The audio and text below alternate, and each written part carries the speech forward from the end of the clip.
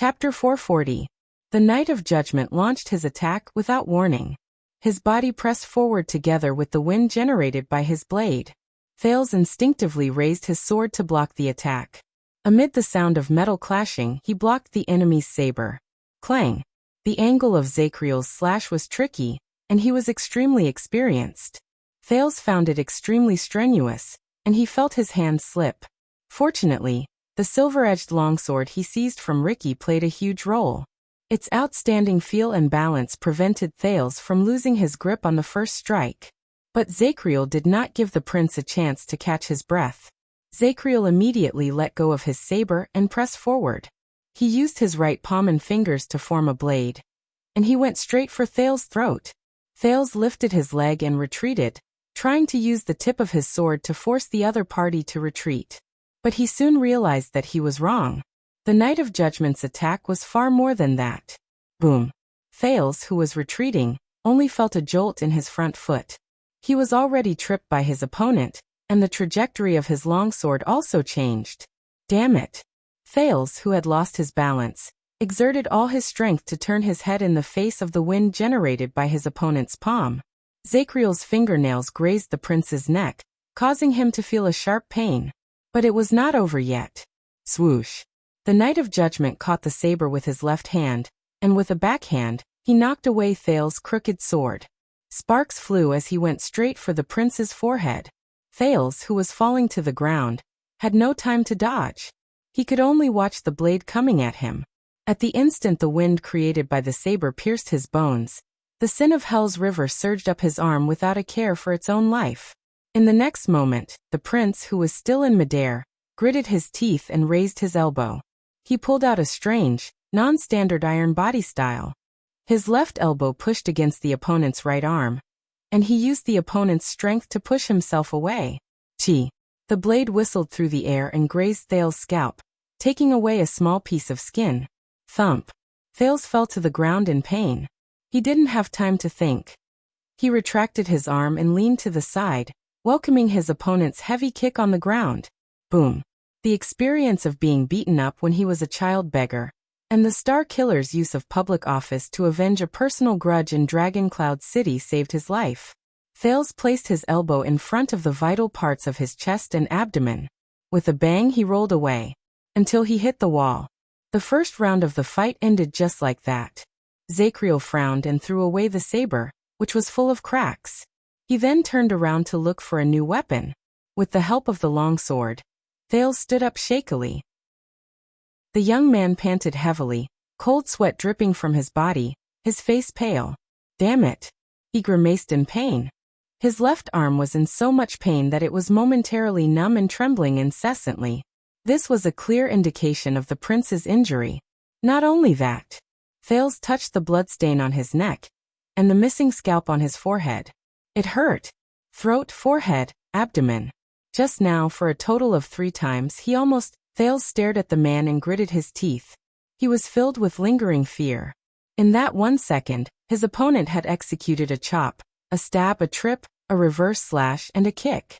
Saber, palm, leg, front, back, up, down. At that moment, Thales even had a feeling that he was attacked by several people.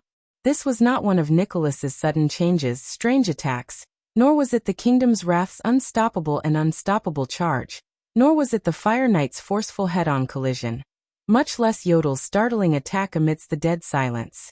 Instead, in a flash, they were launched at the same time. They were murderous, and they surrounded Thales with no blind spots. Thales sucked in a breath, but he shuddered. He felt pain in his lungs. He did not know whether it was because of the internal injuries he suffered just now, or the aftereffects of mystic energy. The prince's face contorted as he stared at the Knight of Judgment in disbelief. Under such attacks, forget using the twist of fate to counterattack, he could not even defend against 1 round of attacks. If it were not for the fact that he had developed outstanding resistance to pressure from the Star Killer's oppressive attacks over the years, if it were not for the fact that he had experienced the Orc's unparalleled strength and reckless attacks in the desert, if it were not for the fact that he had watched countless supreme-class battles, where victory was decided in the blink of an eye. Northland military sword style, is it? Thales was slightly stunned. Zacriel picked up a battle axe from the ground, turned around and grinned. I remember that there is a set in the royal family's treasury. It is the 73-foot version passed down from the Empire. 7 offensive styles, 3 defensive styles. It was not the 91-foot version inherited from the Temple of Knights in the Tower of Eradication. Faint nostalgia surged in Zacriel's heart. When I was still a penal officer, Tony would occasionally use a few moves from it to temper the restless rookies. It was very effective. Thales stared at the knight who had turned against him. He anxiously thought of a way to escape and protect himself. Zacriel observed Thales. He noticed that there was only wariness and graveness in the teenager's eyes, but no fear or cowardice. His gaze swept past the wounds on Thales' neck and scalp, and there was approval in his eyes. Even though they had only met face to face once, the Knight of Judgment knew that he had not held back in his attacks. 4 attacks, 3 killing moves, and all of them were fatal. But this child is much weaker than me in terms of size, strength, experience, and skills. Zacriel stared at Thales' eyes. Even though it was done in a hurry and in a pathetic state, but the child still found a way to withstand the attacks and miraculously survived. And he stood up again. This is not as simple as luck. The Knight of Judgment thought as he tested the battle axe in his hand. Judging by his movements and reactions, it's like he is used to facing powerful enemies and fighting fiercely when he is at a disadvantage. He is used to searching for a chance of survival in a duel where he is bound to lose. He is used to fighting with his sword while under great pressure. He is used to struggling against the current and fighting desperately to survive. On the other side, Thales' hands were stained with blood. He sadly realized that every time he tried to lose control again, it would always be accompanied by a sharp pain in his chest. Mystic energy. Looks like I can't count on it anymore. I have to think of another way, Thales thought. He stood up laboriously and resumed his stance. Zacriel raised his eyebrows slightly. It's the Northland military sword style again. It seems like he doesn't know any other sword styles. Wait. This reminded Zacriel of something, and he could not help but frown. He sized up Thales again. Your movements. Zacriel narrowed his eyes. Even though he was the Prince of Constellation, he did not have any of Constellation's traditional fighting styles. On the contrary, the child's movements were simple and crude. His goals were direct and clear. He did not rigidly adhere to meticulous and well-formed moves, nor was he obsessed with fancy and tricky stances. He also did not have the habits and stereotypes of creeds. Every swing of his sword, every step he took, and every movement he made was more like an accumulation of experience and an instinctive understanding of fighting, or rather of being beaten up, and that habit of going against the flow of battle. When he thought of this, Zacriel suddenly understood. I see. Extet, the knight said faintly. Thales raised his eyebrows. The Knight of Judgment showed a complicated expression. Your fighting style is the style of the Northlanders. He was a group of boorish and boorish men who believed in actual combat as their creed, looked down on training and moves, and believed that good warriors are made by beating them up. So, the child's outstanding ability to resist pressure and survive in battle originated from this. No one knew what Zacriel thought of, but he chuckled. No wonder you're so tanky. Thales' expression darkened. Northland tanky. He thought of the Star Killer. That damn, annoying dead face of his that said, "You owe me a girlfriend." Tanky. Thales snorted coldly in his heart when he remembered the endless bullying and abuse the other party carried out in the name of training. Forget it. On the training field, that dead face would only beat him up again and again. He never corrected him, and rarely explained, if mockery and sarcasm could be counted as explanations, let alone teaching him. When Thales argued and questioned him, the Star Killer would always look at him with an ugly expression that said, "What do you know, you weakling?" Then he would continue to use his position to take revenge. He would beat him up even harder than the last time. What a pity. Countless thoughts flashed through his mind in just a few seconds. The Knight of Judgment looked at the teenager and shook his head slightly. He's already initiated. If he grows up a little more, becomes more skilled, experiences more, and improves further, he would be reborn and begin to learn how to turn the slim chance of survival between life and death into a chance for victory. When he thought of this, A shadow appeared on Zachriel's face. What a pity. This is the end of his life. I must die here. This is the only way. In the next moment, the Knight of Judgment raised his weapon again. Was it you? Thales hissed. The traitor of the royal guards? Zachriel's axe froze. He looked at Thales, and a cold look appeared in his eyes. Thales gritted his teeth and raised his sword. So when you swung your sword at me, you showed no remorse and you did not hesitate. Thales gritted his teeth and raised his sword. Because the oath you swore to Samuel was *T? At that moment, Zachriel's body swayed in the air. Even Thales was taken aback. The Knight of Judgment took a step back and covered his forehead with his hand. He closed his eyes in pain. Shut up. Zachriel growled with his eyes closed. At that moment, Thales did not know whether he was talking to himself or to someone in another world. Zachriel shuddered. Everything will end soon. It will end. There will be no more nightmares. He panted in pain. A few seconds later, Zachriel regained his composure. He slowly let go of his sword and looked at Thales coldly. Please be at ease, Your Highness. The knight took a step forward again, and it made Thales nervous again. After your misfortune, I will take full responsibility for the crime, as a form of apology for the injustice you have suffered here. His dull voice became sorrowful and angry. And your secret will be buried, and it will not damage your reputation. A form of apology for the injustice I have suffered? My reputation? So it was indeed you, wasn't it? When he saw the sorrowful and generous expression on the knight's face, as if it was for his own good, Thales sneered. Zachriel, the noble descendant of a famous family of knights from the age of the Empire?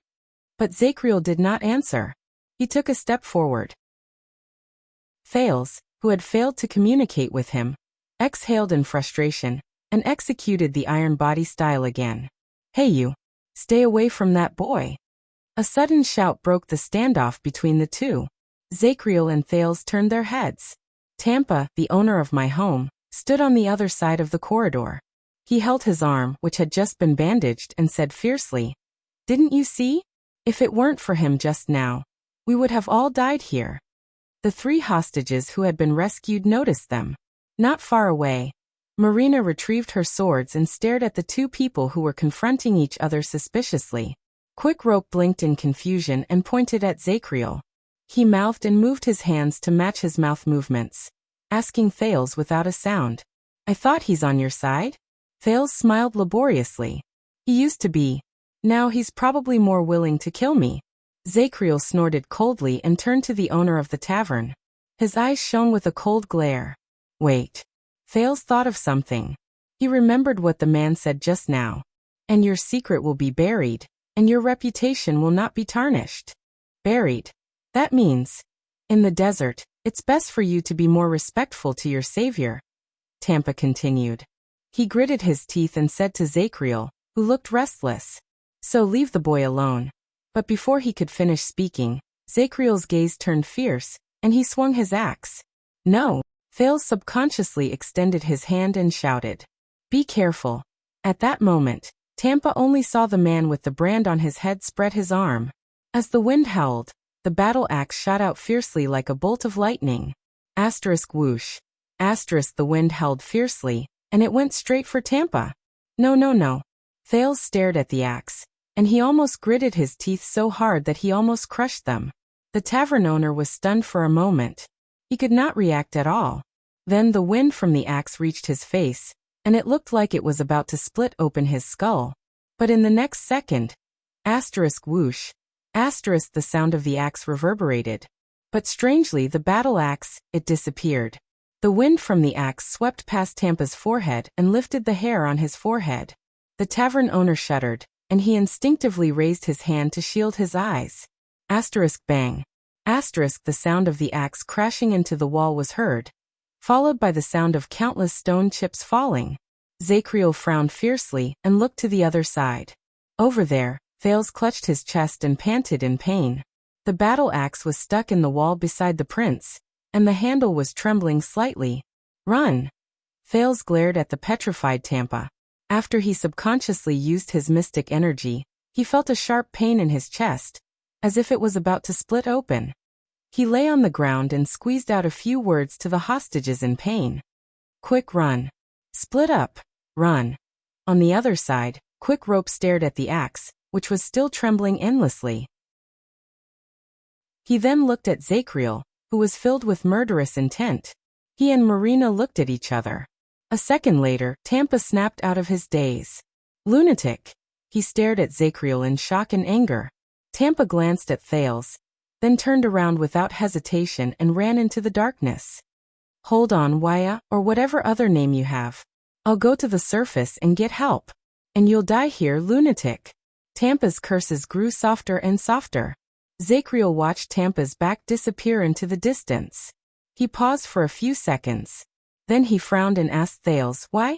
As long as I kill him here. He did not continue. But Thales knew what he wanted to say. As long as he killed him here, you'll have less trouble. If you can escape. Thales climbed onto the long sword in a daze. He felt as if someone was cutting his chest open. The price of forcefully using mystic energy seems to be very serious? No reason. He panted in pain. Every breath he took was like torture. From Steak to Ricky, and then to you, I just had enough of you people who kill people at every turn. Thales raised his head and said laboriously, scum. Zacriel furrowed his eyebrows. Thales turned his head around and looked at the bloody scene he left behind when he lost control. He remembered the disaster sword's enjoyment of killing, and the shadow shield's indifference toward killing. He suppressed the discomfort in his heart. If you don't agree with me, I'll kill you. Thales swayed as he stood up. He waved his trembling hand and gestured for Quick Rope to flee. If you offend me in the slightest, I'll kill you. If you have a conflict of interest, I'll kill you. If you want to keep secrets, I'll kill you. Thales sneered in a mocking manner. Including you, Zacriel. If you want to correct your mistakes, I'll kill you. The Knight of Judgment's expression became a little ferocious. The brand of sin on his forehead reappeared. Kill, kill, kill. It seems like killing is the only way to solve problems. Thales hissed in pain and rubbed his chest with all his might to relieve the pain. He felt that he was about to break down under the dual effects of pain and resentment. It's as if your entire life is an absurd drama for the vampires to watch. Only by resorting to violence, killing decisively, and showing off your blood can you win applause and cheers. Only then can you prove that you're the damned, handsome, and decisive protagonist. Only then can you win a longer and more popular stage career under the vampires' adoring gazes. Zacriel did not speak. He only clenched his fists. Thales tried his best to endure the pain and spoke falteringly through gritted teeth. He enunciated his words falteringly. Don't you know that taking away lives and killing your own kind is the last choice you make when you have no other choice? Is it the most cowardly, evasive, and irresponsible answer after you completely admit defeat to all the possibilities in this world when you run into an ultimate conundrum that you cannot solve? Quick Rope did not leave. He stared at the Prince of Constellation with a profound gaze. Marina originally wanted to escape, but in the end, she stopped and stared at Thales in a daze. She suddenly remembered that day. That day, she hid in the crowd in the distance, trembling as she watched her grandfather, grandmother, father and mother on the stage, and her brother stared at the thick rope around his neck in despair. Until the messenger gave the order, Marina closed her eyes. Thales took a deep breath. He felt the pain in his chest lessen a little. He wiped his sweat gently and smiled sadly. Even those who live in the desert know that a bloody thorn lizard devouring its own kind is the most terrifying thing in the world. At that moment, Zacriel seemed to have remembered something. His face was filled with pain. Thales sneered. Those who choose this path of their own accord and are not ashamed of it are mostly cowards who have failed, unless they were forced to do so by their circumstances. Because all of you are already helpless against this society, and are struggling to cope with the relationships between people. Because in the game of chess that is life, all of you have failed to the point where you have no other choice but to overturn the chessboard and be driven into a corner. Thales took a step forward with difficulty. Are you a coward? He raised his long sword and pointed it at his opponent. Zacriel. Zacriel took a deep breath. There was a conflicted look on his face. But a few seconds later, he regained his composure. This made Thales extremely wary. "I'm sorry, Your Highness." The Knight of Judgment's voice trembled slightly. "But you must die here." As soon as he finished speaking, boom, Thales felt a chill in his heart. He saw Zacriel instantly kick up a hand-and-a-half sword, grab it in his hand, and rush towards him at high speed. The prince roared angrily and forced himself to endure the pain and perform the iron body style. He was about to engage in close combat with Zacriel again, if no one intervened. Clang. It was the loud sound of steel clashing against each other. Thales only saw a flash from the corner of his eye. Quick Rope's figure appeared beside him, and he struck the Knight of Judgment with a hammer. Zacriel only froze for a moment. He quickly flipped his right hand, which was holding the sledgehammer. At the same time, he despised the man in his heart. His strength was not bad. It seemed like he had been trained. He stared coldly at Quick Rope, who had a ferocious expression and seemed to be using all his strength to stop him. It was just too stupid. He recklessly rushed over from this angle. He only needed to make a slight adjustment, and he could...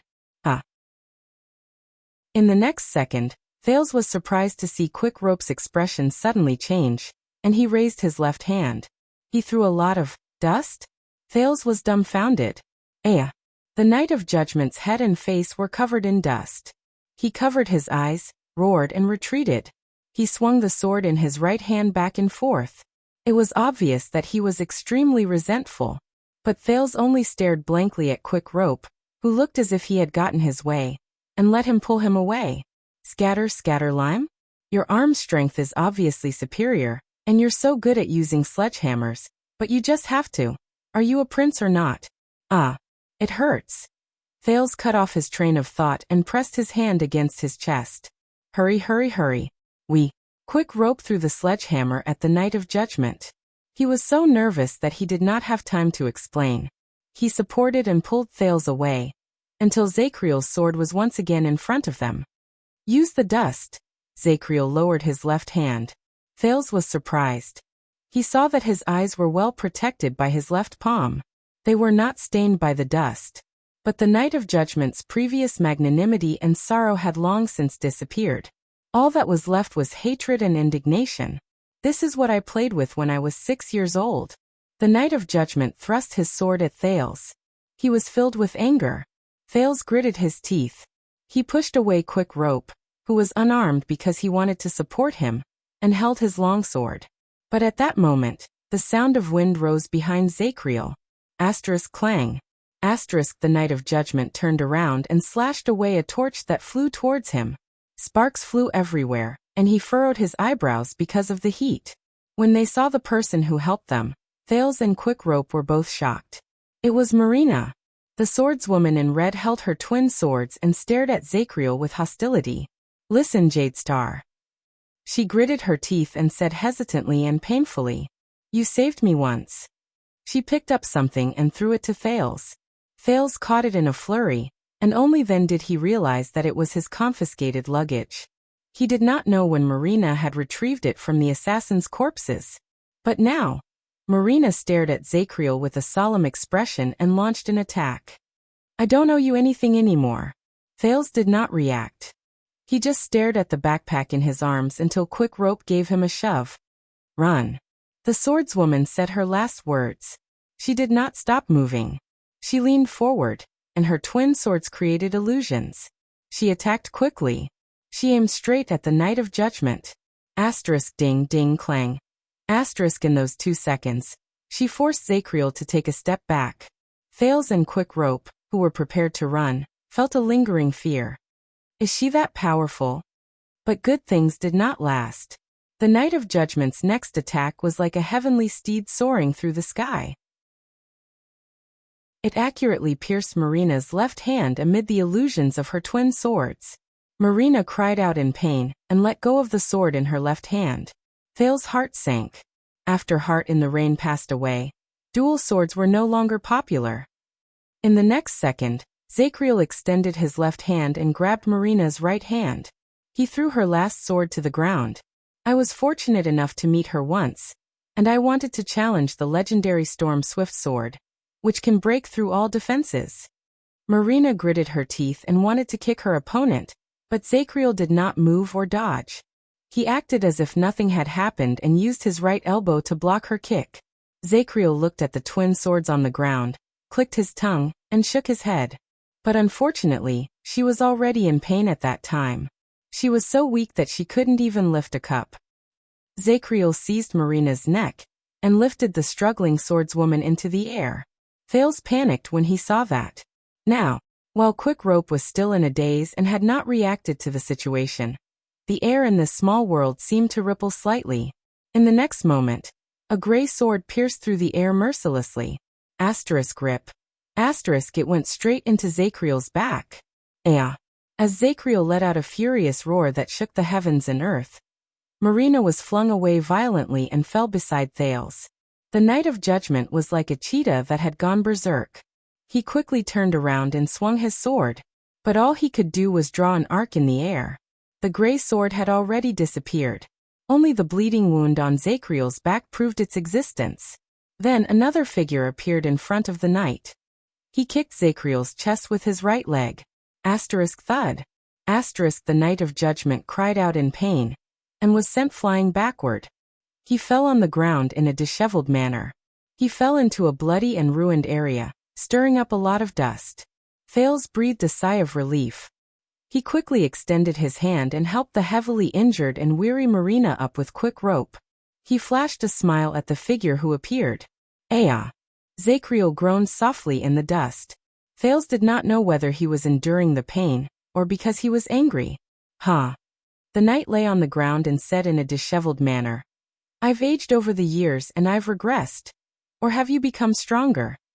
A hoarse voice came from the other side. It was low and concise. "Perhaps both." Zachriel laughed in pain. "That's why he talks so much when it comes to killing people or not." Zachriel exhaled and felt a little sentimental. Just so he could find you a chance? What tacit understanding. He took 2 deep breaths. His muscles tensed up, and he slowly sat up. He stared straight at the masked figure in front of him.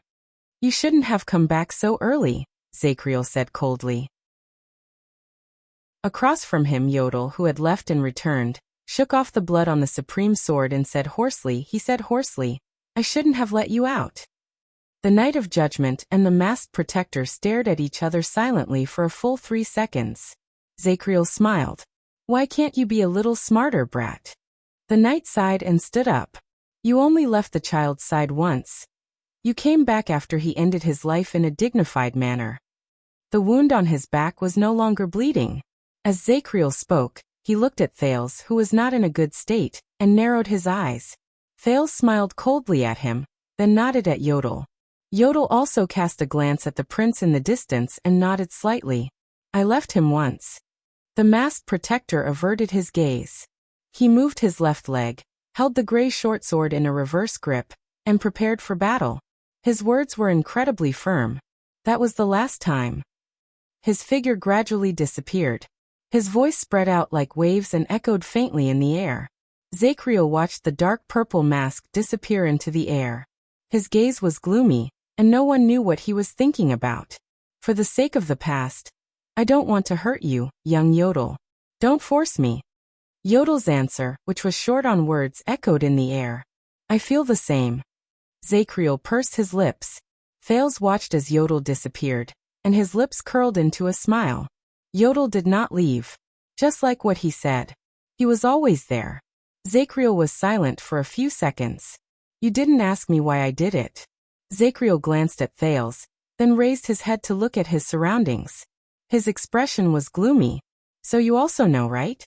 "You already knew." "Already knew." There was no answer in the air. Quick Rope gave Thales a hard look, telling them to hurry up and leave, but Thales only covered his chest and shook his head resolutely. "No. Wait a little longer. As long as, a little while later." "But does King Kessel know?" The Knight of Judgment's voice suddenly rose, and it was filled with a ghastly chill. "Does Lord Hansen know? Does Master Vitano know? Do the 6 Guardian Dukes know? Does Constellation know?" Yodel still did not speak. Zachriel picked up an axe and pointed it at Thales angrily. "Do they know that the evil flower from many years ago has already borne its evil fruit?" Thales' heart froze. Evil flower. Evil fruit. What are you waiting for? Marina pushed Thale's arm away and glared at him fiercely. Why aren't you leaving? Are you waiting for death? Thale still shook his head. His frown deepened, and his hand over his chest tightened. Just a little while more. That's good. No, sir. Yodel's hoarse and simple response came from the air. The only evil flower and evil fruit here. Only you. In the next moment, Zacriel roared again and charged at Thales. Quick Rope and Marina were both shocked. Almost at the same time, Yodel's figure appeared beside him. Go. This was the masked protector's brief hint. Thales clenched his teeth. Before his eyes, Zacriel's unstoppable figure was getting closer and closer. Yodel's gray shortsword moved forward at high speed. He let go of the hand he pressed against his chest to stop the pain. He knew what to do. In the next second, Thales raised his arms without warning. Under the latter two's surprised gazes, he went around Quick Rope and Marina's necks and placed them on their shoulders. He closed his eyes. Come on. Make your choice. Asterisk bang. Asterisk Zacriel's axe slammed against the ground. It even broke a floor tile. Countless stone chips flew into the air. Yodel came after him and stabbed his left arm with his sword. But Zacriel no longer had time to care about the masked protector, who was both an old friend and an enemy. He widened his eyes and clenched his teeth. He did not know when it started, before his eyes. Thales, Quick Rope, and Marina. The three of them were cornered. Already. Chapter 441. Farther away. Thales calmly watched the Knight of Judgment's axe blade disappear before his eyes along with the dim corridor. He was slowly rising again. It was as if he had lost gravity. But this time, the prince managed to maintain his rationality in the void where time was unknown. He tried his best to recall the anchor point and follow the teachings to stay true to himself. I just need to go further away. I don't need to knock on the door. He tried his best to remain calm and thought in his heart. Countless scenes flashed through his consciousness. The dilapidated walls of the abandoned house, the simple and crude back kitchen of Sunset Pub, the magnificent balcony of the Hall of Stars, the fluttering snowflakes in the birch forest, the fires in Heroic Spirit Palace. Leave the prison of bones, leave Blade Fang's camp, and get as far away from Zacriel as possible. Go further. But just as he thought that, a strange burning sensation surged from his back. It was as if someone had lit a fire on his back. Thale's expression changed. No. At that moment he instantly escaped from the state of losing control. It was as if he had woken up from a dream. His indifferent attitude disappeared, and astonishment filled his mind. No. In a fraction of a second, the burning sensation grew stronger. It spread from his back to his entire body, and slowly evolved into a tearing and cutting sensation. In that second, Thales could not help but grimace and cry out in pain. This long-lost but familiar feeling. Could it be, sh*t? He remembered something and his heart turned cold. Thales, who was still suffering from the burning and tearing sensation, only felt his body become heavy. In the next second he crashed violently against the ground. Asterisk bang. Asterisk with a muffled thud. Thales could not care about his aching knees and forehead. He turned over like a madman and flung the backpack on his back with great effort. Damn it, damn it. It was as if it was a piece of burning charcoal. Damn it. Marina's angry voice rose in his ears, as if she had just come into close contact with the ground. What happened? The axe OW. In the darkness, Quick Rope's panicked shouts came from beside him. Ha! There was a panting sound. It sounded like Quick Rope got up from the ground. Is this Hell's River? Thales exhaled laboriously and felt the burning sensation on his back slowly disappear. But another feeling spread to his nerves. Pain. The Prince of Constellation gritted his teeth as he gasped for breath. Yes, this is Hell's River. And I am your ferryman. He touched the ground and sighed in his heart. Therefore, they were not out of danger yet. Thales. When Quick Rope heard his voice he was delighted, but then he became even more puzzled. But why can't we see? In his panic he heard a soft scraping sound, and a sudden flash of light appeared in front of him, causing Quick Rope to instinctively shield his eyes. In the darkness, Marina lit a small torch and cursed as she got up from the ground. She wiped the dust off her face and said, "Damn it! What the hell are we?" But she did not continue. The strange smell in her nose and the surroundings allowed her to identify their location. The swordswoman in red relaxed her neck, which was strangled by the Night of Judgment. She frowned. "We are still in the prison of bones?" Thales did not reply. At that moment, his face was pale and he was trembling slightly. Quick Rope, who had regained his vision, put down his hand gently. He glanced at Marina, who was holding the torch with a dazed expression. Then he turned to the teenager beside him, who was panting on the ground. His expression darkened. What happened just now? His confusion faded away. He helped Thales, who was obviously not in a good state, up from the ground and made the latter lean against the wall. "Where's that uncle? And that masked friend of yours?" Thales panted hard. He endured the increasingly intense pain and squeezed out a sentence. "This is the Alchemy Tower's little magic. You can think of it as a mechanism in the prison of bones. It can transfer you to different places." Marina was slightly shocked. Thales tried to force a smile, but Quick Rope's expression was no longer as playful as before. The rookie mercenary squatted in front of Thales and looked at him quietly. His gaze was profound, and he seemed to be deep in thought. "Little magic?" Quick Rope's expression made Thales remember the man's true identity. "Yes, that's why I used it." "Ah." Thales could not continue. The increasing pain in his chest made him break out in cold sweat, and his lips trembled. **T. Even though he lacked references from other mystics, whether it was the assassination in the carriage on King's Avenue 6 years ago, the mystic gun attack at Broken Dragon Fortress, the unexpected knocking on the door at Giza in Dragon Cloud City, or Asda's warning before they parted, all these experiences made Thales learn one thing. In the face of danger, unless it was absolutely necessary, one should not easily resort to using mysterious mystic abilities. The burden and damage to one's body caused by losing control should not be underestimated. It would also gradually increase as the amount of mystic energy involved increased. Once it reached the point of knocking on the door, the price that followed would be fatal. That was why Thales was very grateful to Taurus. This was the most mysterious mystic he had ever met. He was also the mystic who treated him the best. It was thanks to his generous help and patient teachings that he managed to find the anchor point. He was able to maintain his rationality while he was losing control, perhaps too much of it, and he was able to get rid of the dangerous predicament of having to knock on the door when his mystic energy was activated. But even if Thales successfully avoided knocking on the door, and avoided the heart-wrenching and excruciating pain of using mystic energy in the past, the price of losing control was still not to be underestimated. Based on his experience with Stake, he would not be able to stay in this amazing state of losing control for more than a few minutes. He would be awakened by the sudden pain, and his strange ability would be interrupted. But Thales knew that when he escaped from Zachriel's axe just now, it was not the pain from using mystic energy that interrupted him. It was Thales clutched his chest and stared in disbelief at the other side. The backpack Marina returned to him lay quietly on the ground, revealing a small crossbow arm. Crossbow of Time. Legendary anti-mystic equipment. Damn it. I found the reason why they are still in the prison of bones and could not escape. Looks like next time, I definitely can't go into losing control when I have this thing in my hands. When he thought of this, Thales felt a throbbing pain in his chest again. His expression twisted.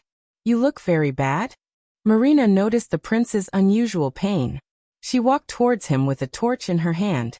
"Were you hurt by that lunatic?" "No, it's just the aftereffects of forcefully using mystic energy and the rejection from the crossbow." Thales wiped off his sweat. He trembled and forced himself to curl up the corners of his mouth. Yes, he was very heavy-handed. Quick Rope still did not say a word. Marina bent down and picked up a silver longsword from the ground. "This is Ricky's sword." Marina's eyebrows slowly furrowed under the light of the torch. Thales' heart clenched again. Marina stared at him, and her gaze became colder. "I saw the brand on that lunatic's face. It's the same as Samuel's. What happened to Ricky and the others?" Thales pursed his lips. While enduring the pain, he also had to deal with the person in front of him. This made him feel mentally and physically exhausted. He felt like his head was about to explode. What can I say? Sorry, your boss had a hole in his head by my friend? He hissed. At this moment, Quick Rope cried out in surprise. No. The rookie mercenary widened his eyes and looked at Marina. He pointed at Thales on the wall and said in horror, Your nose is bleeding. Thales subconsciously touched his nose. As expected, his hand was wet. Oh no. It happened again. Feeling dizzy, he leaned against the wall, trembling as he slid to the ground. Marina frowned. Quick Rope turned pale with fright. He took 2 steps forward and supported Thales. What's wrong with you? About that? The prince smiled weakly. The Jadestar royal family is more or less different from the rest. Jadestar royal family. When Marina heard this phrase, her face became gloomy again. No, we have to do something. He doesn't look good. Quick Rope looked worried. He turned to Marina. This lady. Please keep an eye on this side. I'll go look for his luggage. Marina looked at Thales with a complicated gaze, then looked at the sword in her hand. In the end, she sighed and walked forward with the torch. A prince whose surname is Jadestar. Marina whispered as she looked at the pained Thales. Just now you saved my life. Why? Thales tried his best to curl up the corners of his lips. He was drenched in cold sweat as he squeezed out a few teasing words. Maybe because I don't like killing people? Perhaps because you are a woman and very beautiful? So according to the night novels, I was destined to get weak in the knees. Then, I'll take you into my harem. Thales felt pain in his heart again. It was so piercing that he scrunched up his facial features again. He bit down on the joke that he was tired of living. But Marina did not care about his teasing. The girl, who had a bad temper before, was not angry either. She just looked at him quietly. You know, we have a grudge, whether it's the past during the bloody year or the conflict in the tavern. Thales snorted coldly. He was tortured by the pain, and did not care about his tone. So, I have to kill you? Or would they stand by and watch you get killed? Marina paused for a moment. She looked conflicted. But your father will. The swordswoman in red hesitated and said, just like 18 years ago, when he ordered my family to be hanged. This time, it was Thales' turn to be speechless. But in the next moment, Marina seemed to have made up her mind. She suddenly raised her head and looked at the prince with a burning gaze. Cyber Norfolk, the girl said softly. He is my uncle and a member of the Starlight Brigade. He was the personal guard of the late Duke of Star Lake, John, and the person who murdered him. Thales was instantly stunned. Cyber Norfolk. And the Duke of Star Lake. What does she mean? Thales stared at her in a daze. With his attention diverted, the pain in his body did not seem so unbearable anymore. You, listen. Marina stared at him. Her eyes were eager, as if she was staring at a life-saving straw. If you return to Eternal Star City, Prince Thales, if you are really different from your bastard father, if you really care about the blood of the innocent, then please investigate this matter and find out the truth. Marina's eyes slowly turned red, and Thales was so shocked that he was at a loss. Find out the truth about Duke John's assassination in Zodra during the bloody year. Duke John, Thales frowned. My father, Lansar Norfolk, was the heir to the honorary Earl of Norfolk. Before he was hanged, he had been serving the kingdom's secret intelligence department in secret. Marina gritted her teeth and said in a trembling voice. On the 3rd day of King Aidy's assassination, which was also the eve of Duke John's assassination, my father secretly released a messenger crow. This was the only clue I had over the years. Thales trembled slightly. The kingdom's secret intelligence department. On the 3rd day of King Aidy's assassination. In other words, I have wandered for many years and I am alone. I can only seize all my power and use all my means, but I can't find anything, and I can't do anything. Marina's lips trembled, and her chest rose and fell. She seemed to be suppressing her emotions. But you are a prince, the future king. You can definitely do more than I can. Please. Marina's eyes were red, and she said the last word through gritted teeth. No one knew how much she had fought and struggled. At this moment, Quick Rope's voice came from the luggage area. What did I find, Thales? You might need this. Another wave of pain hit him. Thales shut his eyes tightly and waved his hands with all his might. I'm fine. It's an old problem. I just need to rest. The next second, bang. A muffled sound rose abruptly, and Thales opened his eyes instinctively. Clang. The light from the fire trembled and fell to the ground together with the longsword. Marina lost consciousness and fell limply to the ground. Beside her, Quick Rope withdrew the palm he used to knock her unconscious with a stern expression. Thales was stunned. At that moment, the torch shone on the ground, making Quick Rope's expression look so cold and profound. Quick Rope did not answer. He only bent down quietly and picked up the unconscious Marina. Can you hold on? Quick Rope asked faintly and dragged Marina to the side. Or are you going to die in the next second? Thales stared at him in a daze. Why? The prince only managed to finish his question halfway. He saw the thing in Quick Rope's hand. It was a special black crossbow. It was nocked and ready to be fired. You're asking why? Quick Rope picked up the torch with one hand and walked forward coldly. So, are you going to tell me the truth? Thales Jade Star? Thales gritted his teeth. The truth. Quick Rope held the torch alone, shook the crossbow in his hand, and stared at him coldly. What exactly is that ability of yours? At that moment, Thales felt his body stiffen and his tongue become heavy. In a daze, even the after-effects of losing control were no longer as uncomfortable. He only stared quietly at the solemn Quick Rope. Quick Rope also stared back at him quietly. After a while, Thales sighed under the light from the fire.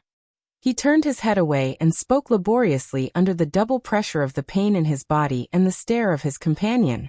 I told you this is a rare type of magic. After Constellation occupied this place, Quick Rope sneered. Magic? Magic, my foot. As far as I know, there is no magic that can suddenly move us from one place to another. Not even 600 years ago. His cold rhetorical question made the rest of Thales' words die in his mouth. Listen, Thales. Quick Rope glared at him. I may have been preposterous when I was young, but I grew up under the education of the suzerain's family, and I'm older than you by a dozen years, maybe even more. Especially after I became the heir, I learned even more unusual knowledge. Quick Rope squatted down gently. The look in his eyes was incredibly serious. The fire drew closer, and the heat from the torch made Thales a little uncomfortable. However, his heart was ice cold. I know who that man is, and I know what he meant by those words. Quick Rope said nonchalantly. It was as if this was just a casual conversation between families. But only Thales knew that at that moment, the aura Quick Rope exuded was so cold, his tone was so fierce, and his gaze was so terrifying. I also know why you suddenly turned from a weak youth into a cold-faced killer. I even know why you're in so much pain now. At that moment, Thales felt as if he no longer knew the person in front of him. It was as if the optimistic, open-minded, and slightly humorous mercenary Quick Rope had turned back into the merciful, decisive prince of the enemy kingdom who abandoned everything. The returned Mariah Walton. More than 600 years ago, there was an incredibly terrifying calamity in the Battle of Eradication. As long as it was on the battlefield, our ancestors would definitely lose every battle they fought, and there was no hope. Because that calamity could foresee the future, and it knew the unknown. Mariah sneered. From the weather on the next day, to the angle at which the sun would rise, to the enemy's every move, to the future of the world, everything was in its grasp. Foresee the future. Thales breathed in a daze. There's such an existence among mystics? Mariah shook his head. How can you defeat an immortal monster who has all the futures and possibilities in its hands? At that moment, Thales' breathing froze. Until the birth of this weapon. Mariah sized up the black crossbow in his hand. The emotions in his eyes were unclear. Its user was a Northlander. After the war, he pledged his loyalty to Extet and King Raikaru. Hence, many years later, this crossbow passed through Nuvan I's hands. As a witness to Raikaru's oath, he gifted it to the city of faraway prayers, which was the most remote and the most difficult of the 10 great territories. Even though I just recognized that this dragon spear is the most unique legendary anti-mystic weapon in the family's ancient records. Crossbow of time. In the next second, Mariah stood up coldly. He held the trigger, raised his slightly trembling arm, and aimed the arrow at the teenager in front of him. Thail's face was ashen. He could only press his hand against his chest. "You're a mystic, Thales." Mariah's eyes sparkled, and he spoke coldly. "A calamity. Just like the calamity who destroyed everything 600 years ago." Thales closed his eyes gently. Finally, this day still came. Just like 6 years ago. Mariah's voice trembled slightly. "The one who destroyed Dragon Cloud City and killed my father." Chapter 442. When I was young, when Count Lisban told me about it, I always thought it was just a legend. It can't be more real than the Queen of the Sky or the statues of the gods in the temple. Mariah stared at the latter with a complicated gaze that Thales had never seen before. Thales recognized that expression. That was the expression on Quill Barney Jr.'s face when Samuel failed to take the oath.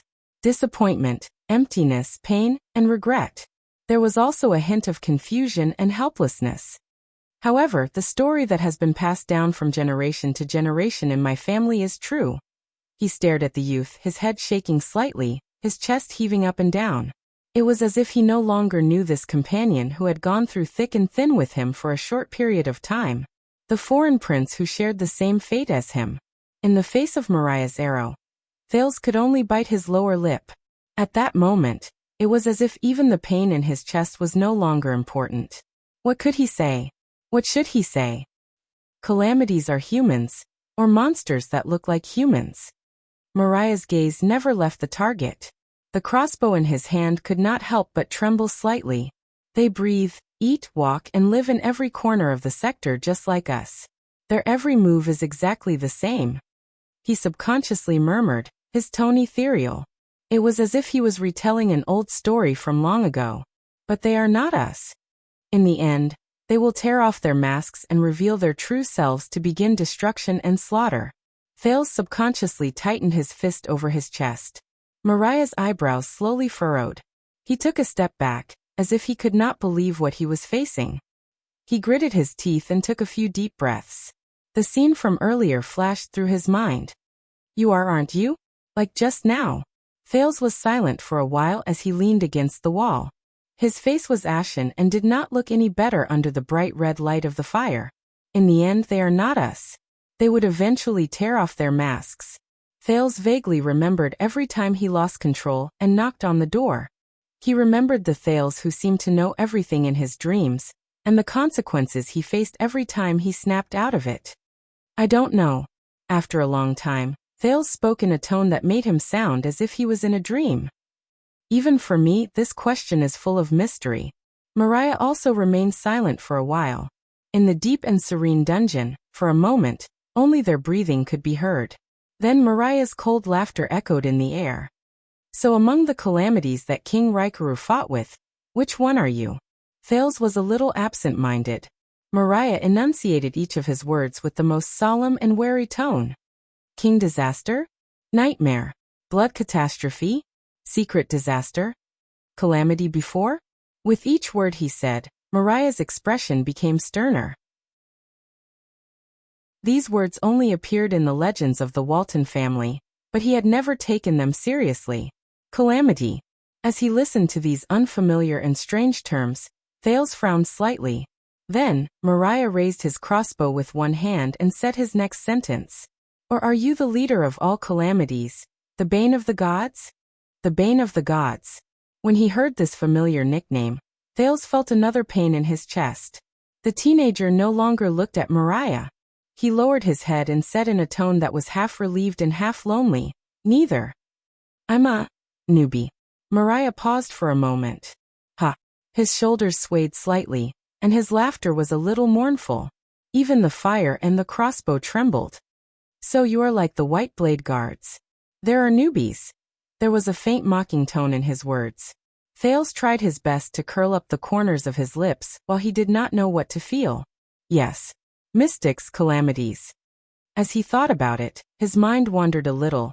and his tone was dejected. Everything is like a nightmare. No matter how much you force a smile or how much courage you muster.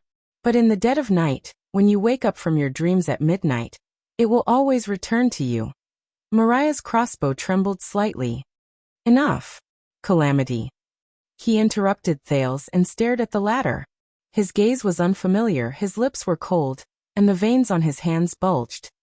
Do you know that no matter which temple it is, no matter how dilapidated or how weak the church is, they all warn every king of Extet that the calamity that destroys the world will return and destroy us like how it destroyed the final empire? Thales did not look at him. He just closed his eyes. But Mariah was not prepared to let him answer. Nuvan's son clenched his teeth and spoke. His fingers tightened on the crossbow's arm as he forcefully suppressed the complicated emotions that he had nowhere to vent. Do you know what kind of terror, despair, sacrifices, and casualties Raikuru and his peers endured in the battle of eradication to miraculously turn the situation around? Defeat the crazy and evil calamities, and build Extet? Do you know what kind of terror, despair, sacrifices, and casualties every Walton was taught since they were young? Thales did not open his eyes. He forced himself to curl up the corners of his lips. Is that so? The Prince of Constellation could feel that the bleeding from his nose had stopped, and his strength was slowly recovering under the nourishment of the sin of Hell's river. The pain in his chest was also gradually alleviating. At least he should be able to stand on his own. But for some unknown reason, as he faced Mariah, who was glaring at him furiously, and as he faced the seemingly shaky crossbow of time, Thales suddenly felt very tired. It turned out that the companion who once went through danger with him, the companion whom he thought he could entrust his back to, would become like this. This was the calamity. It was him. And his own future. He thought gloomily. A pleasant female voice that he had not heard for a long time rose in his ears. You are walking further and further down the path of misfortune. Mystic, this is not a gift or a blessing. It is a curse and misfortune. As he listened to Mariah's hateful and heavy breathing, Thales suddenly felt as if he was having a long dream that drained his spirit. In this dream, he had no hope of waking up. So this is our end. In the dungeon, another spark burst from the torch. Was it you? Mariah asked coldly. Thales still had his eyes closed. What? Mariah stared at Thales, who looked miserable. Anger and doubt burned in his heart at the same time. 6 years ago, Dragon Cloud City. Those legendary monsters would not have appeared for no reason. Mariah gritted his teeth. Tell me, my father's death, and your covert act of destroying half of Dragon Cloud City. Are they all related to you? He subconsciously raised his voice and emphasized his words. Look me in the eyes and tell me. Thales' eyebrows twitched, and he instinctively opened his eyes. He stared into Mariah's eyes in a daze. His eyes were filled with anger, pain, hesitation, and bloodshot. Thales' thoughts slowly drifted away. He drifted back to that night in Dragon Cloud City. Ah yes. Broken eaves. Mottled, broken walls. Dead silence everywhere. Those things I thought I could put behind me. He trembled, but this time it was not because of pain. Instead, it was because his heart suddenly tightened. Because of those unavoidable facts. A second later, Thales absent-mindedly spat out that word. Yes. Mariah's arm tightened. That night. That calamity and the Hydra Kilika. Thales said in a trembling voice as he stared into Mariah's eyes. They went to Dragon Cloud City and caused the deaths of so many people. Thales closed his eyes in pain. It's all because of me. Me. Silence. For a moment, even Mariah's breathing stopped. Asterisk clatter. Asterisk the sound of the torch falling to the ground. In the next second, Thales felt his collar tighten. He was lifted by the furious Mariah with one arm, and pressed against the wall. Asterisk bang. Asterisk the teenager grunted as he endured the sluggish feeling in his chest. Suddenly he felt pain in his chin. Mariah had already pushed the crossbow of time to Thales' chest and pointed it at his head. The protruding tip of the arrow pressed against Thales' skin, bringing him waves of pain. Thales had never seen Mariah like this. The latter's expression was ferocious. His breathing was heavy, and he gritted his teeth. The muscles on his arms and the veins on his neck were extremely obvious. He was like a raging lion. Just like the former Northland king. How dare you? Mariah growled in a low voice. Thales could feel the former's muscles trembling. He grabbed the teenager's collar with his left hand and held the crossbow with his right hand and right shoulder. The string on the crossbow of time was extremely tight. It was ready to be fired. It was about to devour someone. Mariah suppressed the hatred and anger in him that were like a volcano. You damn. Do you know what kind of sin you bear, and what kind of disaster you will bring? But Thales' eyes were still, and he allowed Mariah to threaten his life with a blank expression. How dare you get close to them? How dare you get close to Dragon Cloud City, father, and Alex? Mariah gritted his teeth so hard that they chattered. His eyes were bloodshot. Get close to her country and her people. My people. Mariah's entire body trembled, and he almost lost control. You brought misfortune and inauspiciousness to them. And you brought misfortune like the bloody year to them. Do you know that your existence is the source of all disasters? Thales felt another sharp pain in his chin. He could feel the tip of the arrow piercing his skin as it trembled. Alex. This name was one step faster than an arrow, piercing into his dazed brain. No. He's talking about her. Little rascal. In his illusory memory, the beautiful girl with the pince-nez turned around and covered her mouth. She looked at him with faint surprise and an indescribable gaze. You want to take me away? Take me back to Constellation? At that moment, his almost scattered thoughts became clear. Thales sucked in a breath through his teeth. He ignored the pain in his chin and said forcefully, I know. Mariah's nerves were still tense. He glared at Thales, as if he was going to pull the trigger the next moment, and pierce through Thales' head. The teenager said bitterly, I know it better than you. In fact, I know it better than everyone else. From that day onwards, I know everything that happened around me. Every single pair of eyes in Shield District that wanted to breathe but could not. Every single person under the Hydra who cried and ran for their lives. Every single corpse in Dragon Cloud City that was cold and still. And he could only kneel in the middle of the road and hug the only warm life in his arms. His face was covered in tears as he trembled. I'm sorry. Thales shut his eyes tightly. With a heart full of loneliness and sorrow, he said softly, I'm sorry, Mariah. He clenched his fists. All those things happened around me. Blood debt. It's the consequence of him. It's something he had to face. It's not something he can calmly forget and avoid with a simple sentence like, it wasn't my intention, I had no choice, or even it's not my fault, or an even more disgusting sentence like, it's a pity, but it's a necessary sacrifice. At least he could not. For everything that happened, Mariah's breathing became heavier. Thales' collar was pulled even tighter. He could even feel a drop of blood trickling down his neck under the threat of the arrow. A long time ago, Thales had imagined a similar scene. But in his imagination, he faced a large group of people and an entire world. Regardless of whether they were acquaintances or strangers, their faces were blurred, and they pointed at him. A monster who brought countless disasters.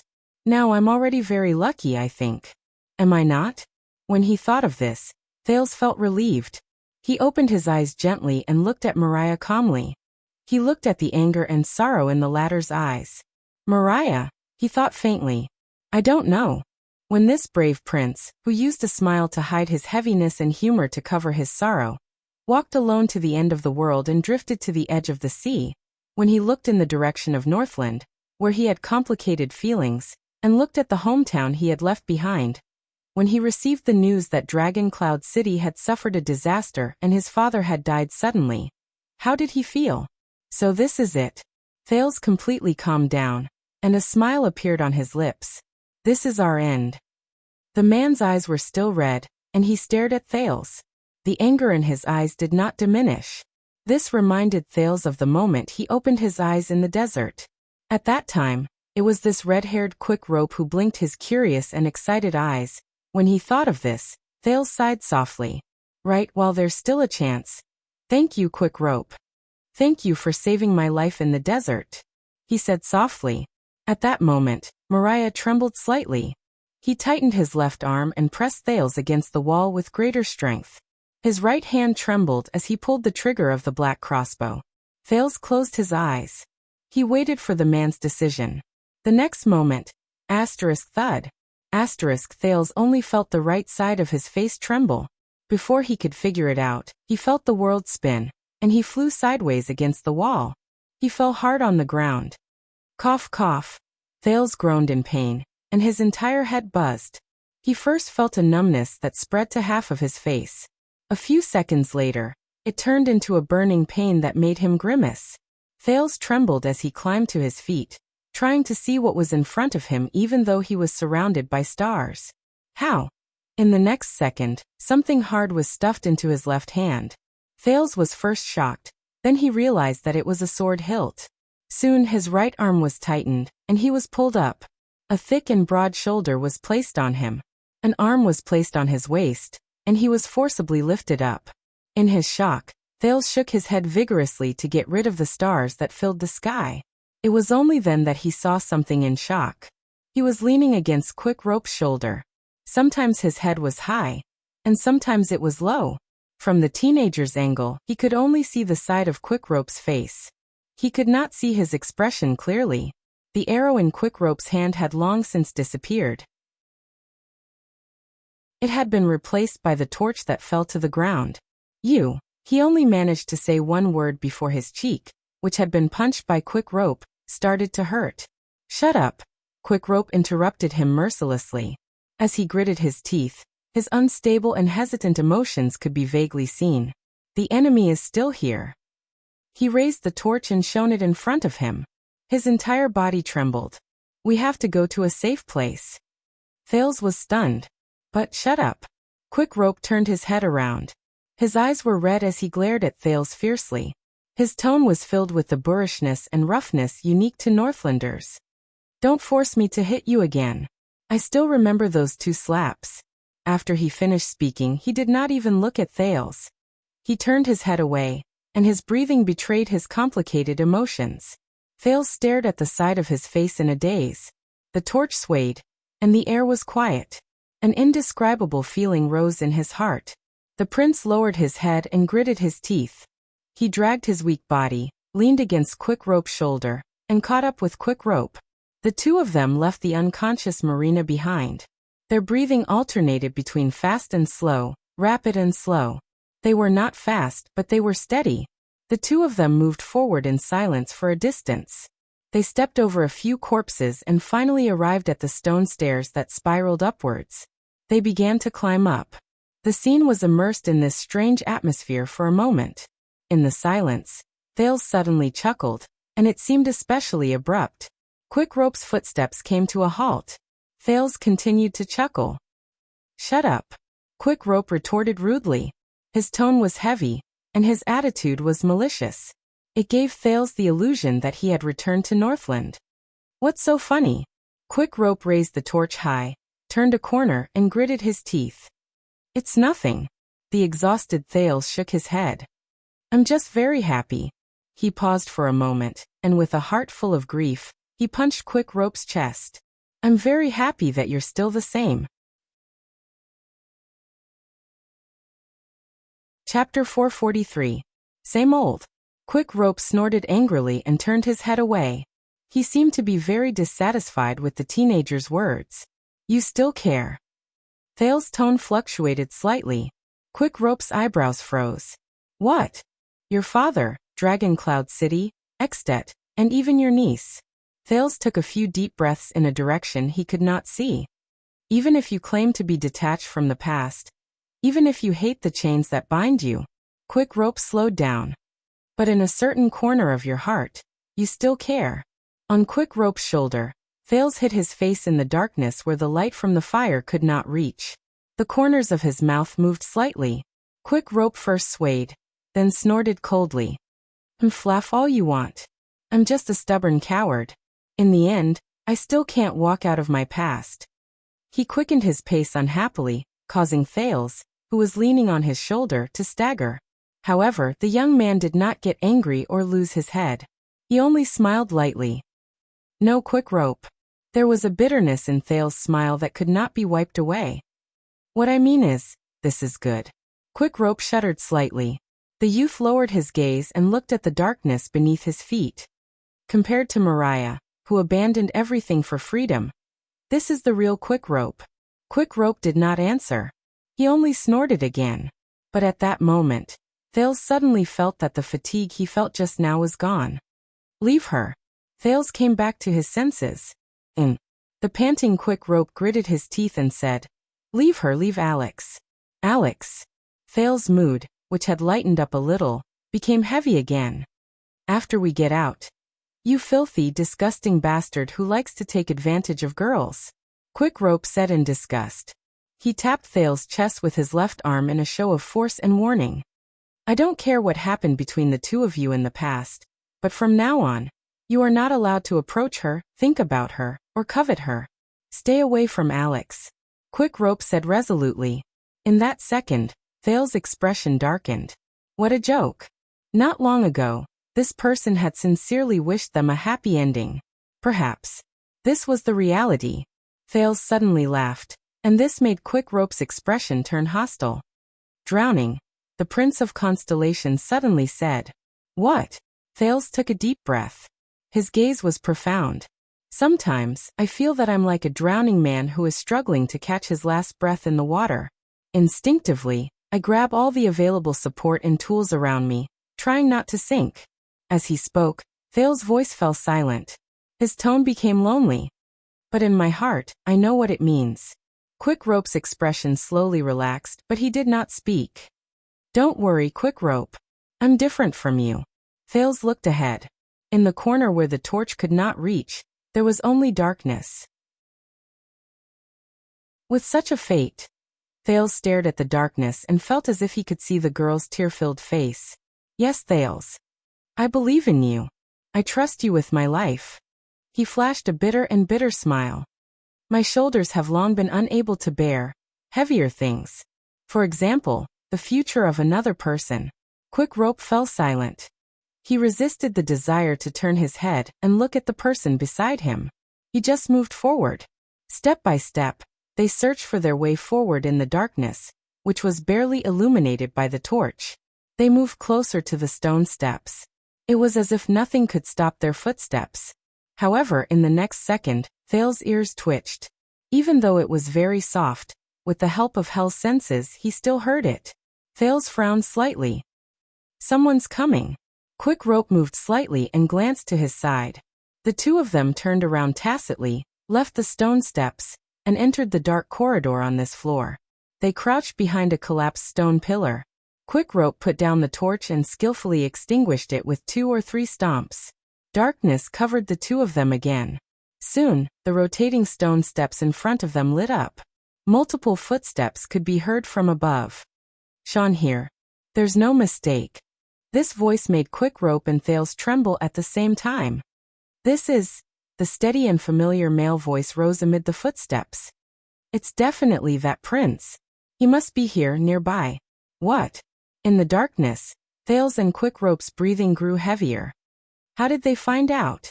How did they confirm that the person nearby is Thales? The second male voice hummed not too far away. How can you be sure? We've already searched the second floor. The first voice rose again. When we were in the tavern, I did something to them, so I can be sure. Thales and Quick Rope looked at each other in the darkness. They could sense each other's surprise. The second voice, Sean, snorted coldly. Raise your torches. Just like before, search every corner. Be careful of the cockroaches from Shadow Shield, or as they say, the lunatic who was released from the lowest floor. As this order was given, multiple footsteps left the stone steps and slowly spread out to enter this floor. Thales' heart instantly turned cold. It's Dean. In the corner, he said solemnly and softly. And Sean, the remaining people from Disaster Sword? Quick Rope turned his head around, as if he was still feeling awkward. I don't need you to remind me. The footsteps drew closer and became more scattered. The light also drew closer. The rising and falling sounds of people reporting to each other grew louder. The two people hiding in the corner of the corridor became nervous. I remember, Thales said softly. Dean was supposed to be with you? Quick Rope shook his head in the darkness. Dean is very smart. He was prepared. The moment we were attacked, he thought of a way to escape. Quick Rope lowered his voice and whispered in Thale's ear. He wanted to get me out with him, but stakes people. He did not continue. Soon, Sean the mercenary's voice rose again from the other end of the corridor. Hey, secret room, I'll say it again. You know, the Prince of Constellation is ours. This is the condition of our cooperation. Thales frowned. It seems like even though the people from Disaster Sword lost their leader, they still have the numbers, and they're still the most difficult party to deal with in Black Prison. And Dean's voice rose again. Yes, I know. But according to the agreement, I want revenge. He sounded like he was gritting his teeth. That man, the so-called Wyacasso, the person who defeated me, Dean said coldly, he must pay the price. And I want him alive. Quick Rope sighed in a barely noticeable manner. Is that so? In the distance, Sean snorted coldly. You're really not a magnanimous person, are you? Dean did not answer him. He only continued searching. Thales took a deep breath, but when he heard the enemy bend down to check under the stone table, he was immediately shocked. *T. They didn't even spare a single corner. Are they certain that their target is on this floor? The light from the fire was getting closer, and reflected on the stone pillar where they were. Under the dim light, Quick Rope and Thales saw each other's faces at the same time. It was the same solemnity and tension. And shock. The situation is bad. As he listened to the approaching footsteps, Thales gritted his teeth and whispered, They've made up their mind to turn this place upside down. There was no need for him to remind him. Quick Rope had already seen the current situation clearly. They hid behind the collapsed stone pillar. And the footsteps and light from the fire in the distance were getting closer. Quick Rope's frown grew deeper. The struggle in his eyes grew stronger. Thales did not notice his companion's expression. He gritted his teeth and exhaled. He tightened his grip on the sword in his hand. He had just recovered from the extreme discomfort and pain after he lost control. He was far from being in his best condition. Besides, he had to face so many people. As for mystic energy, I can try? Ah, damn it. Thales' face was pale. He stopped trying under the intense pain. Quick Rope stared at Thales with a complicated gaze. We can't hide here. We'll be discovered. Thales gritted his teeth and looked at the fire that was getting closer to him, and the walls that were getting brighter. Quick Rope did not say a word. He only pursed his lips and stared at his feet. Yes, we'll be discovered. He turned his head and stared at Thales. But you won't. Thales was stunned. What? In the next moment, before he could react, Quick Rope placed the backpack on his back into Thales' bosom. While Thales was still in shock, Quick Rope had already moved. He jumped off the stone pillar and ran with large strides. He rushed to the stone stairs leading to the upper level. Thud, thud, thud. Quick Rope's footsteps were extremely heavy.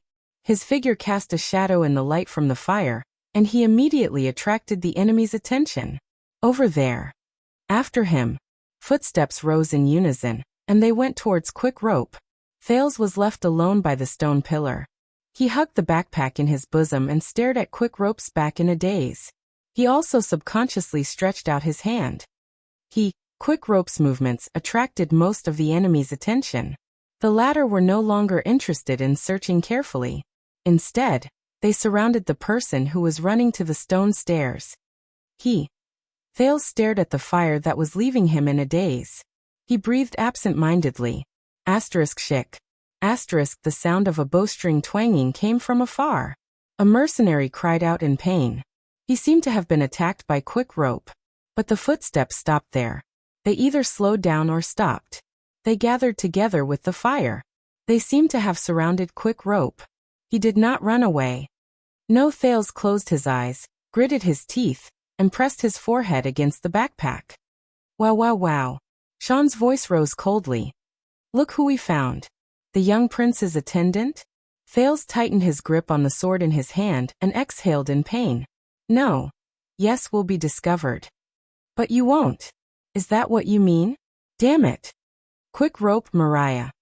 You idiot. Where's the prince? Sean's threatening voice rose. Quick Rope did not answer. He only snorted coldly. Dead. Killed by that madman named Zacriel. At that moment, Thales remembered Quick Rope's angry and pained expression just now. The first time he saw Quick Rope's liveliness and humor in the desert, they were completely two different people. A small commotion rose among the mercenaries. Quiet. Sean's voice rose again. But this time, there was a hint of anger and annoyance in his words. Dead. You know, if the prince is dead, it means that you're useless as well. Quick Rope did not answer. Thales breathed in a daze. He wanted to walk out of the stone pillar. But his rationality told him that it was useless for him to walk out. Two people or one person, in such a disadvantageous situation. Is there a difference? A set of footsteps moved through the crowd. It's over, Quick Rope. Dean's steady voice rose again. There was a hint of solemnity in his voice, along with a hint of reverence that could only be heard if one tried very hard. You have nowhere to run. Tell me where the Prince of Constellation is, and you can live. And even live better than before, if you know what I mean. And you know what choice to make. Thales shuddered a little as he crouched behind the stone pillar. Damn it. No, Thales clenched his teeth. At that moment he, who was hiding behind the stone pillar, felt powerless. You asked where the prince is. Quick Rope's rhetorical question rose faintly. It was filled with indifference and sternness. There was no trace of his former joy and cynicism. The prince isn't anywhere. As he listened to the profound words, Thales' heart ached even more. As for living better than before? Quick Rope snorted softly and said, Dean, when you go back, why don't you tell that old woman? Faint noises came from the distance, along with the mercenaries' uproar. Stop, Quick Rope. There was a hint of panic and anxiety in Dean's voice. You're digging your own grave. At that moment, Thales suddenly knew what Quick Rope was doing. He was reloading his bow. No, Thales was stunned. He understood something. Tell her. Quick Rope. No, Mariah Walton's voice rose again. It was firm, sharp, and unwavering. I made my choice 6 years ago. My way of living. At that moment, Thales remembered what Quick Rope said to him in a daze. The chains of power. I can either obey or yield, and let it lock my body and mind tighter and tighter, or I can completely abandon it and become my true self. No. Thales held the backpack in his hands in a daze. His entire body trembled, and his palms were cold. That idiot. He's not prepared to surrender, not prepared to give in, not prepared to fall back into the hands of the secret room. He's made his final preparations. The sound of him reloading the bow continued. If he still refuses to come to his senses. Sean laughed angrily and pulled out his sword. Then we might as well fulfill his wish. No, Sean. We agreed. Quick Rope, don't do anything stupid. Dean tried to ease the atmosphere. But Mariah ignored him and continued to reload the bow. The mercenaries had already drawn their weapons. Thales gritted his teeth and panted softly. He felt inexplicably uncomfortable. I finally understand. Mariah died a long time ago, Thales, single quote. And that night when I crawled out of the black track with great difficulty, and out of Dragon Cloud City, the man named Mariah came to life for the first time. The first time he came to life. Asterisk thud. Asterisk there was a soft sound. Thales was jolted awake by the sound of the bow being reloaded. Come. Mariah's voice was like a lion before it hunted its prey. It was fierce and awe-inspiring. You bunch of trash. The disaster sword's breathing became heavier. Dean's anxious shouts were useless. Sean's merciless command rang coldly in Thales' dazed ears. Very well. Kill him. Behind the stone pillar, Thales' face contorted as he listened to everything. Chapter 444. If Quick Rope dies here, my secret will be buried as well. And I can protect myself until the danger is over. At that moment, Thales had this thought for some reason. Really? But before he had the chance to think about it, Thales took action. Asterisk thud. Asterisk a mercenary felt a pain at the back of his head. He subconsciously touched his head and found a pebble by his feet. Annoyed, he was about to turn around to look for the person who threw the stone. Hey! An angry roar rose in the corridor. The disaster swords, who were in their formation, froze in unison and turned their heads around. At the end of the light was a teenager with an extraordinary status. He held a sword with both hands and appeared behind a hidden stone pillar. His face was red and swollen, and he looked a little weak. The dozen or so mercenaries with weapons looked at each other. The teenager's chest rose and fell, but he stared at the dozen opponents in front of him with a fierce gaze. He shouted, "I'm here." In the next second, the mercenaries turned around and spread out, revealing the mercenaries Sean and Dean, who stood in the middle. The former tugged at his axe, while the latter was unarmed, and there were scratches on his face. When he saw his target, Sean's eyes instantly lit up. Dean frowned slightly, and his expression was solemn. "That's great. Saves me a lot of trouble." Sean cast a profound glance at Thales. As he walked over, he made a gesture. The mercenaries beside him received the order and immediately changed their target. They spread out in two directions in a well-trained manner. They formed a semicircle around Thales and slowly approached him. "Hey, let's deal with this one first." Dean's voice rang anxiously. But Sean interrupted him coldly. He did not stop walking towards Thales. "I think I know which one is more important." Dean stared at Sean, who turned around, and then looked behind him. His hands were empty, and he could only grit his teeth in indignation. However, Thales did not even look at the approaching enemies. He did not even pay attention to Sean and Dean. He only stared behind them. Finally, as the mercenaries spread out, Thales saw his target. At the end of his sight, Quick Rope knelt on one knee. He looked exhausted and pathetic. The crossbow of time trembled in his hand. He looked at Thales from afar with a surprised expression that said, "What are you doing?" Thales sighed in relief. He looked back at Quick Rope's incredulous gaze and twitched the corners of his lips. However, his actions caused the swelling on his face to spread, and it was so painful that he hissed and turned his head. "Hand over your weapon, Prince. Let's be more polite." Sean glanced at the sword in the boy's hand. His words were short. "Or hand over a leg. Anyway, Ricky's order is to capture you alive." He pulled out a single-edged axe hanging on his shoulder and said coldly. Thales frowned. The mercenaries gradually gathered around the young man. Some of them even walked to his left and right and were about to surround him. "Damn it." Thales gritted his teeth and forced himself to calm down. "Now what I need is..." The next moment, Thales exerted force in his hand and stabbed the long sword into the ground. Seeing his show of weakness, Sean smiled. "That's right, good boy." His smile froze right after Sean saw what Thales took out from his bosom. Behind him, Dean's expression also changed. They were not the only ones. When some of the more experienced and knowledgeable mercenaries saw the item in Thales' hands, they stopped in their tracks almost at the same time and turned pale with shock. "Do you recognize this?"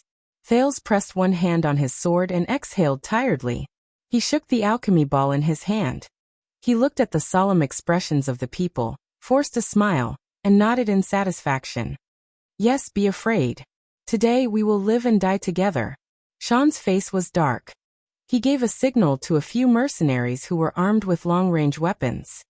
"Where did you get this?" Thales shook the alchemy ball in his hand. They were so shocked that they took another step back.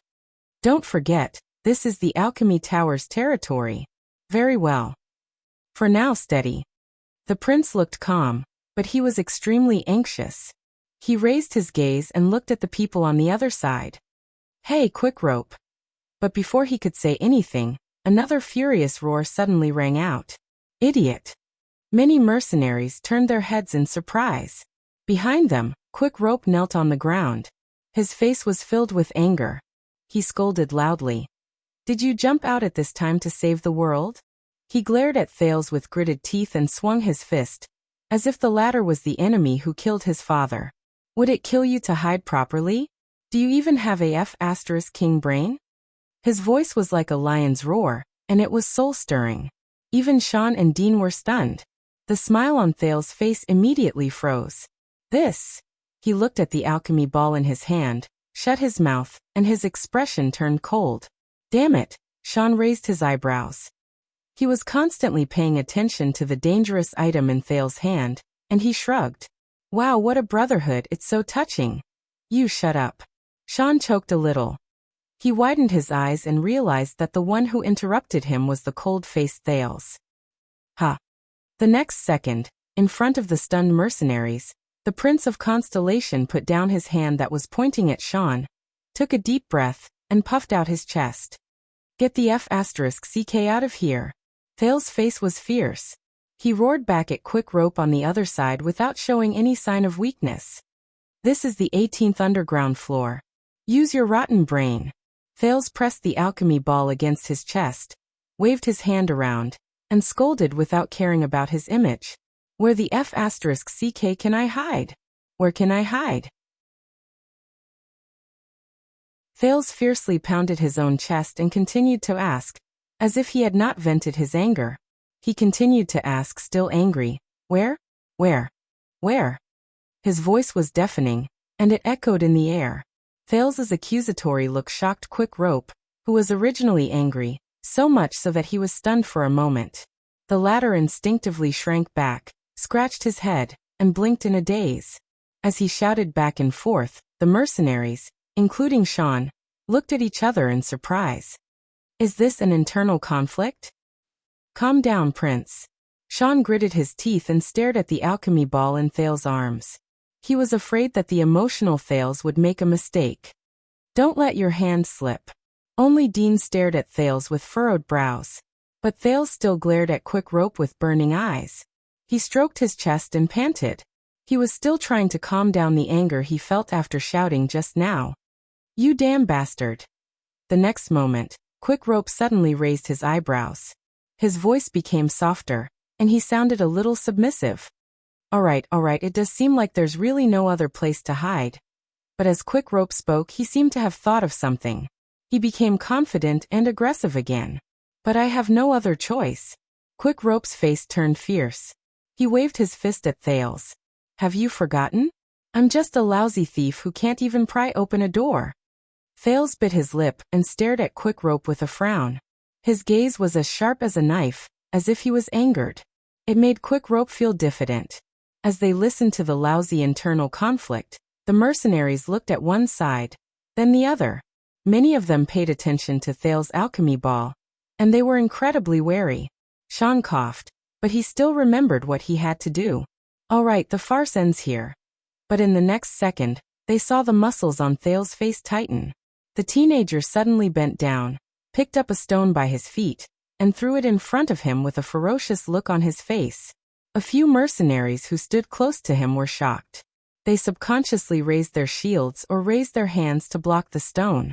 Then they noticed that under the dim light, the stone flew over their heads with an aggressive momentum, grazed the ceiling, and flew in a parabola before it landed on Quick Rope's head. Asterisk thud. Asterisk Quick Rope shuddered violently as a muffled sound rose. He immediately pressed his hand against his forehead and screamed. Asterisk ow. Asterisk hiss. You hit me.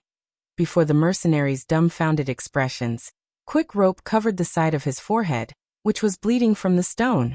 He pointed at Thales in disbelief. You brat, how dare you hit me with a stone? But the furious Thales interrupted him again.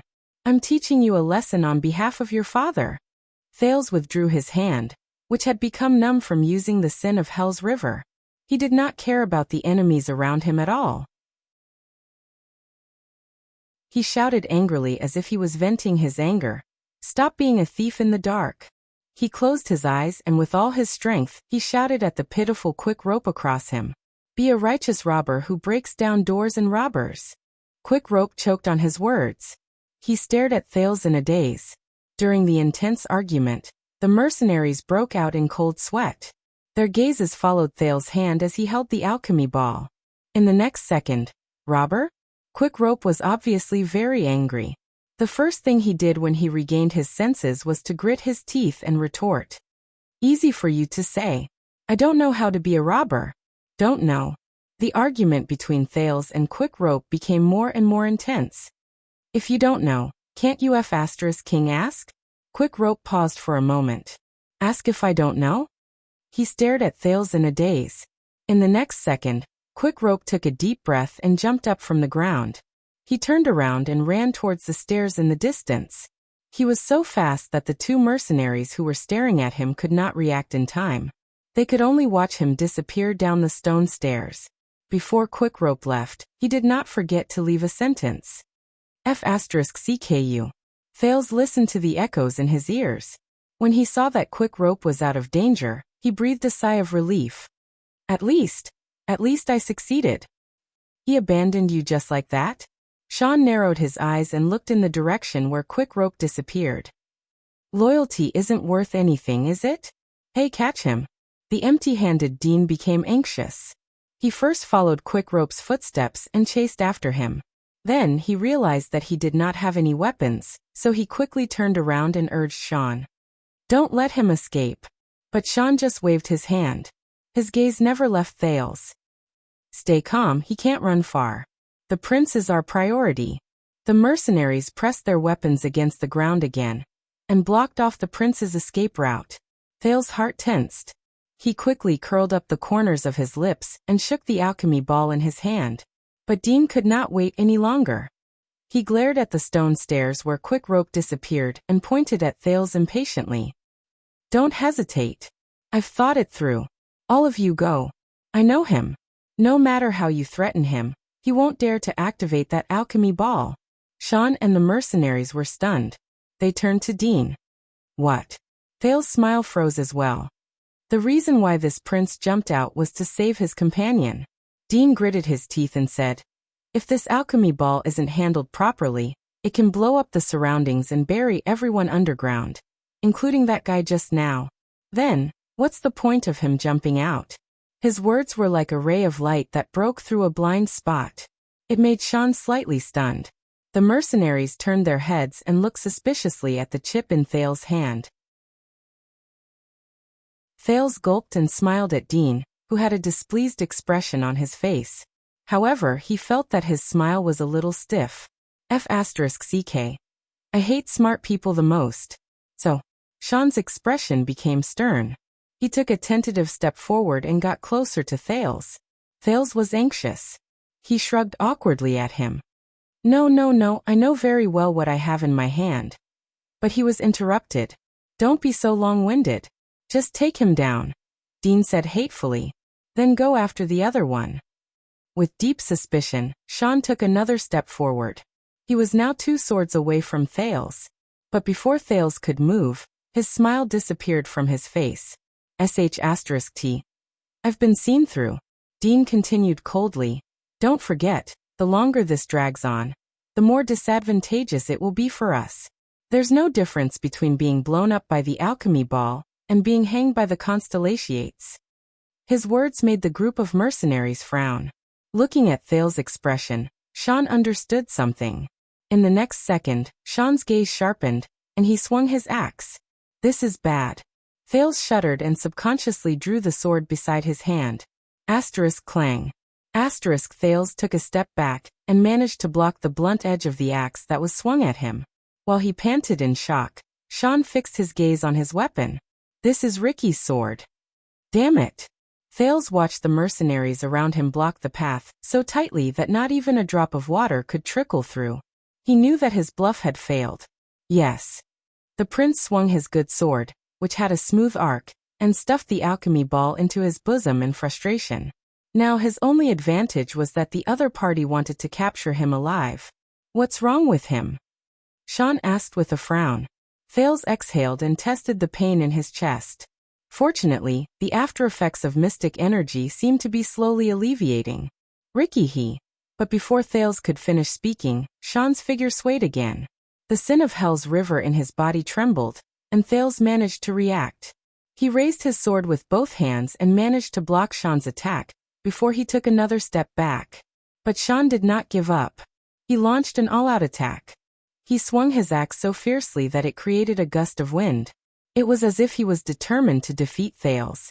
Thales, who had suddenly entered the battle, was flustered.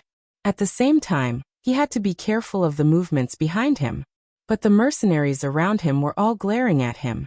They stood where they were and did not interfere with Sean's battle. It looked like Sean wanted to take him down personally to avoid unnecessary casualties, whether it was Thales or the disaster swords. Asterisk whoosh. Asterisk Sean's axe came swinging through the air. The sin of Hell's river surged to his arms and waist. Thales gritted his teeth and prepared to receive the blow, but he subconsciously froze. That's not right. Sure enough, in the next second, Sean stopped his feint of slashing horizontally. He held the axe handle with both hands and swung it at Thales' abdomen. His momentum was like thunder. Thales sucked in a sharp breath and withdrew his longsword in time to block the axe handle. He then used his shoulder to collide head-on with his opponent. Asterisk thud. Asterisk the two of them separated again. Sean stared at Thales, who was panting. He was slightly puzzled. You. He mumbled, but he gave up halfway and gritted his teeth. Thales, who was not as fast as his opponent, took 2 steps back. He had just steadied himself when Sean pounced on him again and roared furiously. Asterisk clang.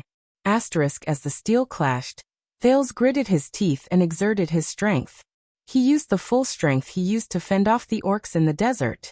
He planted his feet firmly on the ground and blocked his opponent's powerful axe strike.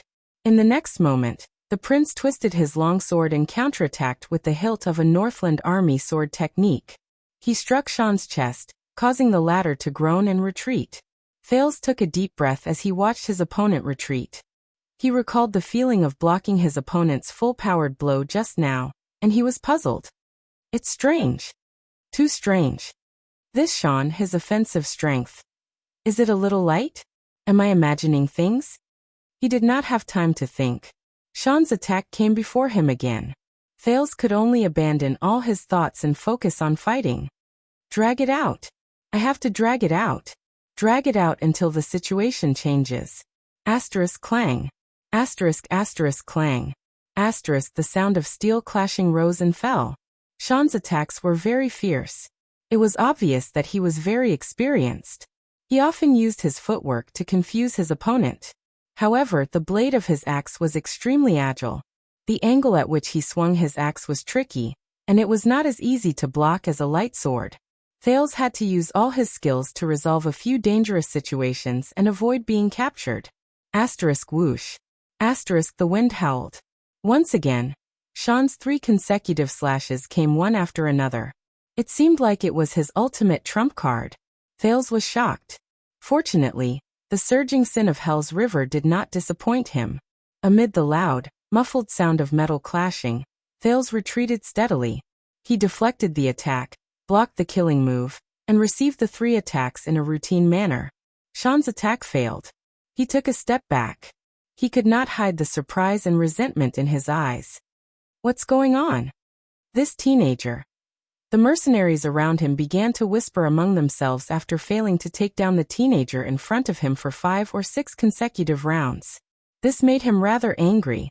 Thales only regained his footing when he saw his opponent retreat. He panted hurriedly and recovered his strength. But he finally sensed that something was wrong. I defended it. While panting and sweating, Thales slowly raised his head and looked at his opponent in shock. This person's attack. I defended it? It seems like. It was as if he had suddenly been enlightened. Thales scratched his head, baffled. This is strange. Did I suddenly become stronger? But he shook his head again and dismissed the thought. Impossible. In the past, no matter who he fought against, Serena, the Fire Knight, Nicholas, Monty, the orc whose name he could not remember, and Zacriel, he was always the one who was beaten up to the point that he could not fight back, was he not? Wait a minute. Thales sized up the opponent before him again. This. Sean. Sean's strength is pretty good. The prince thought of the orcs in the desert, and how they overturned horses with their great strength. Sean's speed, it's passable. Thales thought of the Northland swordsman Klein's swift sword, which was almost instantaneous, and Raphael's shocking sword strike that took 6 lives in 2 seconds when he was in Lampard's prison all those years ago. Sean's offense was very strong, and it could be considered one of his specialties. He was not much weaker than Cohen from 6 years ago, but, offense? Thales thought of 3 people at the same time. One of them carried a silver-black bow on his back. His entire body surged like a volcano, and he charged forward in waves of blood. No one could stop him. Another person was dressed in armor and held a golden saber. He descended from the sky with an imposing manner, and he effortlessly broke through the defense of the 5 people. And the last person, Thales touched the side of his neck and forehead. The 2 wounds he received not long ago immediately hurt, and it made him feel a slight chill in his heart. Thales understood something. As for Sean's feints and feints, it's practically whoosh. Sean roared and charged forward again. He was determined to no longer care about his opponent's life and hold back. He swore to finish the battle in the next round. His opponent's axe fell vertically, but this time, Thales only frowned slightly. With his hell's senses, Thales subconsciously sensed something. As expected, when his opponent was halfway through his attack, he changed from a vertical slash to a horizontal slash. It landed on the block that Thales had prepared a second earlier. Clang. Sean stared at Thales, who had blocked his attack with ease. How? Thales exerted force from his waist and pushed Sean away. He looked at the tip of his opponent's sword, a little unaccustomed to it.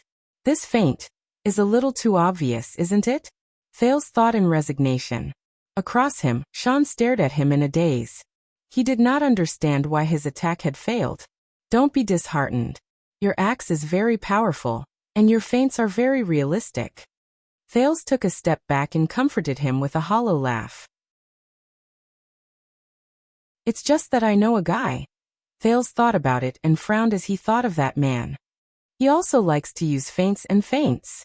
Coupled with his power of eradication, he can twist and turn. God, I can't tell when he's attacking and when he's luring the enemy. Compared to his feints, your feints are still a little lacking. That's right.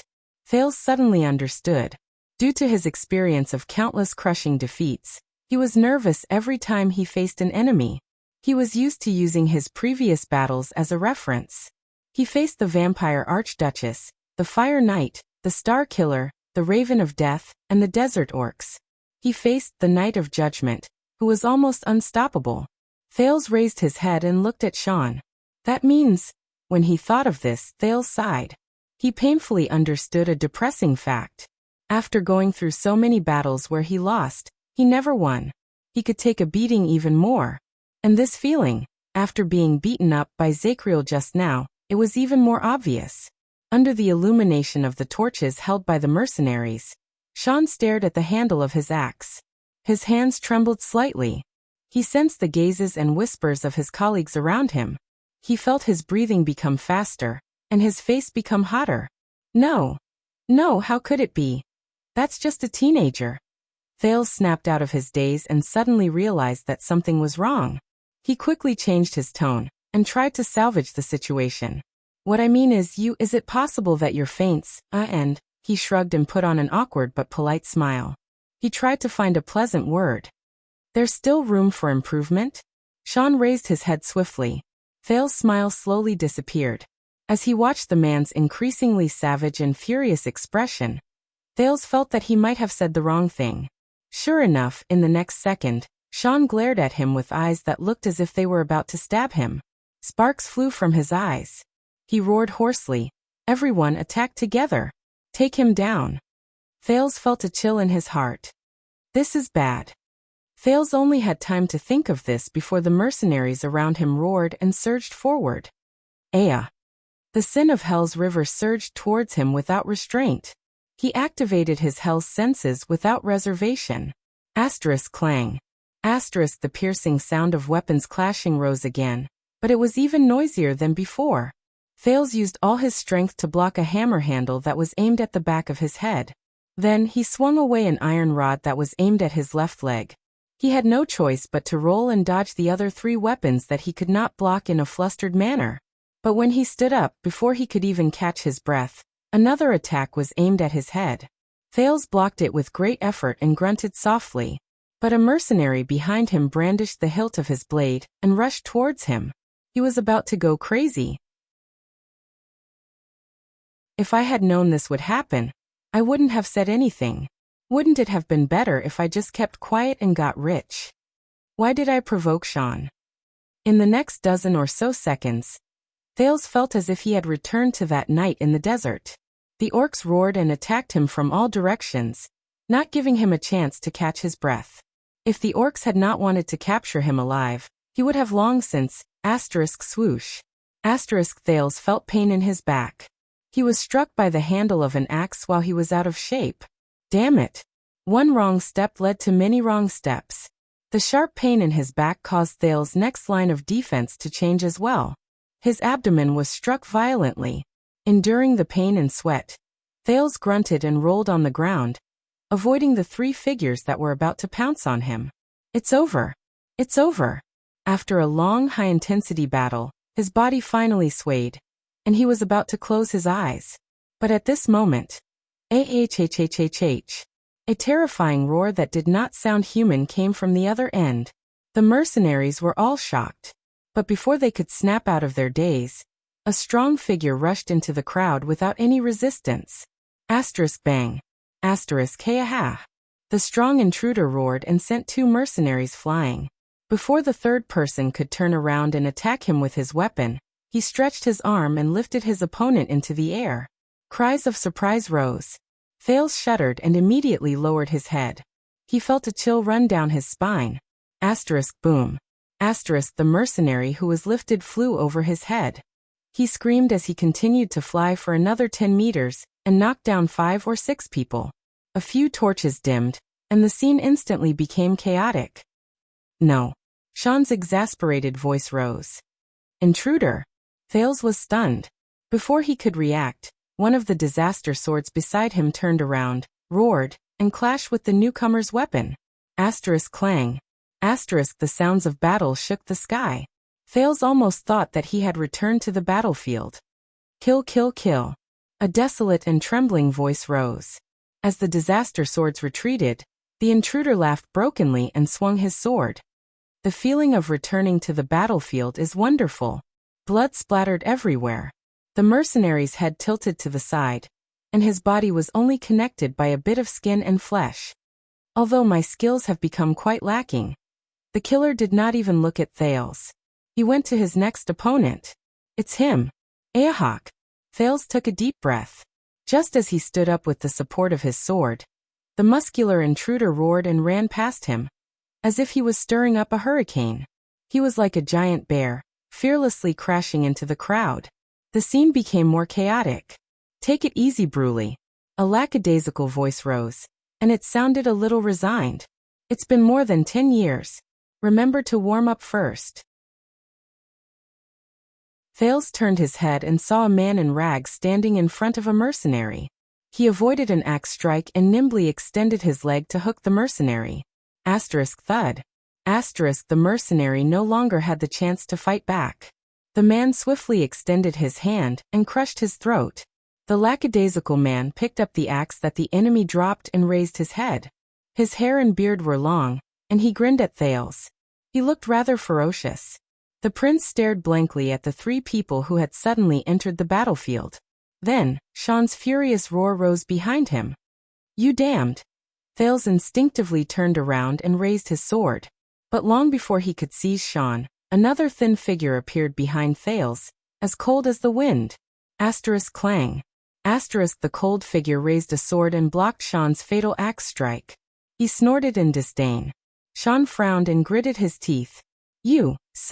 The newcomer said coldly, and his voice was calm. It's the same old feeling. Fight. Sean's gaze changed when he looked at his opponent. He suddenly noticed that on the other party's face, there was an ugly and ferocious brand. In the next second, the newcomer turned around. He did not care that his opponent's axe had torn a wound on his shoulder. He slammed his forehead against Sean's nose. Thud.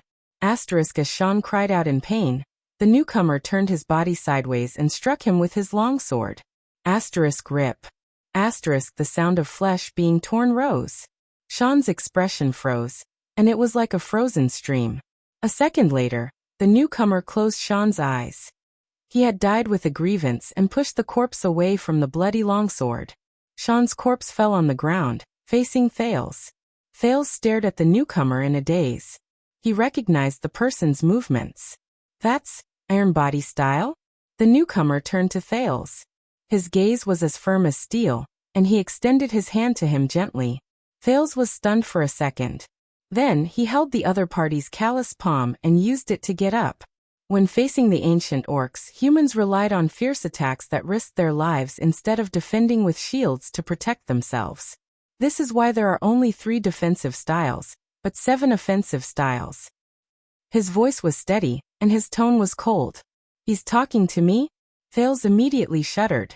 "Do not misunderstand, Prince whom I do not know. I am not targeting you. I am just very curious." The unkempt figure with the brand lowered his head. His eyes shone with a cold light under his almost ungroomed beard and hair. "Which cowardly sissy from Renaissance Palace is it?" The newcomer let go of Thales. He ignored the intense and tense fight around him, and picked up a shield from the ground. "That's why your Northland military sword style." He stared coldly at the almost stunned Thales and said sternly, "Have you been taught to be like this?" Amid the sounds of fighting, Thales stared at him in a daze. In the next second, the former chief vanguard of the Royal Guards, Quill Barney Jr., adopted a battle stance and walked past Thales without turning his head to face the enemy. Thales took a deep breath. He slowly turned to the direction of the stairs. Sure enough, there was a young man bending over and pressing his hands on his knees. He was panting heavily as he stared at Thales with gritted teeth. Thales smiled. The young man raised his hand and threw a long dark green key back to Thales. He pointed at the red and swollen part of his forehead, which had been smashed, and showed a fierce expression. F***CKU. Quick Rope said fiercely. "You actually used this thing to smash me." Thales could not help but laugh. He turned his head and looked at the old warriors of the Royal Guards of Constellation. One by one, they met their opponents and took their lives. But that was no longer important. Thales curled his lips, turned his head, and pointed his middle finger at Quick Rope without showing any sign of weakness. "That lousy thief who can't even open a chain." Finally.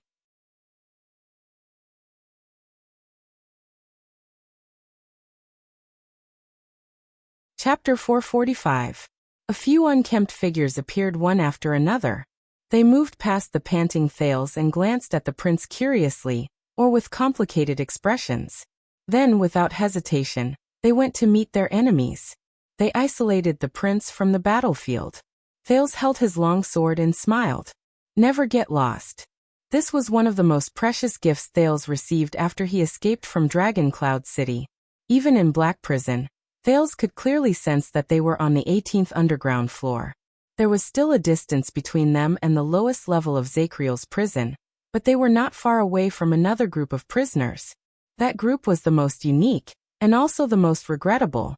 When Thales cursed Quick Rope in a seemingly flustered and exasperated manner, the teenager actually doubted whether Quick Rope could understand him. F***CK off. This is the 18th underground floor. Use your rotten brain. Where else can I hide?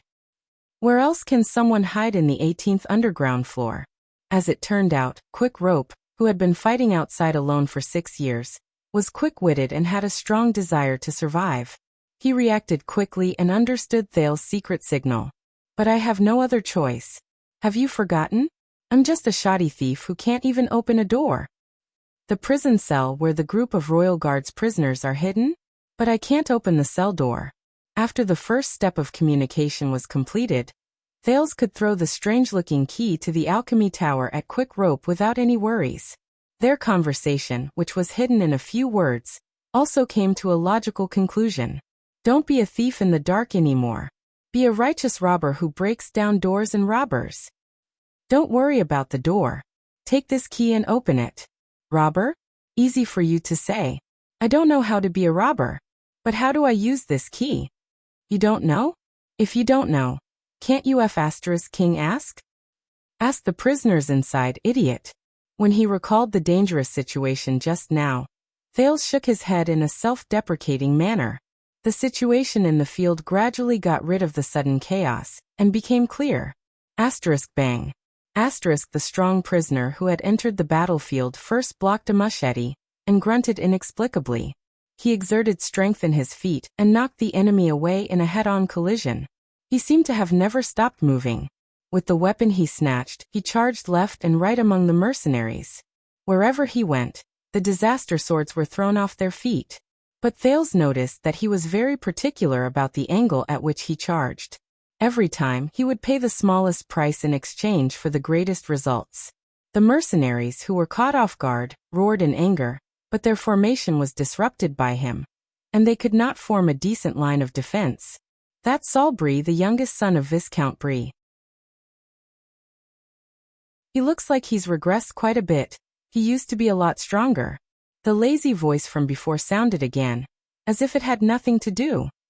He used to belong to the guard division, and followed Tony to ensure the safety of His Highness. Guard wing? Thales turned his head around curiously, and saw that it was the person who had smiled at him just now. He stood beside Thales and played with a sword he had just seized. He seemed to have made up his mind not to go anywhere. But the prisoners of the royal guards were all sloppy, and the prince could not remember who he was at that moment. In the distance, the strong Saul Brie once again roared and knocked over a mercenary who wanted to ambush him, at the cost of a cut on his shoulder. But as you can see, Brie is like a bear when he's angry. We all thought that he should go to the vanguard division, but when the second prince went north, he brought Sharp Blade Souza with him. Maybe he thought that Brie talked too much. The lazy voice continued amid the sounds of intense fighting. Thales suddenly remembered. This voice seems to belong to the one who sang in the prison. Rapid footsteps. The prince's eyebrows twitched. A figure closed in on the speaker and rushed towards them. Little. But before Thales could anxiously remind him, the lazy person lowered his shoulders and turned around, as if he had eyes on his back. He dodged a knife that came at him from the side just in time. He parried the enemy's second attack and kicked the man's knee cleanly. The moment the mercenary lost his balance, he swung his sword. Blood gushed out of the man's neck in the air. Thales choked on his reminder. The lazy man turned around and wiped off the blood on his chin. He bared his front teeth at Thales as if nothing had happened to him. Nice to meet you, Your Highness.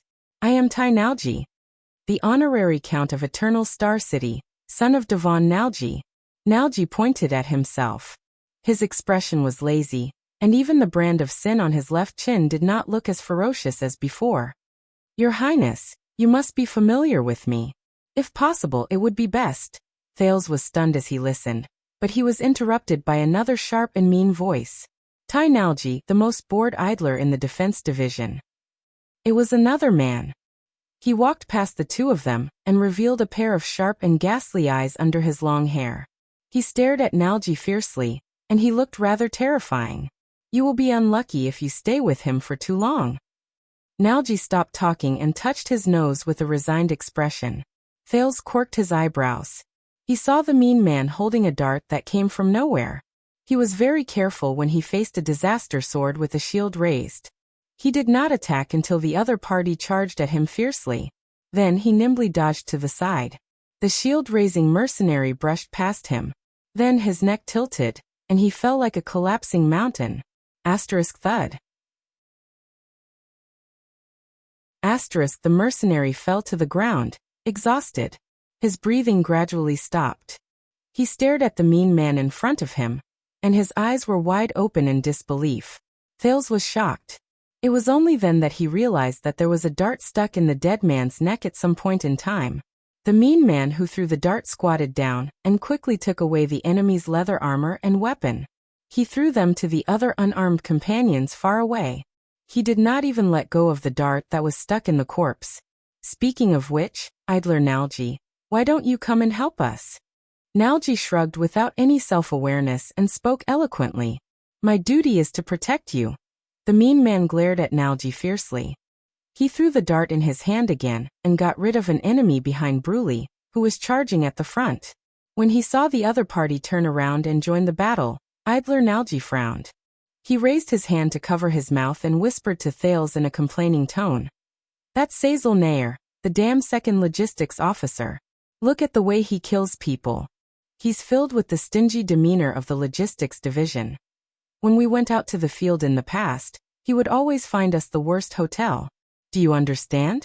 It's the kind of place where beer tastes like horse piss, bards sing like pigs, beds are like chopping boards when they sleep, and girls touch big birds. Thales could only raise his eyebrows. Amid the noise, the chaotic battle lasted for less than 10 seconds. The mercenaries were ambushed and lost their leader. But they were experienced, and they quickly adjusted themselves. They organized a counterattack and surrounded Thales. The sturdy Bruley, who was at the forefront, immediately slowed down. Heir's footsteps were also hindered. But this amount of time was enough for the other prisoners to get their weapons and arm themselves. A hairy guard who looked like a savage caught the axe thrown by Heir from afar and swung it. The moment the axe clashed with the enemy's weapon, the axe in the savage's hand trembled. His enemy grinned savagely. This is their unique power of eradication. As long as Thales was shocked when he saw this. He then remembered something important. Be careful, their power of eradication. But before Thales could speak, the savage pounced fiercely and crashed into the enemy's arms. Under the enemy's gaze, which was filled with grievances even after he died, the savage cut him down at the risk of being injured. He then stood up and used the handle of his axe to knock another person back. His fearlessness and unyielding methods made Thales' worried words choke in his throat. Pay attention. The savage roared and reminded his companions. There's something wrong with their power of eradication. It's the traitors of the Tower of Eradication. Disaster swords. The mercenaries were shocked. They seemed to be a little surprised that their secrets had been exposed. Don't get entangled with them. Attack their vitals and knock them down with one strike. As the other prisoners responded one after another, the fierce and unyielding savage faced the next enemy. Oh, this unbelievably tough guy, Lieutenant Belden. Beside Thales, Nalji, who was calm and composed, started chattering again. A distant branch descendant of the famous Belden family. Hey, he used to be a good person. He fooled around with us and waited for death. Used to be? Until the old captain unexpectedly promoted him to replace Zakriel as the chief of the discipline division. When he heard that name, Thales' heart sank. Nalji stared at Belden, who stood in front of the enemy like a wild beast with a fierce gaze. He shook his head as if he was singing. There will always be a kind of person who will quietly rise to the top when he says that he will be a piece of sh*t, leaving you to continue to die alone. As he spoke, Nalji's expression suddenly changed. He retreated and pounced on Thales, pushing the prince to the ground. Swoosh. Thales coughed hurriedly and propped himself up on the ground. In his shock, he saw a hand axe fly over their heads and hit the wall. Don't worry, Your Highness. Nalji climbed up from the prince's body indifferently and patted the dust off his body. He did not seem to be aware that he had been attacked by a flying axe. We have a specialist who is in charge of dealing with ambushes like this. Before he finished speaking, Thales saw from afar that the mercenary who threw the axe at them widened his eyes, and a sharp blade pierced through his chest. While he was still trembling and touching his chest, a pair of thin and frail arms stretched out from behind him and dragged him, who was certain to die, to a corner. Thales saw the prisoner from the royal guards who stabbed him in the back. He was the so-called specialist. Even though he was very skilled in dragging the corpse, he had a cowering expression on his face. His eyes were filled with fear, and his body was hunched. He looked around sneakily and quietly, as if he was afraid of being discovered. Thales recognized that terrified face. It was the prisoner from the royal guards who recognized Shadow Shield's footsteps in the dark. That skinny monkey is Jonah Cannon, a cavalry scout from the Vanguard Division. He is in charge of gathering information, sending messages and detecting threats. Nalji smiled and pulled the prince up from the ground. He gestured at the cowering prisoner with his chin. He was born in the private army of the Jade Star family. His family is just a lord, but if you look down on him because of this, he can slit your throat in the middle of the night. If he hadn't caught a sudden cold, that man would have joined the Starlight Brigade and followed Duke John to quell the rebellion. There was a slight lament in Nalji's words. Thales stared at the skinny and hunched cannon in surprise. He took off his opponent's knife and threw it to the next person. Another figure caught the knife cannon handed to him and entered Thales' line of sight. Ha ha ha ha. The desolate laughter from before rose again. The last time I swung my sword like this. This figure was very strange. He held a knife in his left hand and a sword in his right. The knife in his left hand shone fiercely, and the sword in his right hand was awe-inspiring. His attacks alternated back and forth, dazzling and overwhelming.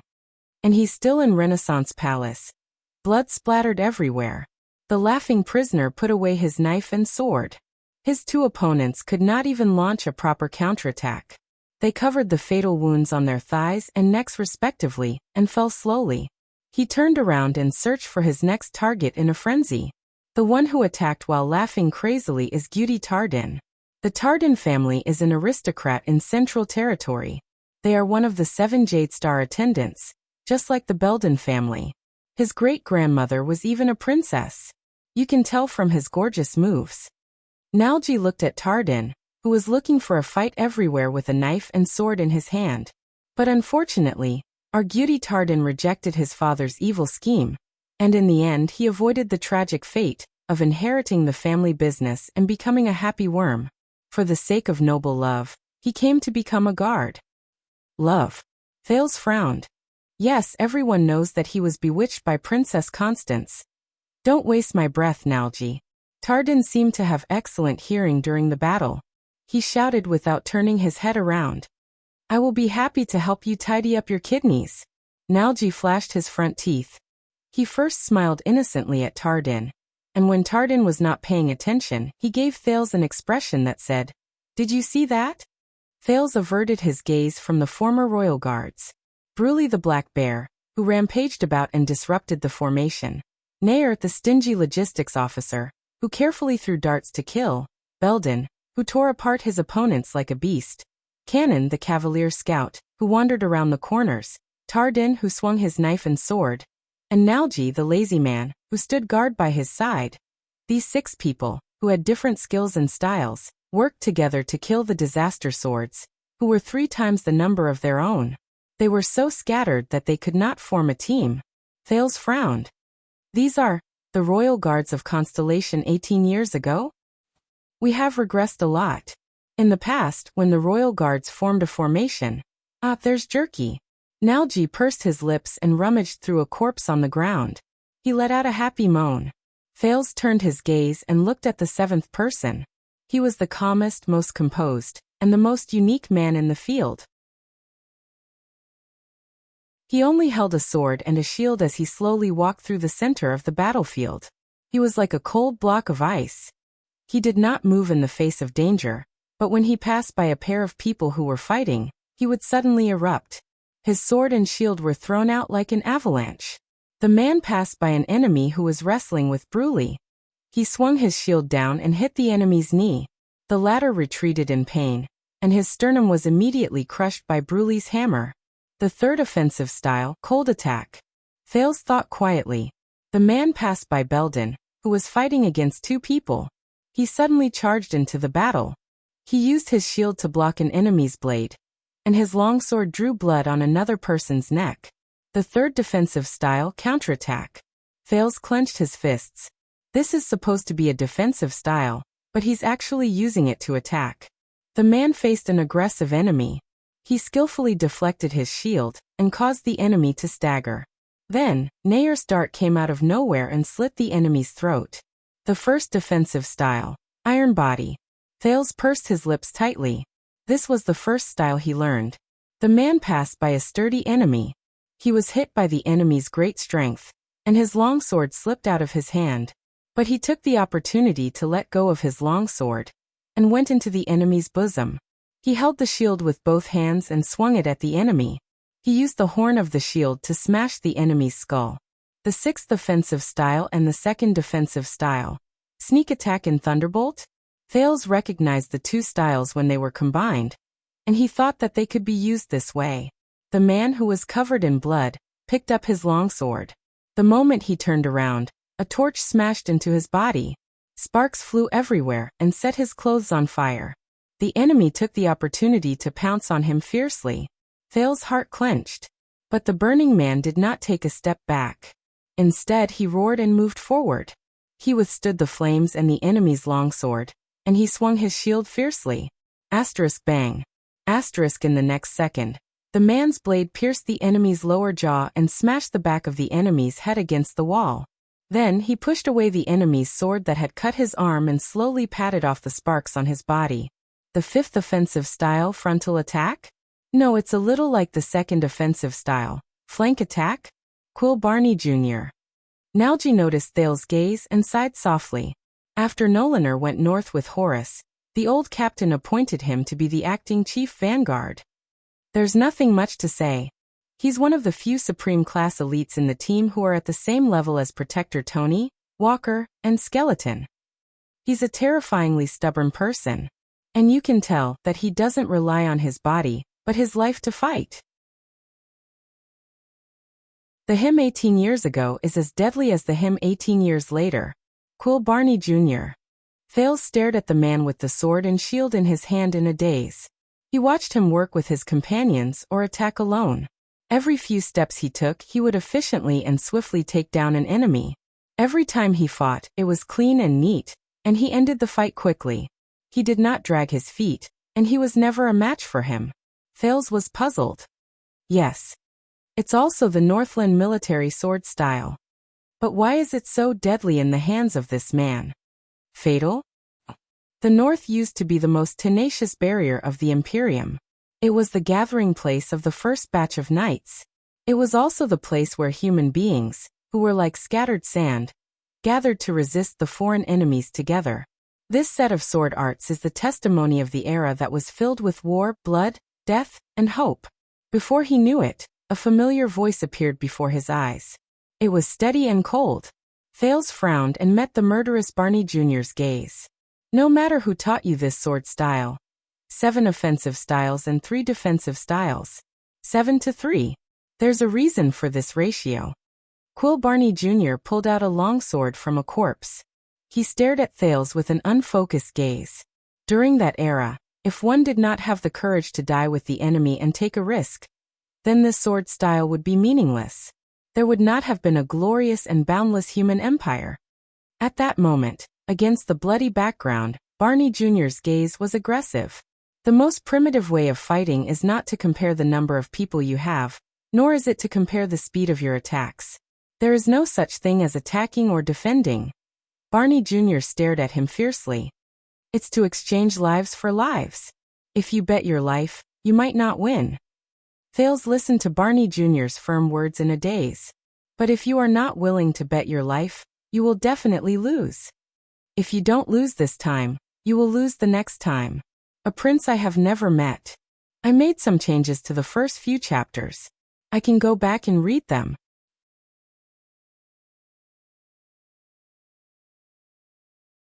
Chapter 446. Thales furrowed his eyebrows and stared at Barney Jr.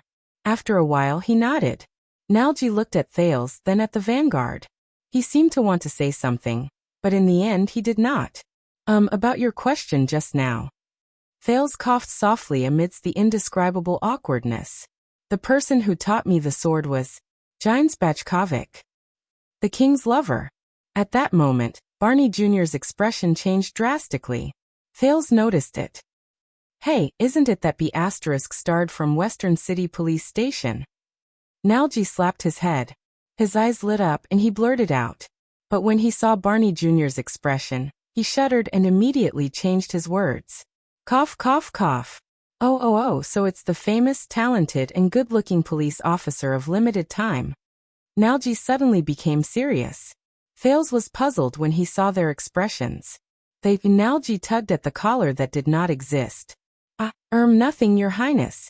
I was thinking, Vanguard Barney, what he meant just now was, even if it's the same set of swordsmanship, there are different styles, different understandings, and different habits. This is very normal. Nalji patted his chest in a magnanimous manner. He ignored Barney's increasingly unpleasant expression, and spoke to himself. Even if it's the Northland military sword style, we cannot be satisfied with a single style. We must be good at discovering the advantages and continuously innovate.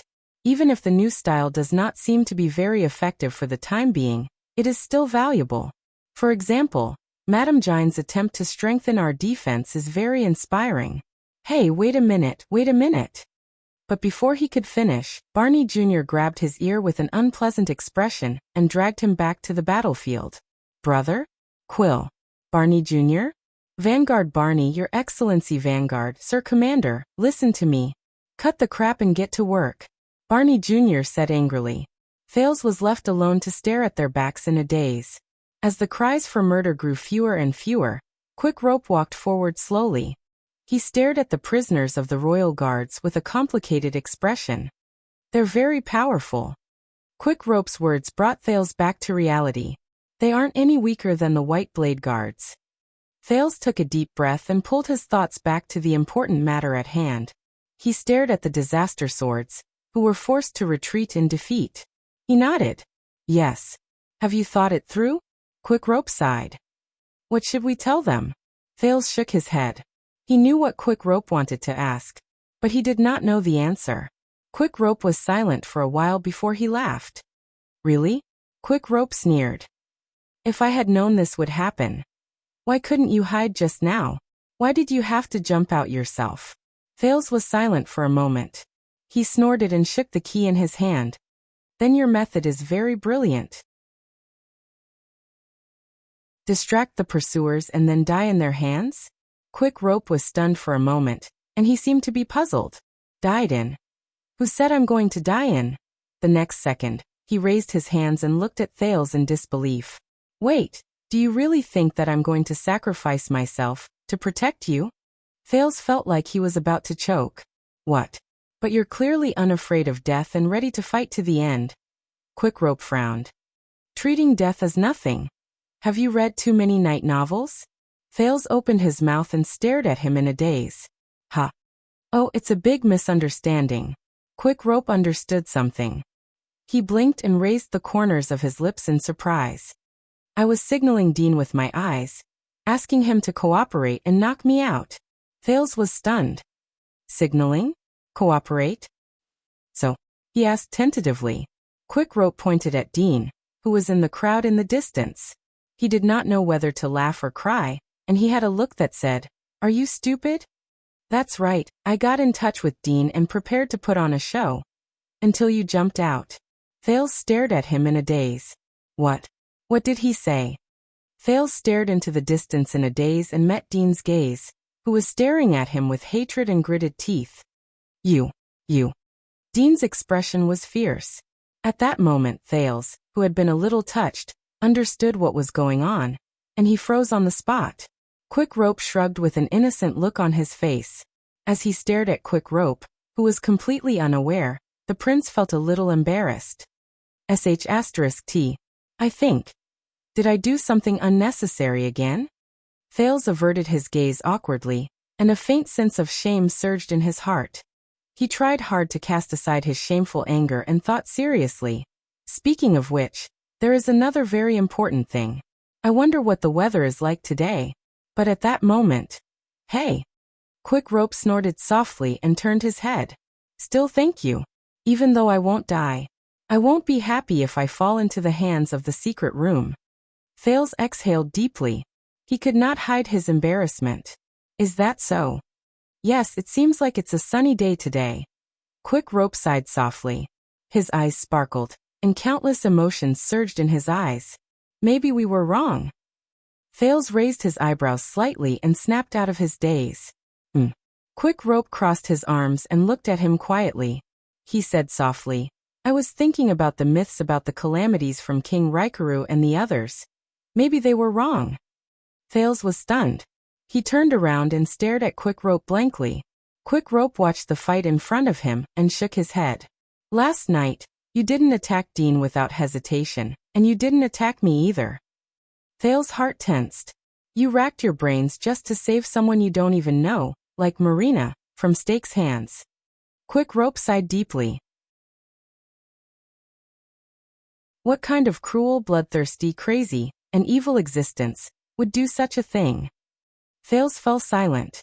He suddenly remembered that night in Dragon Cloud City, and that night with Asda and Giza. He remembered the feeling that he was no longer himself when he evolved uncontrollably and knocked on the door. He remembered the calm and rational self he had when he lost control. But before he could finish, Quick Rope interrupted him again.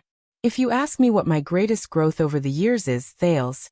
Quick Rope tapped his forehead, and he seemed to be sentimental. That is to understand the world through my own eyes, not my ears. Thales fell silent. That's it? Quick Rope raised his eyebrows. That's it. He raised the crossbow of time in his hand and scrutinized it for a few seconds before he slowly put it down. Quick Rope sighed softly. To hell with the myths. To hell with the calamities. Quick Rope raised his arm and punched Thales in the chest. Asterisk bang. Asterisk Thales felt a tightness in his chest, and he bent over in pain. You are Thales and I am Quick Rope. I saved your life once, and you also saved me once. Quick Rope smiled stiffly. And now we are even. He laughed out loud as he looked at the disheveled Thales. Thales, who had difficulty breathing, finally managed to catch his breath. He raised his head in pain and looked at Quick Rope, gritting his teeth. Even my foot. Steak killed me once, and just now he did it again. I saved you twice and it's 2-1. You still owe me one. Who taught this guy how to count? Nicholas? Quick Rope's expression instantly turned cold. He put his arm around Thales' shoulders, gritted his teeth and whispered, By the way, stay away from her. Stay away from her. I'm serious. Thales' face froze. At this moment. Hey you two, are you done with your mushy words of love? Thales and Quick Rope were shocked, and they subconsciously looked up. The battlefield had long since quieted down. The 7 prisoners seemed to have easily wiped out more than 10 disaster swords in the mess on the ground. Their gazes were filled with curiosity as they stared at Thales and Roland. Thales and Quick Rope subconsciously let go of each other, and smiled at the same time. Only then did the prisoners return to normal. They cleaned up the battlefield with different expressions on their faces. Cannon was still hiding in the corner and shivering. He talked to himself from time to time. Belden, on the other hand, did not say anything. He just quietly wiped his weapon with a cold expression. But the others were not so quiet. Don't move, Bruley, or else I can't bandage your wound. Hey, I said don't move, I didn't touch that area. Even if I did, I didn't do it on purpose. This was Nalji who was bandaging the wound on his but for the grimacing Bruley, but the two of them looked like they were engaged in a fierce brawl. Come here, come here. Distribute the supplies and weapons? Or do you really want to fight in your underwear? The second logistics officer, Heir, rummaged through the corpses on the ground. He dutifully threw the weapons and equipment that fit him and his hands to his companions while he said hatefully, They're not that good, but their equipment is pretty good. Hey Tardin, why did you eat them? Don't you know that you have to hand over the seized items? This is great. Tardin sat on the ground in a daze.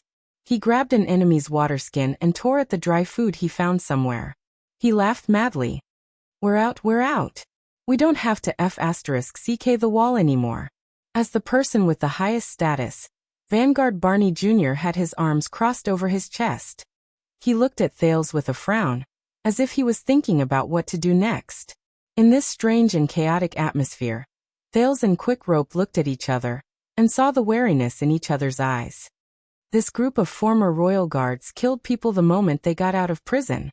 By the looks of it, they are as dangerous as the former members of the royal guards. Are they reliable? Most importantly, what's the next step? What did you say when you let them out? Thales avoided Barney Jr.'s gaze, lowered his head, and quietly bit Quick Rope's ear. What else could I say? Quick Rope's face was filled with anxiety.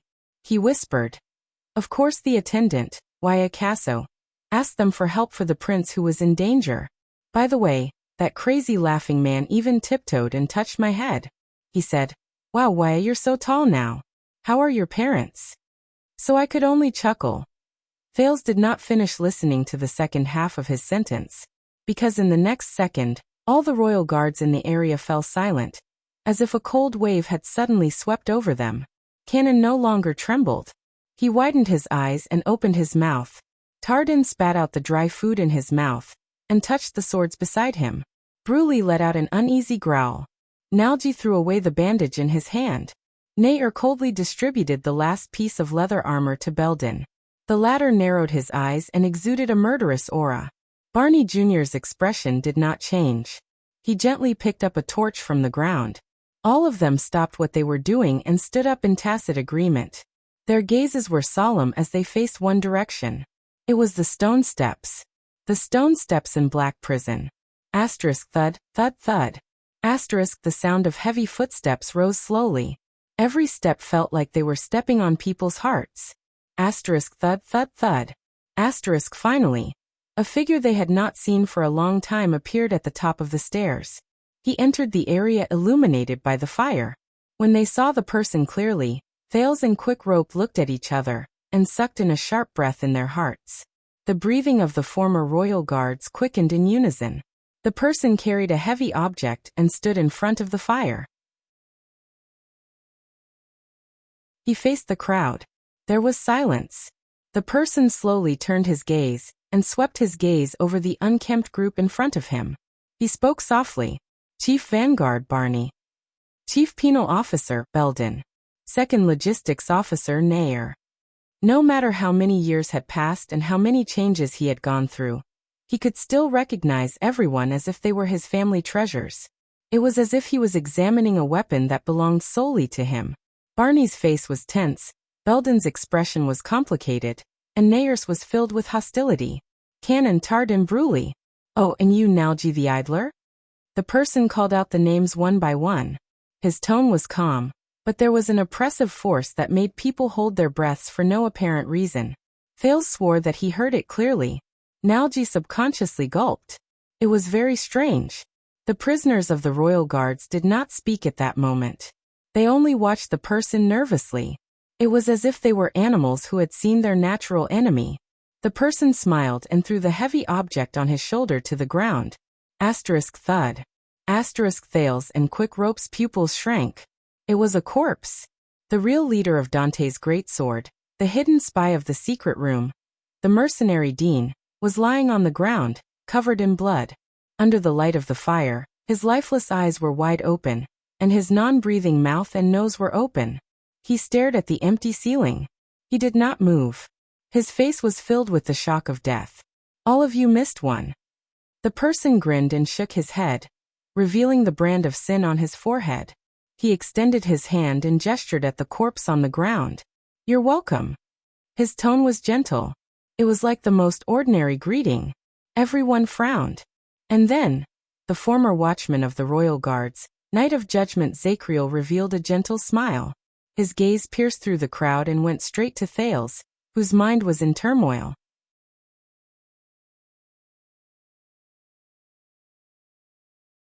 Chapter 447.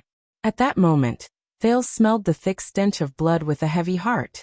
A strange scene was reflected in his pupils. In the dark and gloomy Black Prison, the cold corpses of the mercenaries were spread all over the floor between the two walls. The blood around them was warm, and it almost formed a puddle. Under the stingy and trembling torches, the scene before him gave off a strange feeling that was a mixture of red and gray. With Barney Jr. in the lead, 7 ragged but tall men stood tall on the floor. They were like stubborn reefs that parted the red and black waves. They looked at the other side of the tunnel, without saying a word. There, the Knight of Judgment faced them quietly. His eyes reflected the light from the fire, and the brand on his forehead was faintly discernible. In the narrow Black Prison, his body was like a towering mountain at the end of the horizon. His presence was imposing, awe-inspiring, and dignified. But he could not touch him. Zacriel's gaze swept across the area slowly. He did not point at anyone in particular, but everyone in his line of sight tensed up. They felt as if he was sizing them up, and they subconsciously tensed up. They were like soldiers undergoing inspection. But their expressions became even more solemn. It was as if darkness had truly arrived in Black Prison at that moment. Thales became even more nervous. He wanted to speak a few times to interrupt Zacriel, but he was forced into silence by the current atmosphere. Countless ideas flashed through his mind, but none of them were suitable for the current situation. Thales could only ignore the meaningful glances Quick Rope gave him, and try to force himself to calm down. Don't be nervous. I'm not here to carry out the punishment. As he watched his former colleagues tense up, Zacriel chuckled. There was a hint of sadness in his voice, which was as dull as ever. I will never do it again. Carry out the punishment. Once he said that, the 7 prisoners who also had brands on their faces seemed to have their memories stirred up. The sturdy Bruley let out a low snort. Tardin looked at the ground and twitched the corners of his lips. The others did the same. Their postures relaxed, and their nervous expressions softened a little. Only Barney Jr. remained like a rock that stood proudly in the cold wind. He stared at Zacriel coldly. The silence lasted for a few seconds. A few figures swayed continuously under the firelight. Thales and Quickrope exchanged a worried glance. What's going on? He knew that they knew Zacriel, and he was worried that they might work together to harm him. But why are they in this state when we meet? More importantly, what was he going to do? The strange atmosphere made Thales even more anxious. Then, the former penal officer Belden sighed and broke the ice. It has been a long time. He stared at Zacriel with a slightly bitter expression. Sir. When he heard this form of address, Zacriel sucked in a deep breath. He paused for a second before he looked at Belden, who had a complicated expression on his face. Yes, Zacriel said hoarsely. It's been a while. Lieutenant Belletti. Zacriel stared at the figure, who was very different from how he was a decade ago. Belden was an inconspicuous person among the elite royal guards. He had always been quiet and stubborn, but the old captain had his eyes set on this point. In this era where people's hearts wavered, they needed an experienced and steady penal officer more than anyone else. He still remembered that a long time ago, when he handed over the badge that represented the penal officer, Belden's hands were trembling and cold. But Zacriel only immersed himself in the past for a few seconds before he pulled himself out of the sentimental state of meeting an old friend. He looked past the crowd and nodded slightly at the young prince behind the 7 people. Your Highness Thales. His tone was respectful, but there was frost in his voice. When they heard Zacriel's strange attitude, the 7 prisoners exchanged glances. Thales thought that this moment would come sooner or later. He ignored Quickrope's shake of his head, braced himself, and took a step forward. Where is he? The prince stared at Zacriel's long and thin face. He tried hard to forget the man's deadly presence just now. He first asked the person he cared about the most. What did you do to him? Thales looked at the Knight of Judgment worriedly. He noticed that there were not many wounds on the man's body. But fortunately, Zacriel held a battle axe in his hand, and not the gray shortsword he was all too familiar with. Him? Barney Jr. cast a glance at Cannon, but the royal guard who was in charge of scouting only shook his head slowly. Zacriel was silent for a few seconds. His eyes sparkled. He's fine, I assure you. He just needs some time to recover. Thales breathed a sigh of relief without anyone noticing. But it was too early for him to be happy. Soon, the Knight of Judgment's mountain-like body pressed forward slowly. As he spoke more sternly, he closed in on the prince. But Zacriel's words rose along with his footsteps. Asterisk thud, thud thud. Asterisk every step he took sounded like a terrifying war drum. As the number of steps he took increased, the killing intent within him grew stronger. We should go. Your Highness. Time to go. At that moment, Thales' face turned pale. His heart, which had just relaxed, tensed up again. Barney Jr. looked at Zacriel, then at Thales behind him. He furrowed his eyebrows tightly. Asterisk thud thud thud. Asterisk Zacriel moved forward step by step. The blade of the axe in his hand was illuminated by the light from the fire. His gaze sharpened again, and he stared at Thales intently. It was as if he could no longer see anyone else. Thales clenched his teeth and subconsciously held the hilt of his sword. But in the next second, 2 sturdy and strong figures moved at the same time, and they suddenly joined the strange confrontation. The light from the fire flickered. Asterisk thud. Asterisk Zacriel's figure froze. His heavy footsteps, which could destroy mountains, stopped on the spot. He narrowed his eyes and sized up the obstacles before him. Thales' eyebrows twitched. It was Belden and Bruley. One of them was sturdy, and the other was strong. They were like huge rocks that blocked the Knight of Judgment's path.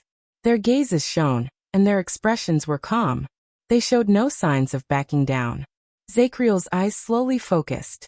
He glanced at the axe and mace in Belden and Bruley's hands, and looked at the man behind them.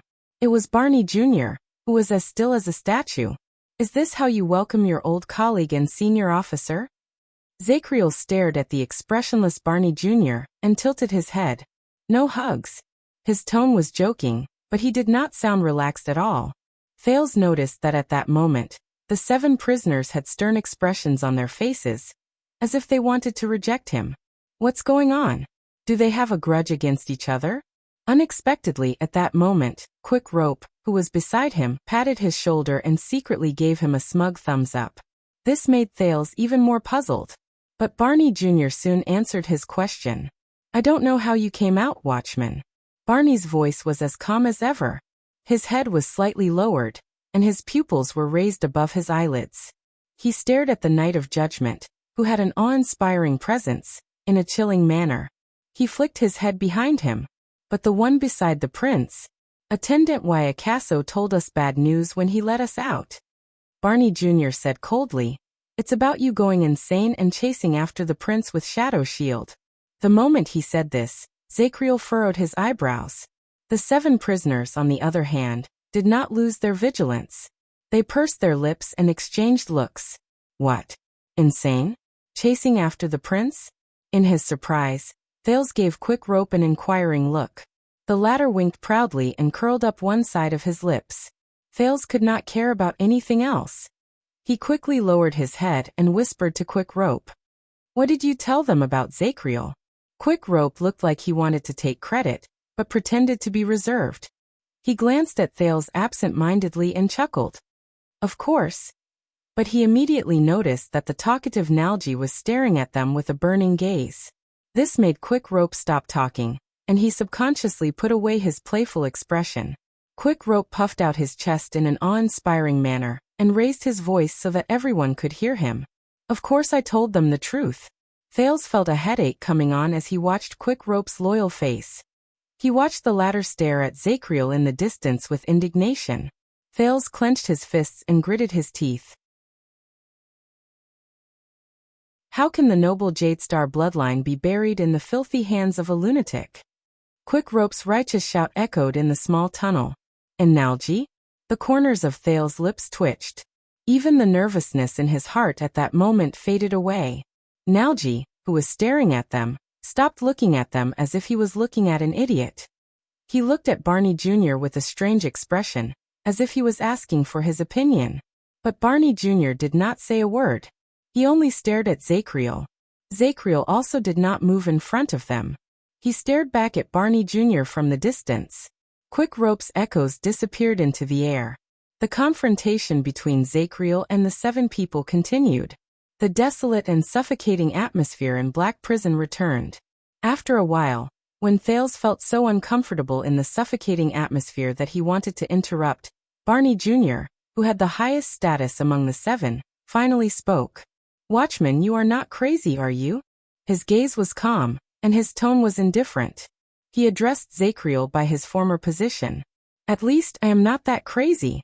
When he heard the man's words, which contained a profound meaning, Zachriel was silent for a while before he spoke airily. "That depends on the definition of crazy." He stared at Thales, but he seemed to have seen something else. His gaze was unfocused. The 7 prisoners frowned almost at the same time. Thales felt that he could not remain silent any longer. If this continued, it would only be a matter of time before his secret was exposed. So he cleared his throat. "Everyone, please listen to me." However, before he could finish his sentence, Barney Jr. suddenly spoke. "I do not mean to be disrespectful to you, Your Highness, whom we do not know." His voice was cold, and he rudely interrupted the Prince of Constellation. "But please do not open your mouth, lest we deepen the misunderstanding." Thales was rendered speechless by the interruption. He stared at Barney Jr., who turned his head sideways to look at him. He felt that the latter's gaze was a little scary. "Misunderstand?" Thales was stunned. Barney Jr. snorted coldly. "Yes." Barney Jr. pressed his hand on the hilt of his sword and turned his gaze to the other side. He stared at the equally puzzled Quick Rope, who could not help but shudder. "For example, the so-called attendant Casso beside you, who impersonates others, lies, and only wants to sow discord between us and Zachriel." His words echoed in the dungeon. They were hollow and piercing. Thales took a few seconds to digest these words. Impersonates others. Full of lies. Sow discord. The so-called Casso. Wait, does that mean? Thales turned his gaze away in a daze. As expected, Quick Rope was dumbfounded. He could not believe it. He stared blankly at Barney Jr., whose eyes were as sharp as knives. The man's gaze was very cold, as if it could pierce through everything. At that moment, Quick Rope felt a chill run down his spine. "No way. Hey Thales." Quick Rope flashed an ugly smile. He tugged at the corner of the prince's shirt awkwardly, whispered, and slowly retreated. "I think we should leave for a while so that they can catch up in private." However, the moment Quick Rope turned around, the other two people appeared behind the rookie mercenary like shadows and blocked his path of retreat. That was not all. At some point in time, Tardin, Nalji, Cannon, and Heir surrounded Thales and Quick Rope from 4 directions. 2 of them were in front, and the other 2 were behind. They had more people than the number of people who intercepted Zachriel. The 4 of them sized up Quick Rope, whose smile was even uglier than his crying face, with vigilant and scrutinizing gazes. The sudden incident caused Thales to be unable to help but be thrown into disarray. "How? Please stay where you are. Do not act rashly, Attendant Casso." Tardin held a knife in one hand and a sword in the other. There was a mocking tone in his voice as he looked at Quick Rope, who had an unpleasant expression on his face. "By the way, Wuxia." Tardin shook his head in contempt. His gaze was hostile. "Your mother, Viscountess Gilbert Casso, is my sister." "What?" Quick Rope's eyelids immediately twitched and his heart sank. "She died 18 years ago, and it was precisely because she protected her young son during the turmoil in Eternal Star City." Tardin's gaze flickered slightly. He slowly raised the weapon in his hand, and Quick Rope was so frightened that he took a step back. "That is you, Wuxia Casso, my dear nephew." "Nephew?" Quick Rope's face became even paler and more unpleasant. Even Thales was stunned. "Tardin is Wuxia's uncle? Obviously your mother is not as healthy as you said, and she is definitely not he. Tardin stared coldly at his nephew. "Also, liar, next time, remember to change your Camian accent. Constellations do not speak like this." The moment he finished speaking, the 7 prisoners stared at him in an extremely hostile manner. At that moment, Quick Rope's smile completely froze.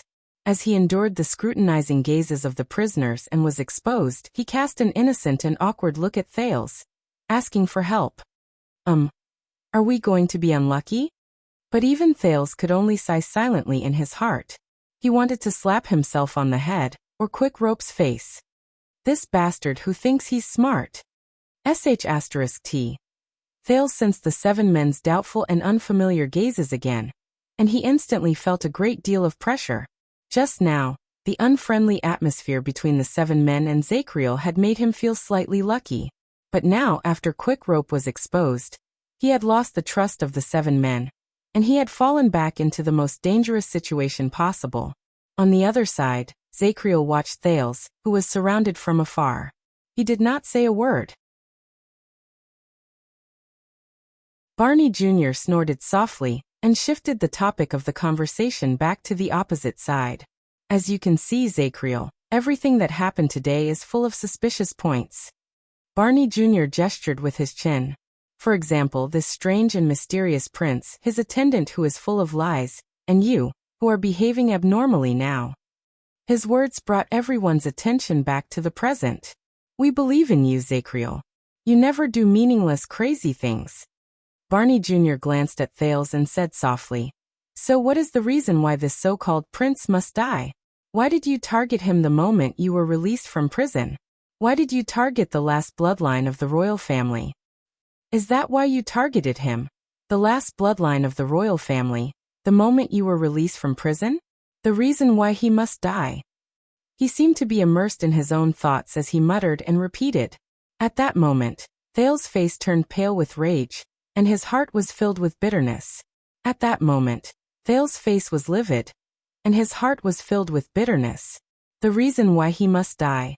The reason why he must die. Even Quickrope realized that they seemed to be facing imminent disaster. The 7 prisoners stood quietly in their spots.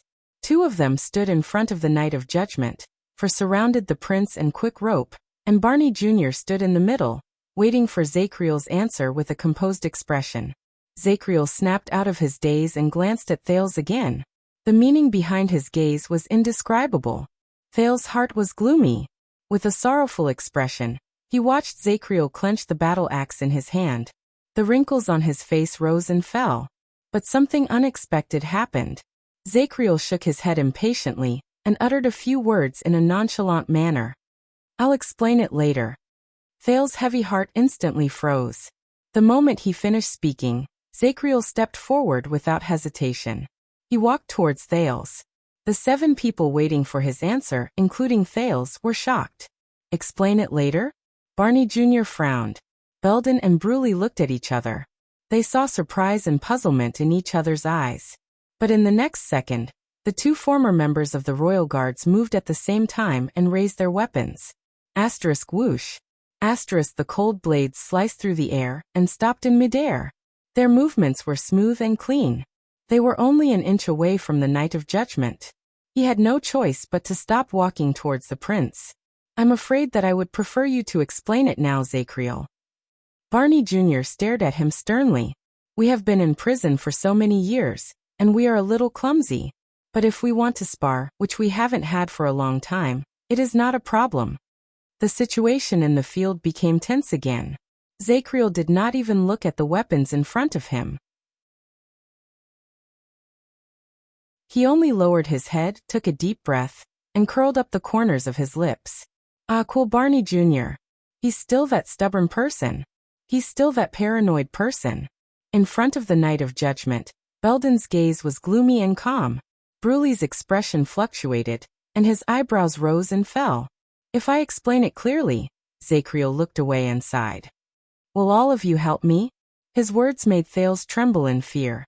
He looked around, but to his anguish, he found that the Royal Guards had never relaxed in their protection and surveillance of the prisoners. Zacriel swept his gaze over each of his former colleagues, and continued to speak in a hoarse voice. "Even if this means pointing your sword at the blood descendants of the Jade Star royal family?"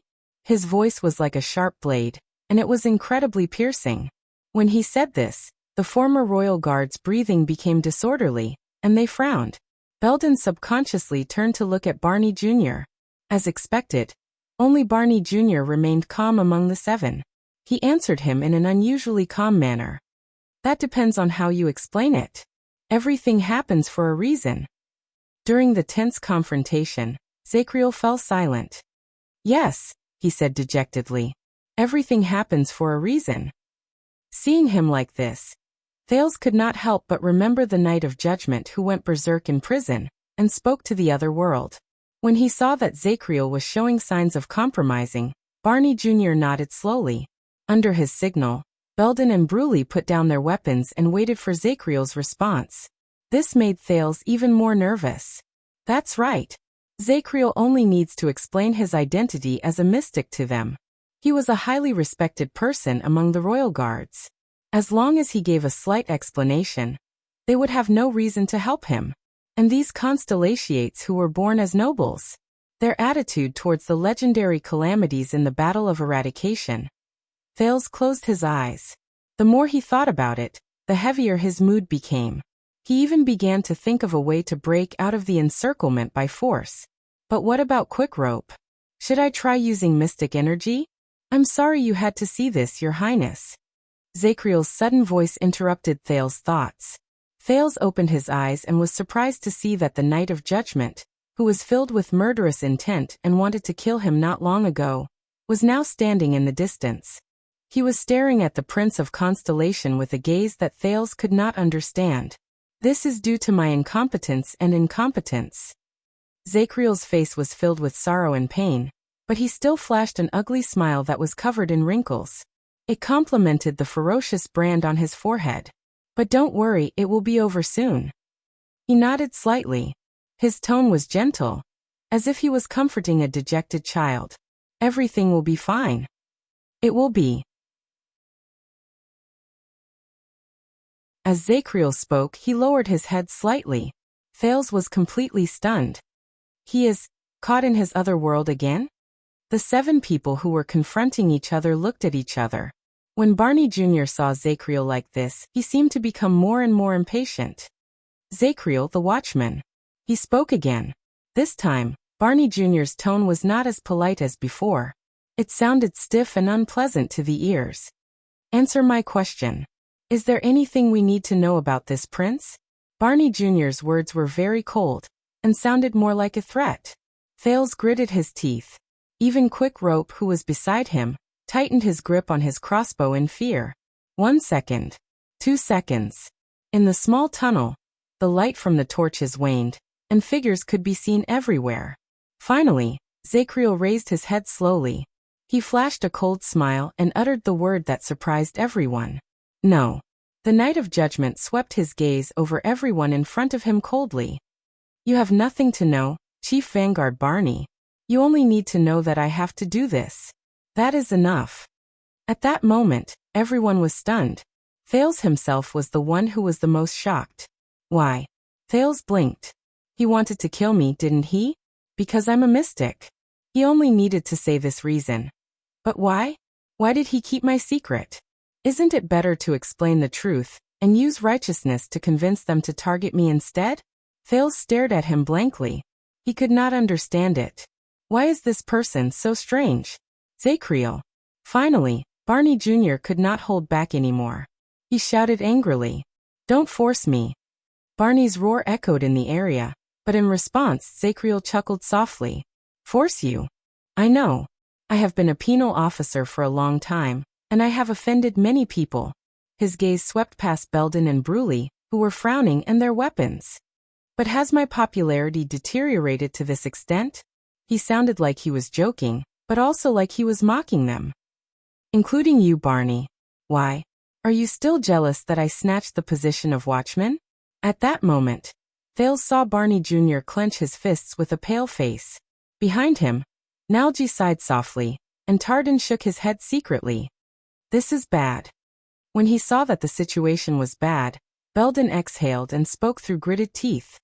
It is precisely because you are popular, commanding officer. Belden still insisted on addressing Zacriel respectfully. That is why we cannot believe it. His expression was tense, as if he had something he could not say. He spoke through gritted teeth. That is the Jadestar bloodline, commanding officer. It is an existence we once swore to protect. Belden pointed at Thales and spoke in a suppressed voice. Why did you do this? When he heard his former subordinate's question, the originally smiling Zacriel's expression slowly turned cold. The Jadestar bloodline, an existence he once swore to protect. He paused for a few seconds, and the ghost of a smile appeared on his face. Because this is my mission. Zacriel spoke softly. His voice was gentle and calm. It was as if he was saying good night before bed. Enough, Zacriel. Barney Jr.'s angry shout interrupted Belden, who was about to speak again. I am not in the mood to beat around the bush with you. When he heard Barney Jr.'s angry rebuke, Zacriel did not react. Instead, he snorted softly, as if he was sleepwalking, and nodded. This made Barney Jr. even more resentful. I don't know what you are hiding, but if you think that you can brush it off by being vague. The atmosphere began to change. But as he listened to them arguing about his secret, Thales, who was the center of the conversation, suddenly had a feeling. No, they are not talking about me. At least, it's not just me. When he saw that the conflict was becoming more intense, Nalji, who stood at the back, coughed violently. Barney? Chief Zacriel? He extended a hand to both sides, forced a smile, and tried his best to ease the conflict. If you ask me, we should all calm down. But Nalji misjudged the situation. In the next second, Thales felt his hair stand on end, and a figure flashed before his eyes. Asterisk whoosh. Asterisk the wind howled, and the light from the fire trembled. No, Barney Jr. roared in exasperation. Asterisk thud. Asterisk Thales tried his best to open his eyes. But the next scene he saw was Belden and Bruley. The two strong warriors grunted and fell to the sides under the heavy blows until they crashed into the wall. And the opponent who knocked them down, Zacriel, who had been calm and composed just now, had long since turned into the Knight of Judgment with a fierce expression and murderous intent. He broke through the two people in an instant, and with an aggressive momentum, he charged forward like he could destroy mountains.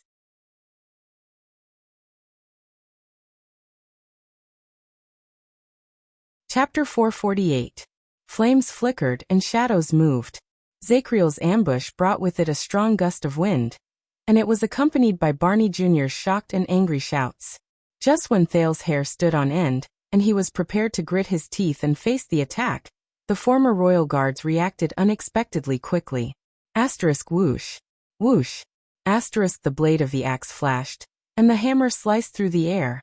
Both of them chased after Zacriel from behind. The Knight of Judgment heard the sound of the wind to his left and right behind him, and he could not help but sigh. It was Belden and Bruley. They were not knocked down by Zacriel's sudden attack. On the contrary, Belden used the recoil from the wall to charge forward, and Bruley roared as he took a firm step forward. The two of them adjusted their balance within 0.1 seconds, and before Zacriel could move past them, they jumped up and launched a counterattack. Zacriel was forced to stop moving forward. The Knight of Judgment's attacks were fierce and efficient, from Shadow Shield to Disaster Swords. Whenever he attacked, he would definitely be able to kill. It was difficult for him to meet someone who could last one round against him.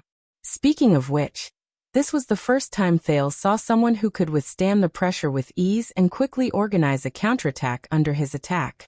As he thought about it, Belden's axe was fierce and unyielding, and it brought with it a presence that could tear through everything. Bruley's strong body charged forward with an aggressive momentum, and he pressed down on Zacriel at the same time as his ferocious hammer. Thales remembered that these two were the ones who stood in front of the battlefield just now. One of them broke through the formation, and the other ruthlessly killed the Disaster Swords.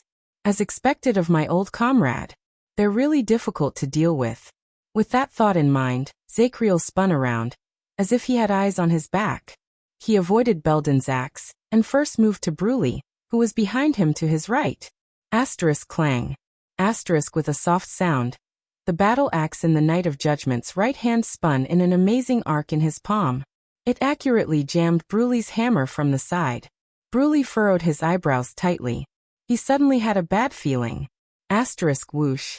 Asterisk just as he expected, with the sound of the wind, Zacriel closed in on him as if he was dancing face to face. He nimbly and cunningly moved past Bruley's heavy hammer, and perfectly brushed past Zacriel's aggressive body. He brushed past the imposing Bruley by a hair's breadth. They were like two gears in a clock that moved at each other, but only intersected at one point. Oh no! That was Bruley's next thought as he stared at Zacriel's expressionless face. In the next second, Bruley felt a strange force coming from his opponent's axe blade, pulling him in an uncontrollable direction. Bree was about to clench his teeth and resist when he suddenly felt a shock in his knee. Boom. Bruley immediately realized in shock that his weight-bearing leg was hit by Zacriel's sudden kick, and he lost his balance. In less than a second, all his attacks had missed. He had lost his balance in his lower body, and he could not control where he was going. All that was left of him was his sturdy body, and he was now a big sandbag in the air that Zacriel could do whatever he wanted. Thales recognized the tripping kick. Just now, he was defeated by Zacriel with the same move and narrowly escaped death. No. At that moment Bree, who had lost her balance, understood something.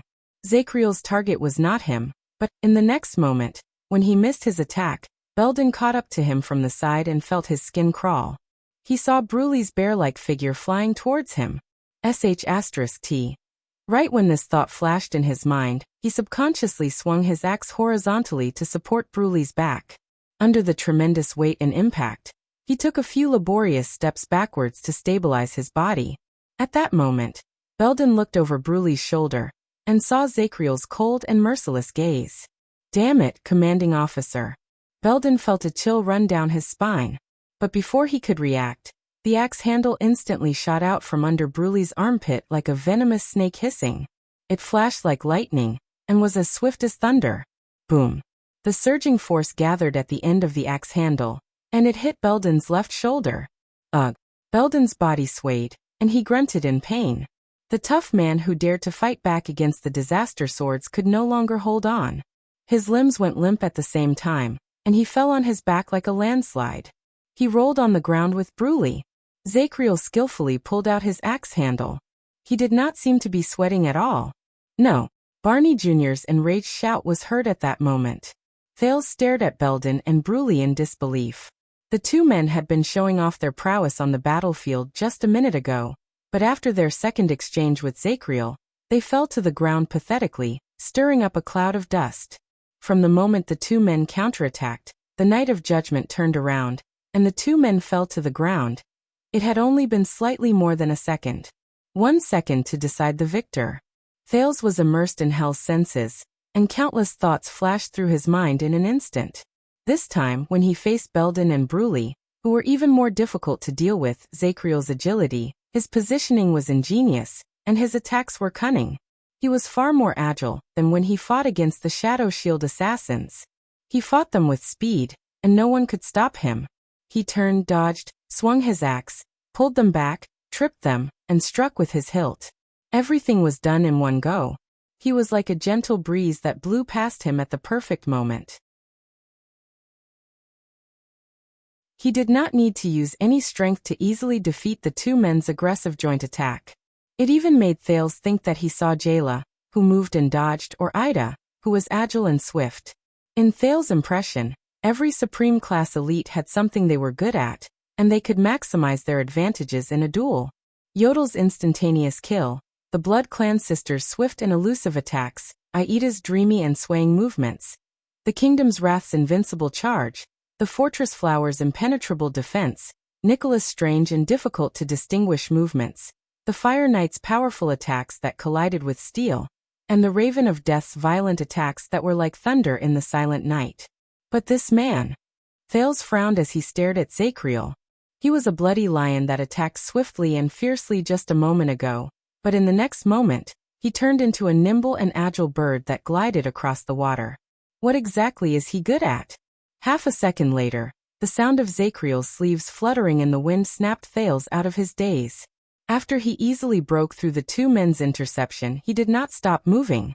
He attacked again. Tardin and Nalji, who were in front of him, instantly became nervous. But this time, the moment he took his next step. Ah! On the other side, another figure roared and swung his sword at Zachriel. The enemy was like a sudden avalanche. He appeared strangely in Zachriel's danger perception, bringing with him a piercing cold wind.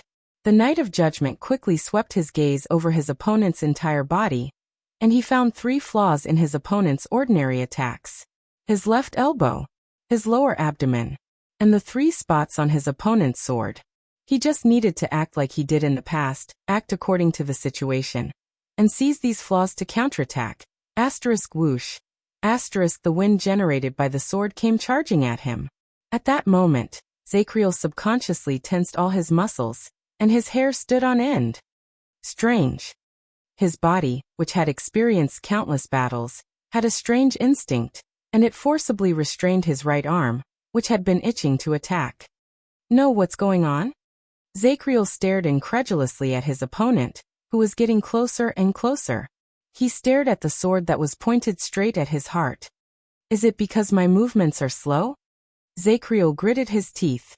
As he stared at his opponent's ordinary moves, he forced himself to take a step forward to face his opponent. The blade of his axe went straight for his opponent's lower abdomen. As long as I force my way in, I can adjust the strength and angle of my opponent's sword, force him to change his posture, and then launch a series of consecutive attacks. In the end, I can... Asterisk ding. Asterisk just as Zachriel expected. The blade of the axe grazed his opponent's sword. In the next second, Zachriel's nerves jumped again. No, Zachriel felt as if thunder had exploded in his heart. No. When the axe and sword clashed, he sensed the force from his opponent's sword, and he stared at his opponent's cold gaze. He suddenly came to a realization. All his opponent's flaws, gaps, and flaws are not the key. The key lies in his strongest point. Zachriel watched in astonishment as they fought at close quarters. No matter how I adjust, how I change my moves, and how I cause irreparable damage to him. He will not care. And no matter what, his sword will find a way to pierce my heart.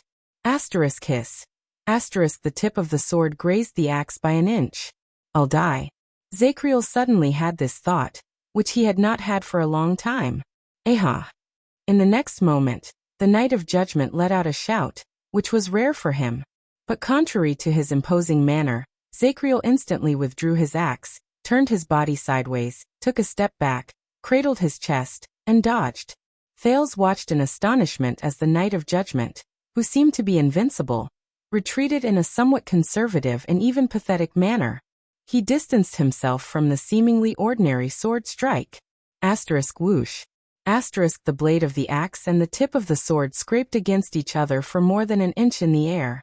Then they crossed paths, and the distance between them widened. The person who intercepted Zacriel's attack missed. He lost his balance, fell sideways to the ground, and slid a few meters away. But he did not lose control of his body. Instead, when his shoulder scraped against the ground, he turned his elbow and regained his balance like a carriage that was making a sharp turn. He instantly got up from lying on his side, knelt on one knee, and faced Zacriel again. That was the end of this strange meeting. Thales saw in puzzlement that Zacriel was holding the handle of his axe. His eyes were wide open, and he was actually panting slightly. His opponent stood up quietly and also panted softly. It was as if they had just experienced an unprecedented battle. The surprised Zacriel suddenly raised his hand and touched his forehead. It was cold sweat. The Knight of Judgment was rather surprised.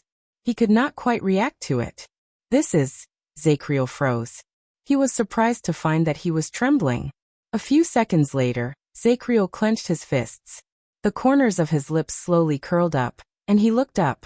From the shivers to the hairs on his body, from his heartbeat to his trembling, all the signs on his body reminded the old warrior that there was a threat in front of him.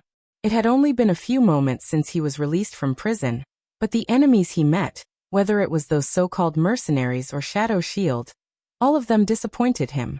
At best, they were just warm-up fights. Even young Yodel, whom he had not met for a long time, was only good at assassination.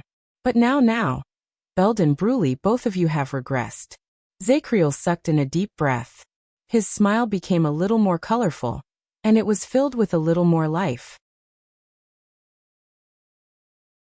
He looked at Belden and Bruley, who were helping each other to stand up. He clicked his tongue and shook his head. But you... The Knight of Judgment raised his head and stared at the opponent who forced him to retreat with one strike. He stared at the cold gaze of the man.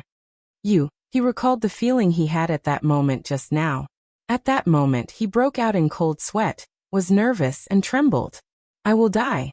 I will die. Zacriel joyfully felt the long-awaited excitement, and hot blood slowly surge in his body. The fighting spirit and impulse he had not felt for many years returned to his veins. That's right. This is the feeling of fighting and killing. Thales felt a chill run down his spine. What's going on? Thales was not the only one. At that moment, all the royal guards felt their nerves jump in their daze.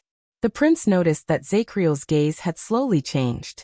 It was as if the person standing in front of them had changed from a dangerous crocodile lying lazily in the water, waiting for its food, to a hungry cheetah crouching on a tree, eager to hunt. Zacriel's smile grew wider. You're different now. The Knight of Judgment smiled and looked at the man who got up from the ground. He stared at the brand of sin on the right side of the man's face that stretched from his chin to his right cheek. He recalled the terrifying sword strike he delivered just now. Your sword is even more lethal than before. The corners of the knight's lips curled up. Chief Vanguard, Quill Barney Jr. Has anyone ever told you that you are probably the one who, over the past half a century in Constellation, used the Northland military sword style that has long since become outdated? The one who used it to perfection? Across from Zacriel, Barney Jr., who had intercepted him with his sword just now, slowly stood up from the ground. He straightened his shield, and his breathing slowly calmed down. He still stared coldly at Zacriel, who was filled with fighting spirit. Northland military sword style? That's not all. Barney Jr. said quietly. You don't know. Zacriel, you don't know. Barney Jr. stared at him from afar, and suddenly remembered the past. When his father told him that he had entered the watchman's candidate list, that he had a chance to become the next commander of the royal guards, and that he would become the leader of the Praetorian Guards whose name would be recorded in history, he remembered how excited and worried he was when he was young. Barney Jr. slowly tightened his grip on the sword in his hand. You don't know, Zacriel. You don't know. And I asked Prince Horace for this sword style that I practiced when I was young, which is often mocked by constellations and Southerners, despised by the martial arts faction and the offense and defense faction, which is even more Northland than Northland, and which has been lost even in Extet. And I practiced hard day and night, dismantled every move, learned from the Northlanders, and personally went to the battlefield to experience that feeling. It was to seize the last chance to find out the secret of Northland's martial arts and defeat my greatest competitor. Defeat that genius. Defeat that person whom I had to look up to ever since I joined the team. I chased after him desperately, but I could never touch him. Defeat that person who is better than me in terms of background, achievements and skills. The strongest Imperial Guard. The strongest elite. You don't know, Zacriel. You don't know. How many years has it been? No matter how many people have chased after you, you've always been that arrogant bastard who left everyone else in the dust. You'll only look up at the stars from high above. Even if there are endless waves in front of you, you'll never look behind you. You'll never look down. You'll never look back. Never. Barney Jr. clenched his nails fiercely and used the pain to pull himself back from his memories. For sunset's sake, watchman. Barney Jr. calmed himself down. He ignored Zacriel's increasingly undisguised fighting spirit and said softly, What secret do you have that you can't tell us, your former brothers? His tone was calm, but there was a hint of desolation in it. It was a stark contrast to his previous aggressiveness. The royal guards looked at each other. This caused Zacriel to be slightly stunned. What secret? His vigorous fighting spirit cooled down a little. What exactly do you hold in your hands that you think we don't have the right to know? Barney Jr. walked forward slowly and shielded Thales behind him again. He sighed softly. What is it that you have on you that you have to carry alone? These two sentences dazed Zacriel for a moment. I have to carry. The joy of meeting an opponent slowly faded away. The light from the fire dimmed. Zacriel's gaze became unfocused. His face looked a little desolate. That's right. The Knight of Judgment looked at his battle axe and the blood-stained blade. He listened to Belden and Bruley's panting, and suddenly felt a little dispirited. Even his fighting spirit and desire just now seemed so ridiculous. That's right. So many years, so many things have happened. I'm no longer that high-spirited and confident. The Knight of Judgment. Zacriel lowered his axe gently, sighed, and flashed a faint smile. Cool Barney, why are you so stubborn? Zacriel swept his gaze over every one of his former colleagues. At that moment, it was as if he had turned back into a middle-aged man who had nothing to do with the world. All his murderous intent evaporated from his body. There was a deep melancholy in his words. Why do you insist on knowing the answer? When he said this, the royal guard shuddered at the same time when they sensed the pain and struggle in his words. Quick Rope, who did not understand, turned his head to look at Thales. He wondered whether he should look for a chance to slip away, but he was surprised to see that Thales' breathing was rapid. He was watching the situation in the field attentively. Strange. That's not right. Thales thought absent-mindedly. They were arguing and interrogating each other.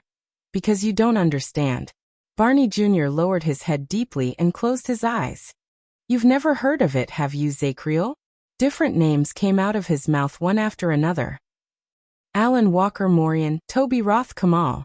These former brothers. Thales saw that Zacriel's body swayed every time he said a name. Among the royal guards, the veins on Belden's hands bulged. Bruley moaned deeply. Tardin shook his head expressionlessly. Nair held his dart tightly. Nalji covered his forehead. Cannon hid his face in the shadows. His expression could not be seen clearly. You didn't hear their cries before they died. You just lived through it quietly alone. You never had to bear that kind of burden. Barney Jr. spoke in a hoarse voice. It sounded as if he was suffering in an endless hell.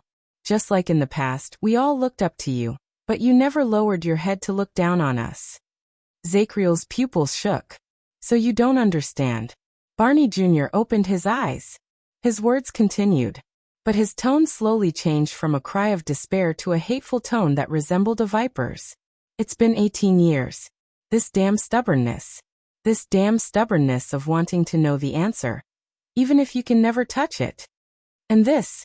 Barney Jr. extended his trembling hand and touched the brand on the right side of his face. He immediately withdrew his hand, as if it was boiling lava. He held the hand that had touched the brand, and it trembled nonstop. It was as if he had not just touched a useless piece of dead skin, but a filthy and ominous plague. These are the things that allow me to carry their pasts and grievances on my shoulders, and to survive in the endless darkness. Barney Jr.'s last few words were practically ground out from his throat with his blood. The only reason. Thales saw Zachriel's breathing become faster and faster. Barney Jr. still glared at him. His eyes were bloodshot, and they looked as if they were about to pop out of their sockets. Under the dim firelight, the Knight of Judgment turned his head around with a pale face and averted his gaze. I'm sorry, Quill. His tongue trembled slightly. Yes, I'm sorry. Thud. Barney Jr. took a step forward in an imposing manner and shouted angrily, I don't need your apology.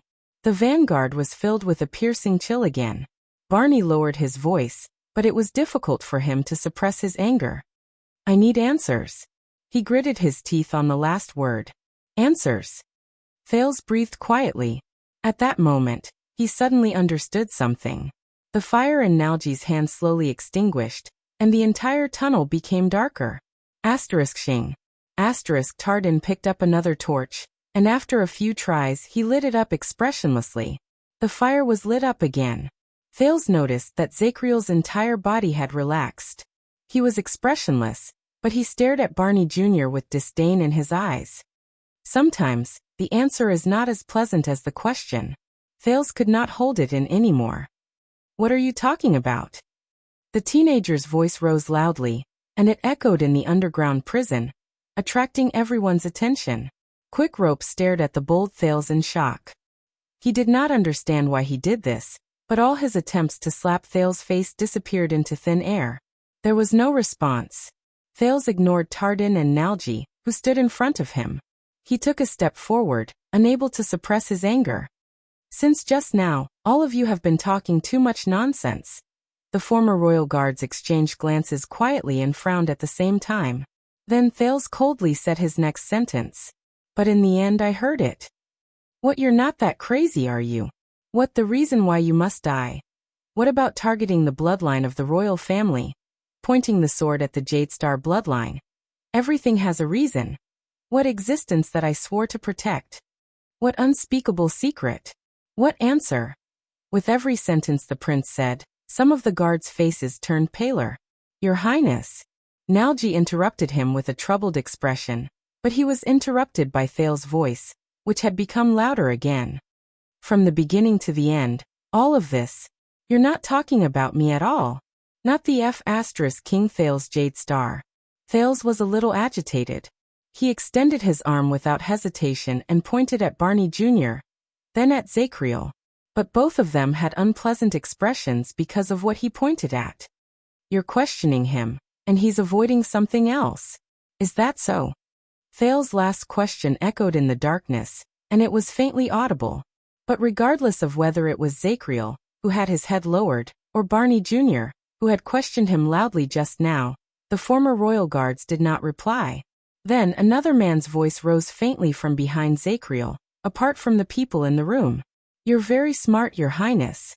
What they're talking about is indeed not you. Or perhaps not only you. His voice was tired, and there was a hint of sadness in it. At this moment, Zachriel and the other 7 people's expressions changed.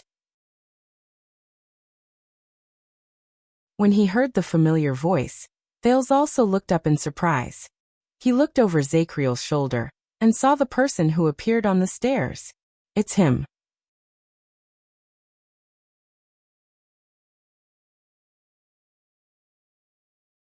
Chapter 449. Under the boundless silence and the people's gazes, Barney Jr. frowned and looked behind the Knight of Judgment. He stared at the man who suddenly appeared with a scabbard and a brand on his face. "It's you," Barney Jr. said softly with faint disdain. Finally, Zacriel, who had been listening quietly, sighed and turned around slowly. He flashed a weak smile at the person behind him. "I'm glad you're all right." Sam'l. Colin Sam'l, the former vice flag bearer of the Royal Guards, the culprit who brought the disaster swords to this place, and the person who was knocked unconscious by Yodel just now, widened his cold eyes and stood behind Zacriel. Thales suddenly sighed a little. 18 years had passed, and the remaining 9 former Royal Guards were reunited in the deepest, darkest, gloomiest, filthiest, and sunless prison of bones with 9 ugly brands that they could never get rid of. When they saw Sam'l, many people's expressions were a little complicated. "Wow, everyone's here." Nalji's voice entered the room at an inopportune moment. His smile was very forced, but Thales could tell that he was trying his best to ease the atmosphere. "Barney, Zacriel, and of course you. Sam'l, I really think that old friends like us should sit down." But Sam'l did not care about them. He just pointed at Zacriel and interrupted Nalji. "And him." The respected Zacriel kept his mouth shut, and did not say a word, and would rather respond with force, because that matter is related to the dirtiest and darkest secret in the depths of his heart. Sam'l spoke word by word, but each word seemed to contain some sort of magical power. It made everyone's breathing become disorderly and difficult, and the atmosphere in the room became even more solemn. Thales frowned and looked at Sam'l. The latter sneered and swept his gaze over the 7 prisoners before he continued to speak. And when they asked, they were secretive and hesitant. Because that is also the most terrifying nightmare in their hearts, isn't it? The 7 prisoners outside Zacriel exchanged glances, but Thales could sense panic and avoidance in their eyes. Barney Jr. even closed his eyes. "It's not just Zacriel." Sam'l's words were as sharp as a knife. Inch by inch, he cut open the seemingly indifferent expressions of his former comrades. In fact, all of them are running away from it. They are unwilling to face it. They don't dare to believe it. They are unwilling to reveal it. Because of that secret. Sam'l roared angrily and raised his arm to point at Thales. The secret that drove Zacriel to harm this child and Prince Thales coincidentally explains the past, doesn't it? Thales felt his heart skip a beat. The past. In the next second, Barney Jr. suddenly opened his eyes. "You have no right to speak here, Sam'l." He looked at Sam'l angrily. "You're just someone who betrayed the guards." But as if he wanted to return all the anger he felt during the confrontation, Sam'l also widened his eyes and retorted with a voice that was even louder than Barney Jr.'s. "And that secret," Sam'l said fiercely. "When the chief flag bearer went south, it was Zacriel, whom we respected the most, who took over part of the flag bearer's duties. And our watchman happened to be the person who was closest to the crown prince and could come into contact with his warrant every day," Thales said with a smile. When he said this, it was as if someone had turned off the sound. Everyone's breathing, footsteps, grinding of teeth, and the rustling of clothes disappeared without a trace. Only Sam'l's words could be heard through gritted teeth. "Zacriel was the one who brought you, me, him, most of the Defense Division and Vanguard Division to Renaissance Palace, along with the most elite members of the Guards to provide reinforcements. They fought bloody battles against the assassins and the rioters, but they were still one step too late. They were powerless to reverse the situation, and could only watch as the late king and crown prince met with misfortune." Thales breathed in a daze. The guards trembled as they breathed, and Zacriel breathed in a daze. Including clang. Barney Jr. could not take it anymore. He slashed the wall with his sword and shouted amid the piercing noise. "Enough! Shut up, traitor and coward who ran away!" Sam'l shuddered. He instinctively gritted his teeth and shut his mouth. Barney Jr. pointed his sword at Sam'l. "This is a conversation between us and Zacriel. A traitor like you has no right to speak." Sam'l was silent for a moment before he chuckled. "Ha ha ha ha." He lowered his head before he raised it again. He pointed at Barney Jr. with his scabbard and mocked him. "Did you know Barney? Just now, I was the same as you." Barney Jr.'s pupils shrank even more. Until I saw myself clearly. Samuel spread his arms and sneered, as if he wanted to embrace all the darkness in the underground prison. What are you afraid of? Thales felt that Samuel seemed to have changed into a different person. After his colleagues turned against him and Ricky died, he appeared in front of everyone again like an evil god who could bewitch people's hearts. Are you afraid of the past, afraid of the truth, afraid of the answer, or afraid of your incompetent, cowardly, ostrich-like self? What happened to the unquestionable courage and resolution you had when you accused me just now? What happened to your smug attitude of I have suffered so much, so I have the right to scold all of you? Where did it all go? Cool Barney Jr.? Samuel's smile was huge. Every word he said seemed to pierce deeply into the guards' hearts, and the thickest of blood flowed from them. In the name of the chief vanguard. Barney Jr.'s voice trembled along with the tip of his sword. The murderous intent in his eyes burned. I'm saying this for the last time. Shut up, your stinking mouth. Samuel's smile became even brighter, like the fireworks that were about to disappear in the next moment. He raised his hand and shook his head. There was a provocative look in his eyes. Before the situation in the hall started to go out of control, Nalji's words cut in again. But this time he was especially careful. Barney, Samuel, I think maybe we shouldn't be so rash. Barney Jr. turned his head swiftly. You shut up too, Nalji. This is the vanguard's order. Nalji was rendered speechless, and his expression instantly turned unpleasant. Barney Jr. tried his best to regulate his breathing and looked away. A shameful traitor is accusing you, Zacriel. Barney Jr. stared coldly at the silent Knight of Judgment. Because 18 years ago, you were loyal and devoted to your duty, but 18 years later, you went berserk and suddenly pointed your finger at the bloodline you once swore to protect. And don't you have anything to say for yourself? Quick Rope was so frightened that he glanced at Thales. Barney paused for a moment and took a deep breath, as if what he was doing at that moment was an incredibly difficult task. For example, you know some secret that we don't, and it's related to this prince, so you have to find him? Or do you have a better reason, like this prince is an imposter? Or is there some secret hidden in the Jadestar bloodline? Like what you said, you were ordered by the late king, and you have a mission that you must complete. There was faint hope in Barney Jr.'s eyes, as well as a barely discernible pleading look. Or even, that he is a scourge that must be eliminated? Something like that? Thales' heart skipped a beat again. But he did not know why. He knew. He did not have to worry. It became very quiet in the hall. It reminded Thales of the gutter in the abandoned house. There were only corpses there. Barney Jr. stared at Zacriel with a gaze that he probably did not know what emotion he was feeling. He waited for Zacriel's answer. Samuel still had a cold smile on his face. He looked at everyone in disdain. The other members had different expressions on their faces. The atmosphere in the hall became more and more unbearable. No, we were once brothers in the Royal Guards. We should not have fallen to this state. Nalji gave up on the possibility of communicating directly with Barney Jr., but he did not give up. Instead, he turned his head around and asked his colleague for help. There was even a hint of pleading in his voice. Belden, your position is higher. I beg you, say something. Even Quick Rope could tell that this weak soldier was trying his best to distract everyone's attention, hoping to delay the arrival of that moment a little longer. Unexpectedly, Penal Officer Belden shook his head with a sorrowful expression.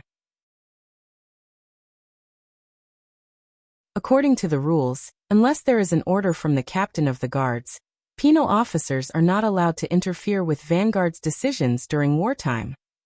Nalji's words came to a halt. During wartime? But now. At this moment, Zacriel, who had been standing in a daze and had not spoken for a long time, suddenly raised his head. His dull voice rose in the prison of bones again. It's okay. But this time, there was a faint hint of joy in his voice, as well as relief. The Knight of Judgment looked at his former colleagues with a gentle gaze. Nalji, Belden, and Samuel. It's okay. He turned his head slowly. His gaze met Barney Jr.'s, who had been staring at him. But there was no spark. There was only heaviness in his gaze. Someone needs an answer. That's all. Zacriel said hoarsely. Thale's breathing became tense without him realizing it. He immediately noticed that he was not the only one. Many of the other royal guards' expressions were a little unstable. "Thank you, Barney." Zakriel's tone was very calm. There was a faint hint of gratitude and friendliness in it, just like a kind and gentle uncle next door. "Thank you for asking so much. And thank you for being willing to ask so much." He looked at Barney Jr. with an unfocused gaze and nodded. Thank you for trusting me." The moment he met Zakriel's gentle gaze, for some reason, Barney Jr. shuddered violently. He stared at the vaguely mighty target in front of him, the target he used to look up to, was once jealous of, and swore to defeat. At that moment, Barney Jr.'s tone softened. He was no longer aggressive, nor was he cold and unpleasant to the ears. "Answer me then." He spoke laboriously, and there was a barely noticeable pleading tone in his voice. "I beg you." No one spoke. Zakriel stared at Barney Jr. quietly. He knew that he knew what kind of answer Barney Jr. wanted. He knew Barney Jr.'s expectations and conflict. But Zakriel lowered his head and exhaled deeply. He revealed a comforting smile. "You already have your answer, don't you?" Barney Jr. shuddered a little. Zakriel's gaze swept past each of his colleagues, and finally stopped at the empty space. "When you reunited with Samuel before this, when you were finally certain that Samuel was not that person." His gaze was a little dazed. "You already have your answer." At that moment, Thale sensed many things from the people in the room, from the sudden change in their breathing and heartbeats.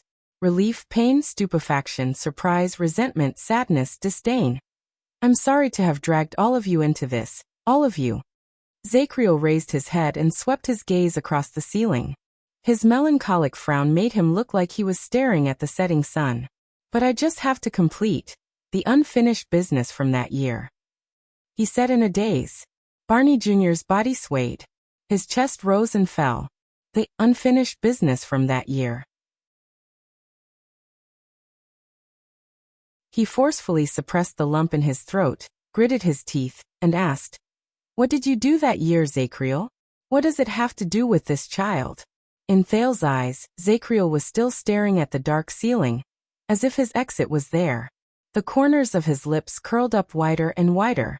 He raised his hand gently and touched his forehead. He squeezed out a clumsy smile that looked like it was made by hand. In his daze, there was a kind of forlorn smile with tears in it. "That's right." Zakriel opened his mouth faintly, as if he was telling a bedtime story. "Barney, the answer you have been searching for years, is right here." Thales frowned and stared at the Night of Judgment. If that's the case, under everyone's complicated and profound gazes, Zakriel first took a deep breath before he slowly exhaled. 18 years ago. Thales tensed up. The person who forged the Crown Prince's warrant in Renaissance Palace and deliberately transferred all of you away from the Hall of Stars to create an opening, so that Shadow Shield and Charlton could assassinate the late king's men. And the person who deliberately led the team away from the palace gates and left the Crown Prince to the assassins. The Knight of Judgment slowly pulled back his palm and combed his fringe to the top of his head and the back of his head, exposing the ugly brand on his forehead to the air. He lowered his head and looked at each of them. Without the fringe covering his face, the facial features of the Knight of Judgment became sharper and more threatening. While everyone waited in fear, his words became colder and colder. The key figure in that great rebellion betrayed the royal guards, betrayed the Crown Prince, betrayed His Majesty the late king, caused the destruction of the Jadestar family, the bloodline of the entire royal family to wither, and the kingdom to descend into chaos. Every word and sentence was incomparably calm and lukewarm, like the sounds of sutras being chanted in temples that made people drowsy. But it made everyone in the hall tense up. The Knight of Judgment continued faintly. The person who should have been charged with colluding with the enemy, but despicably hid the truth for 18 years. The shameful, sad, hypocritical, disgusting, self-righteous, hypocritical, and hypocritical man. The Knight of Judgment curled up the corners of his mouth. "That's me." As many people sucked in breaths uncontrollably, the Knight of Judgment exhaled. With a sense of relief, as if a heavy burden had been lifted from his shoulders, his smile did not change. After a series of descriptions and titles, He added an unusual name that caused everyone's expressions to change. Emmanuel Zacriel.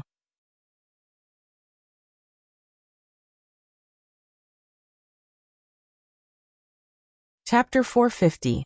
Zacriel's voice faded away. The entire tunnel instantly fell silent. Thales could not describe the atmosphere at that moment, but he could clearly see that the prisoners had different reactions. Bruley looked as if he had been struck by lightning. He shuddered and whimpered. Tardin closed his eyes in anguish. His expression was one of anguish. Cannon and Heir's gazes were wooden, as if they had expected it. Barney Jr. stared at the ground in a daze. He did not move. So you still said it in the end. Samuel sneered. He seemed to have vented the resentment he had been holding in for a long time. Zacriel, you. Zacriel did not say a word. No. Belden raised and put down his weapon a few times. He seemed to be in disbelief. It's really you, sir? His eyebrows furrowed. He looked indignant, and he wanted to ask for help from his companions. Nalji stared back at him in a daze and shook his head subconsciously. Quick Rope seemed to be quite shocked as well. He whispered to Thales, "My God! They're right. You Constellations really have a lot of thoughts in your heads. The White Blade guards don't have so many thoughts." Thales twitched the corners of his mouth stiffly. He ignored him. Obviously, when I questioned him earlier, he wasn't in the right state. Samuel interrupted coldly. There was an inexplicable bitterness in his voice. And now, does anyone still doubt me? The prisoners were silent for a while. As he watched all this, Thales suddenly understood. When Quick Rope let Barney Jr. and the others out, the 7 prisoners had already seen through the imposter Wuxia. But these 7 ruthless people did not choose to immediately get rid of this lousy liar, because Quick Rope, who thought himself to be smart, provided another piece of information that he embellished. Zacriel is chasing after the prince. It was ironic. To a certain extent, Quick Rope's blabbermouth had saved his life. Hence, the 7 prisoners followed Quick Rope with a different mindset. It was not just to fulfill their previous oath to protect the Jadestar bloodline. It was also to confirm their suspicions. To confirm whether the nightmare that had tortured them for more than 10 years was in Zacriel's body. Now they finally got what they wanted. Heir's harsh voice rose. Turn yourself in, Zacriel. Whatever your reason, come with us to His Majesty. Whoever it is, turn yourself in. The logistics officer seemed to be trying very hard to control himself. When he said the word His Majesty, his face darkened. Go and clarify the truth for our brothers in the guards who have been tainted for 18 years, whether they are alive or not, and clear their names. Then receive your judgment and punishment. He bit out the last word. As the center of attention, the Night of Judgment appeared to be unusually calm. After listening to Nai's words, he paused for a moment before silently speaking. I can't. The faces of the guards changed. Some of them even instinctively reached for their weapons. Zacriel's face was shrouded in darkness and could not be seen clearly. Only the brand of a sinner on his forehead was exposed under the firelight, and it looked very strange. His eyes reflected the faint light of the fire as he looked at Thales, causing the latter to feel uncomfortable. As I said, I have to finish what I have yet to finish. Unfinished business. Samuel snorted. Looks like violence is the only way. But Zacriel did not move. It was as if he had sunk into a bottomless abyss. He did not hear anything, much less answer. This made the already anxious Thales even more uneasy. Tardin, who had his head lowered, could no longer take it. He took a step forward and roared. What *T unfinished business? Watchman Zacriel. Tardin's roar echoed in the tunnel. In the face of such a calm night of judgment, Tardin seemed to be enraged. He was exceptionally irritable. Do you really know what you are doing? Did you go mad 18 years ago? Zacriel moved a little. Did I go mad 18 years ago? He raised his head. Under the light, his face was as calm as still water. His gaze drifted to the empty space. Perhaps. He curled his lips into the ghost of a smile, as if he was talking to an invisible person. I have to do this. I have to. When Tardin saw this, he became even angrier. You bastard. However, a calm order interrupted everyone's thoughts. Quiet. It was Barney Jr. The royal guards turned their heads around. They were either indignant, tired, or in pain as they waited for their chief vanguard to speak. The latter's gaze was unfocused. He stared at the ground numbly, and without moving. Only the rising and falling of his chest proved that he was awake. Zacriel. Barney Jr. raised his head slowly. His voice was numb and hollow. Do you remember how the old captain died in battle in the Hall of Stars? Zacriel's breathing froze a little. Old captain. When they heard this name, all the royal guards, including Samuel, fell into a strange silence. Thales sensed a faint hint of sorrow in it. Do you remember how Tony died of exhaustion? Do you remember my father? Do you remember how he faced multiple enemies? Barney Jr. paused, as if he could not continue. Zacriel was silent for a long time. His heavy breathing could be heard clearly. A few seconds later, Barney Jr. spoke in a hoarse voice. And the others, many people. Those who lived and died with us, who thought that they could entrust their lives and wealth to us, all died in the past. They died because of your betrayal. Zacriel loosened his grip on the axe handle gently. The axe landed heavily on the ground. Thud. He leaned his entire weight on the axe. His chest rose and fell slightly. Of course I remember. The Knight of Judgment's shoulders trembled slightly. I remember everything. Barney Jr. stared at him in a daze. His face slowly contorted. You remember? He stared at Zacriel in disbelief. And you simply admitted to it. The traitor Zacriel?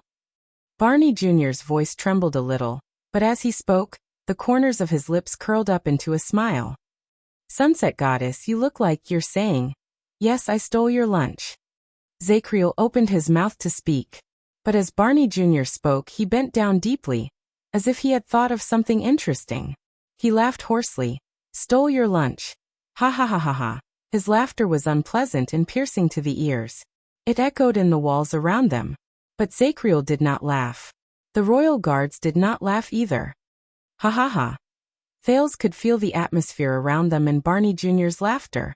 It was incredibly bitter. Barney Jr. finally had enough of laughing. He slowly straightened his back. The smile that seemed to have been forced out was still on his face. When you look like this, you make me feel. Oh my God, it's as if the 18 years we spent in prison, the 37 guards who passed away, and even Samuel. It's as if the pain and torture they went through were all meaningless. The royal guards looked sorrowful. Nalji even covered his forehead in pain. Barney Jr.'s smile became chilling. Because to you, this is just something you mention in passing after you've had your fill, right? Zacriel pursed his lips. Barney Jr. took a step forward. His smile remained, but his words were laced with deep sorrow. You should have been our role model, Zacriel, controlling punishment and protecting the legacy. How many young royal guards treated you as their idol, and spread your deeds by word of mouth? How many people wanted to chase after you, defeat you, and surpass you? Belden stared at Zacriel sadly and shook his head slowly. The Knight of Judgment was dazed for a moment. His face turned paler. Barney Jr. forced the tears in his eyes back into his eyes. His tone became aggressive. You should have been the target of every emperor's Praetorian Guard. He thumped his chest heavily. Including me. Including me. Barney Jr. trembled. His smile turned frosty. And you chose such an ending to bid farewell to your career as a royal guard, and fulfill your oath as a Praetorian Guard? Zacriel sucked in a deep breath and shut his eyes tightly. He seemed to be afraid of what he would see when he opened his eyes. That's not all. Barney Jr. took a step forward. His voice was stern. You pushed His Majesty into a trap of death, and he will never be able to escape. You pushed the kingdom into the abyss of chaos, and he will never be able to rise again. You pushed your companions into the dark, filthy abyss, and he will never be able to escape. You stepped on the Praetorian Guard's oath, which we engraved for our entire lives, and threw it away like a pair of worn-out shoes. Thales watched the confrontation between the two highest-ranking former royal guards with a complicated expression. But the questions in his heart only increased. Zacriel's shoulders sank lower and lower. Thales could even see that the center of his eyebrows was twitching, as if he was experiencing a nightmare. Barney Jr. looked at him in disgust. Tell me, Zacriel, how do you sleep every night? Especially when your hands are stained with your companion's blood. Your shoulders bear the debt of the king's blood. And your mind is filled with the blood of the past. Every time you breathe, don't you find the stench of blood on your body pungent? Finally, when he heard this, the pale Zacriel opened his eyes, as if he had just woken up from a nightmare. He could no longer support his body. He leaned on his battle axe and knelt on one knee. Ea! The Knight of Judgment roared in pain. I know. He gripped the axe handle tightly with his right hand and pressed his left hand against his forehead. The twitching between his eyebrows grew more intense, as if he was fighting the most intense battle. Everyone watched Zacriel in silence. No one made a sound. Thales sighed in his heart. He knew that the Knight of Judgment's mental state was not stable. He probably met the other world again. But everything has a cause. I wonder what caused his other world to form, and how did it manifest itself? When he thought of this, Thales suddenly had a thought. Wait, this might be a breakthrough? I know. After a few seconds, Zacriel's tone became humble, and it sounded more like he was begging. But I have to do this. I have to do this. He opened his eyes, held his head, and kept repeating this sentence. Only then did his emotions gradually calm down. I have to. But in the next moment, a sword that shone with a cold light pierced through the air. Thales was immediately shocked. Later, I still have questions to ask. Nalji cried out involuntarily. No, Barney. At that critical moment, Zacriel, who was in pain, acted like a beast whose territory had been invaded. He subconsciously swung his axe. Asterisk clang. Asterisk as the metal clashed, he took 2 steps back. He was disheveled, but he managed to block the fatal ambush in time. The Knight of Judgment panted harshly. His eyes were bloodshot as he stared at Barney Jr., who was trembling while holding his sword. No, Thales furrowed his eyebrows. He could not let the situation continue like this. The hatred and anger between them would overwhelm his rationality. Besides, he still had things he wanted to know. When he thought of this, Thales suddenly said, Zacriel, what do you have to do? The prince's interruption caused Barney Jr.'s sword to stop moving. Nalji could not help but look back at him. Thales ignored the other's gazes and spoke to himself. What reason do you have to betray us? He wanted to make Zacriel speak. Now, while he was emotionally unstable and mentally unstable, this was his only chance. Thales said in a cold voice, Why do you have to do it?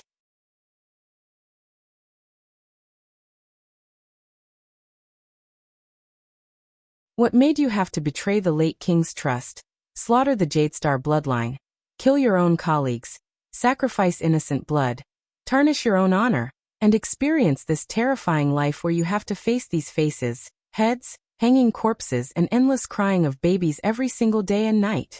In the next moment, Zacriel seemed to be unable to take it anymore. He covered his head and roared in pain. Ea!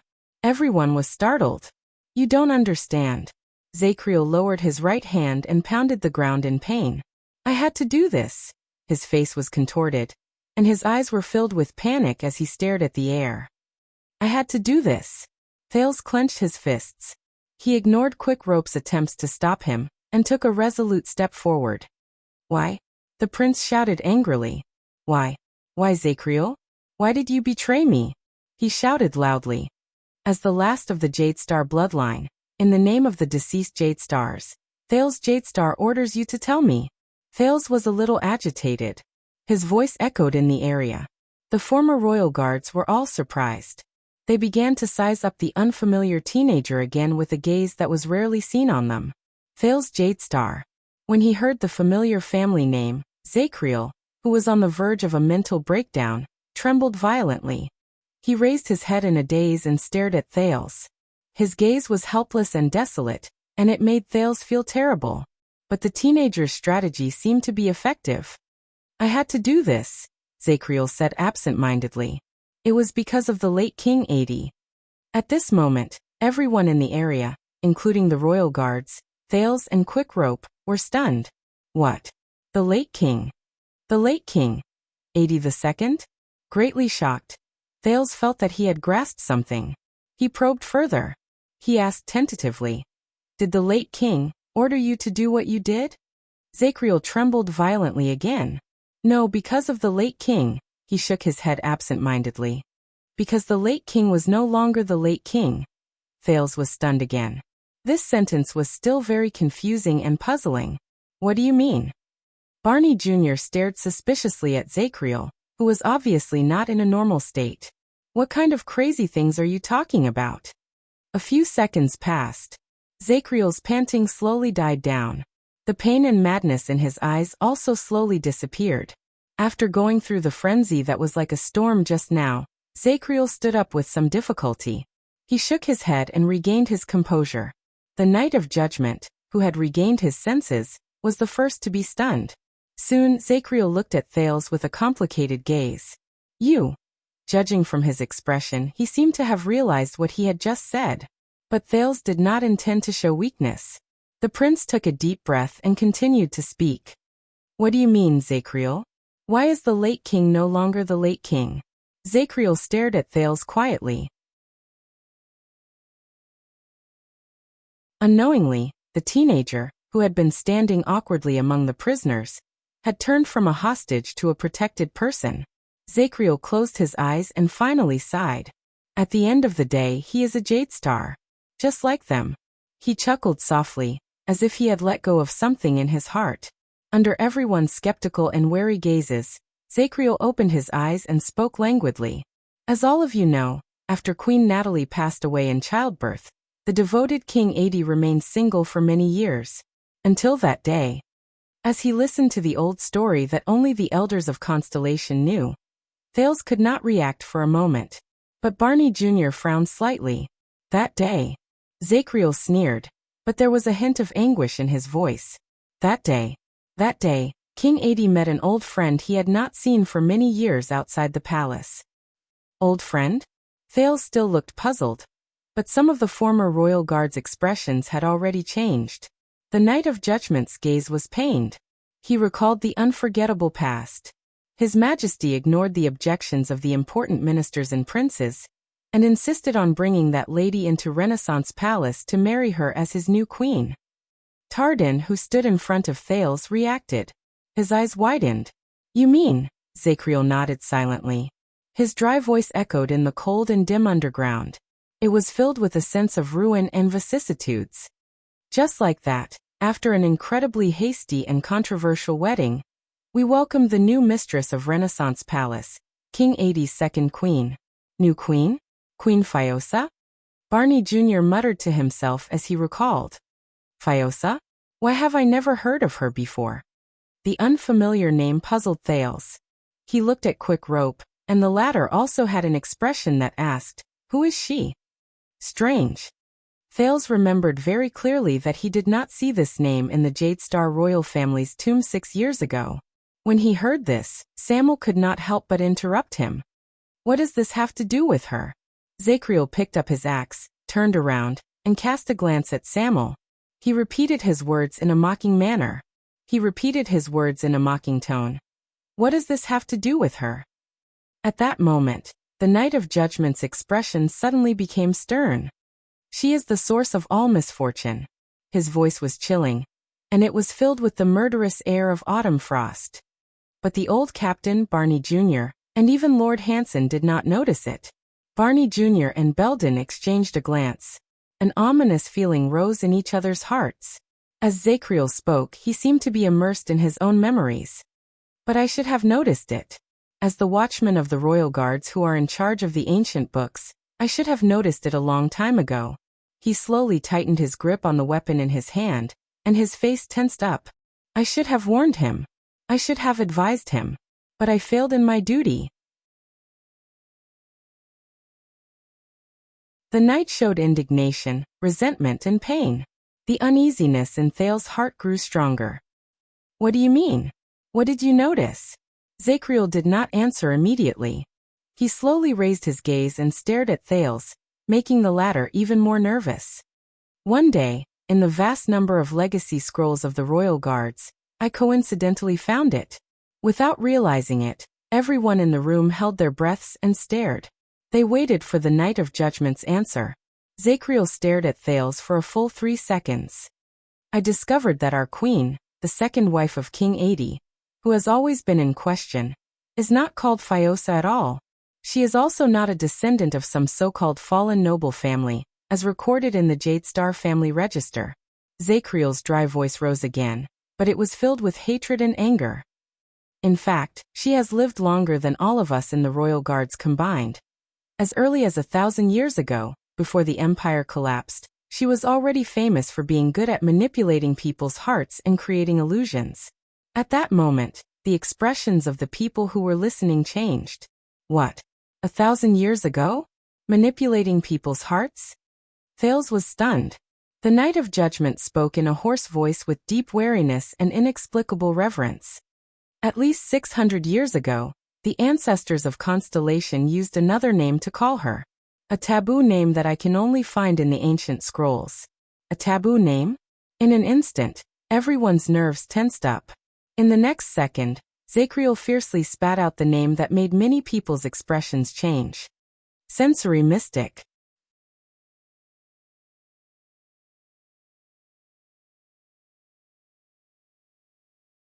Chapter 451. Zachriel's words rang in Thales' ears. They echoed among the broken walls, but they sounded like a bronze bell being rung in a city tower. His voice lingered in the air and echoed. Sensory Mystic.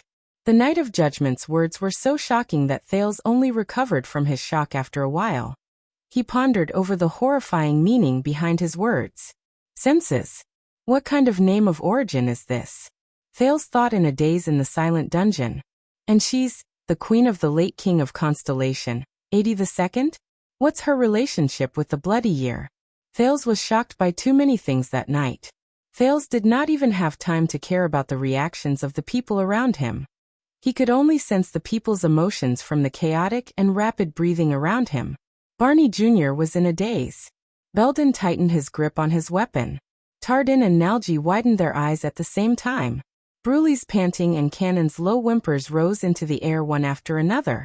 Samuel's gaze was fierce, and Quick Rope bit his left index finger tightly, trying hard to make himself look inconspicuous. No, you mean. The second logistics officer Sazel Nayer's trembling breathing came from the dungeon. Everyone stared at Zachriel in disbelief. His chest rose and fell, and his emotions became unstable. Impossible. When she entered the palace, we all saw Queen Fiosa. We all remember what she looked like. Penal Officer Belden's face was pale. He seemed to be unable to believe his memories of the past. Even when Prince Kessel splashed hot black tea on her during the wedding banquet, she did not. The Knight of Judgment snorted coldly. Really? The problem is, do you remember her face? Or is it what the sensory mystic wants you to see? Belden's gaze froze for a moment. Zachriel questioned him coldly. What are you talking about? Ask yourself, did you see Queen Fiosa, or the Calamity Fruland? Fruland. Thales took a deep breath as he muttered the name. Confusion flashed in his eyes. Fruland? Suddenly, Thales' memories trembled. It was as if a bell had rung from the distant past. Thales' gaze gradually froze. Fruland. He heard that name before. Thales stared at the shocked crowd in confusion. He tried his best to remember. He must have heard it somewhere, but at that time, he must have been doing something that he couldn't afford to be distracted, so he didn't pay much attention to it. Where was it? His Majesty's Queen Shizaya. Barney Jr.'s eyes were lifeless as he mumbled to himself, as if he was still digesting this fact. Tardin's laughter could barely be heard. No, she hasn't done anything abnormal during her reign. She hasn't even killed a chicken. Tardin looked at Zachriel expectantly. Perhaps you've misunderstood, or perhaps you've mistaken. But the Knight of Judgment was obviously unmoved. That's what I thought in the beginning, and I also hoped that I was wrong. Zachriel said slowly. There was a gloomy look in his eyes. More than anyone else. His gloomy face, filled with despair and madness, made everyone's heart sink. At this moment. Ha ha ha ha. Everyone turned their heads around and saw Samuel covering the brand on his face. His eyes were closed, and his shoulders were shaking. He laughed without a care in the world. Is this the reason for your betrayal? The reason why we have to bear the guilt, stigma, torture, and pain for so long. There was misery in Samuel's laughter. In the end, it was because the king married a woman of unknown origins? He smiled and shook his head, but there was no mirth in his cold eyes. When he heard this, Zachriel's expression became even more gloomy. You don't understand. The knight shook his head laboriously. Asterisk clang. Asterisk a sharp sound was heard. It was Barney Jr. stabbing his sword into the ground. I really don't understand. Barney Jr. seemed to have suffered a huge blow. He used all his strength to squeeze out a few intermittent sentences. Regardless of who the king wants to marry, be it a calamity, a great dragon, or even an elf or an orc, no matter how absurd, strange, illogical, or unbearable it is, Barney Jr. paused for a moment. His cheeks twitched, and he said resolutely, "But that is His Majesty's decision. If you are dissatisfied, if you have doubts, then protest and remonstrate with him in a dignified manner." The more he spoke, the angrier he became. That should not be an excuse for you to participate in the rebellion and collude with the enemy to kill the king. No one knew which word stimulated Zachriel's sensitive and unstable nerves. He grunted in pain, and also slammed his battle axe into the ground. Asterisk thud. Asterisk, I did it. Zachriel was like an enraged beast. The veins on his neck bulged, and his hair stood on end. His fierce gaze swept through the area like a blade. Everyone was shocked by him. I tried to remonstrate with His Majesty and warn him of the threat that came from his bedside, but he always brushed it off with a smile. I tried to contact the nobles who were still loyal to the royal family and trusted by the king, hoping that they could influence His Majesty. The Knight of Judgment paused between each sentence. His voice was filled with resentment. I tried to ask for help from the Crown Prince and Lord Hanson of the Secret Intelligence Department, but it was useless. When he said this, Zachriel showed a pained expression and shook his head while he trembled. It's too late. Everyone looked at each other. Among them, Barney Jr. and Samuel's gazes were the coldest and most unforgiving. The Knight of Judgment lowered his head. His tense shoulders and tone softened at the same time. There was helplessness and despair in his voice. I don't know when it started. His Majesty seemed to have changed into a different person.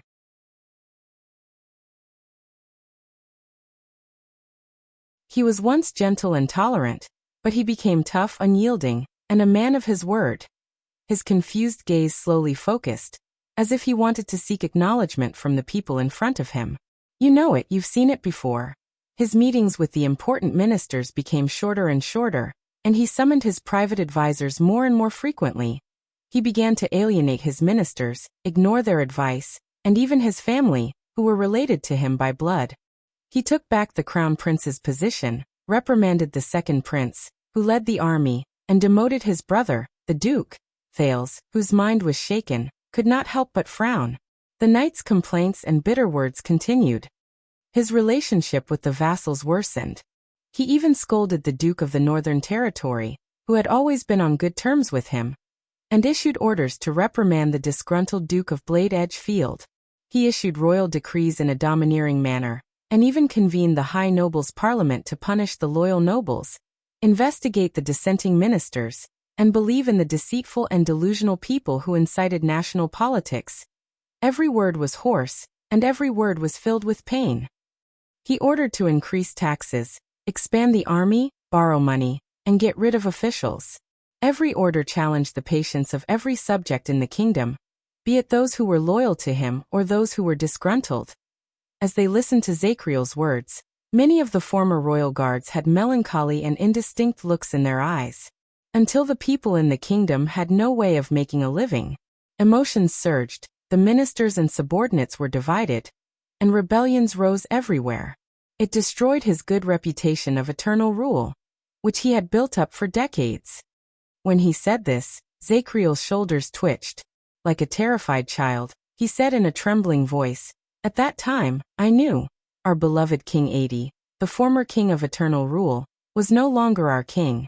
The audience around him had different expressions. Some were angry, some were sad, some were hesitant, and some were sad. But all of them remained silent, as if Zachriel's words had poked at their weakness. He is no longer our king. Thales listened to these words in a daze, but he had a strange feeling. Their original King 80. How was he? Or should I say, how should he be? Zachriel's voice grew deeper. He has been bewitched, coerced, and controlled by the most evil existence in the world. His voice became downcast, and his eyes became dull. He was like a weak traveler who had been trudging through the desert, and had drunk his last drop of water, before he finally fell before the mirage where his hopes were extinguished. While the crowd panted in silence, Nalji put down the torch. Zachriel's body drew a long shadow on the wall. Bewitched? By the queen? By the calamities? After a long while, Barney Jr. squeezed out a sentence from his dry throat. How did you know? You judged the queen's crimes and sentenced the late king to death, based on a few words dug out from a pile of yellowed old papers? Zachriel snapped out of his daze and chuckled. How would I know? That night. His gaze drifted about, as if memories had been evoked. That terrifying, rainy night. The night of judgment forced these words out of his mouth, and it sent chills down everyone's spine. Rainy night? His Majesty dismissed all his followers, servants, and guards in the name of meditation, including the old captain and Barney Jr., who were in charge of the Supreme Shield and the Judgment Spear. And he held his new queen's hand alone, and went to attend that unbelievable invitation. The royal guards felt their hearts tense. What invitation? Nalji could not help but ask. Zachriel's expression became dazed. It was as if he was lost in the past, and could not walk out of the shadow of the past. That night, I held the supreme sword tightly, and with its power, I followed them to the sacred hall of stars. I hid in the shadows behind the pillars, and I did not even dare to breathe loudly. The night of judgment's pupils slowly shrank. Finally, I saw them. The dungeon was very quiet. Only the waning light from the torch illuminated the dilapidated old walls of the magic tower. It was like the dead silence after a coffin was buried. Barney Jr.'s expression was still stiff. Samuel pursed his lips, and the others looked at each other in confusion. Thales held his breath. Them? Nalji subconsciously asked with a tremble in his voice. Zachriel did not look at him. He only nodded. The storm that night was so strong that it could even overturn the sentry tower. In the dark dungeon, Zachriel spoke of the terrifying past in a faint voice. On the balcony of the hall where lightning flashed, thunder roared, wind blew, and rain fell, two mysterious guests appeared one after another without warning. Mysterious guests appeared without warning. In Eternal Star City 18 years ago. No. Thales felt his heart begin to beat faster. Zachriel's words were mixed with his uncontrollable breathing. They rose and fell. They were like the legendary gods who descended to the human world, but also like demons who woke up in a terrifying manner in the abyss of evil. Gods. Demons. Who are they? Thales asked stiffly. Zachriel suddenly lowered his head, and cast Thales a cold glance. It made the latter's heart skip a beat. A few seconds later, a dry voice came out of the night of judgment's lips, which were almost drained of blood. That man appeared in the rain. His posture was elegant, and his actions were calm. But his body was as dry as ever, and as clean as new. Untouched by the wind and rain, he arrogantly sized up Renaissance Palace, as if he was looking at a chess piece that would be eaten sooner or later. Thales subconsciously tensed his body. In the dungeon, the knight's former colleagues stared at him without blinking. And that woman? Zachriel shook his head. His eyes were filled with fear and wariness, which he only saw when he was acting abnormally. When the storm and wind hit her, the scene was unforgettable. It was as if the wind and rain had instantly sunk into her skin, which seemed to be alive. They were absorbed completely, and not a single drop was left behind.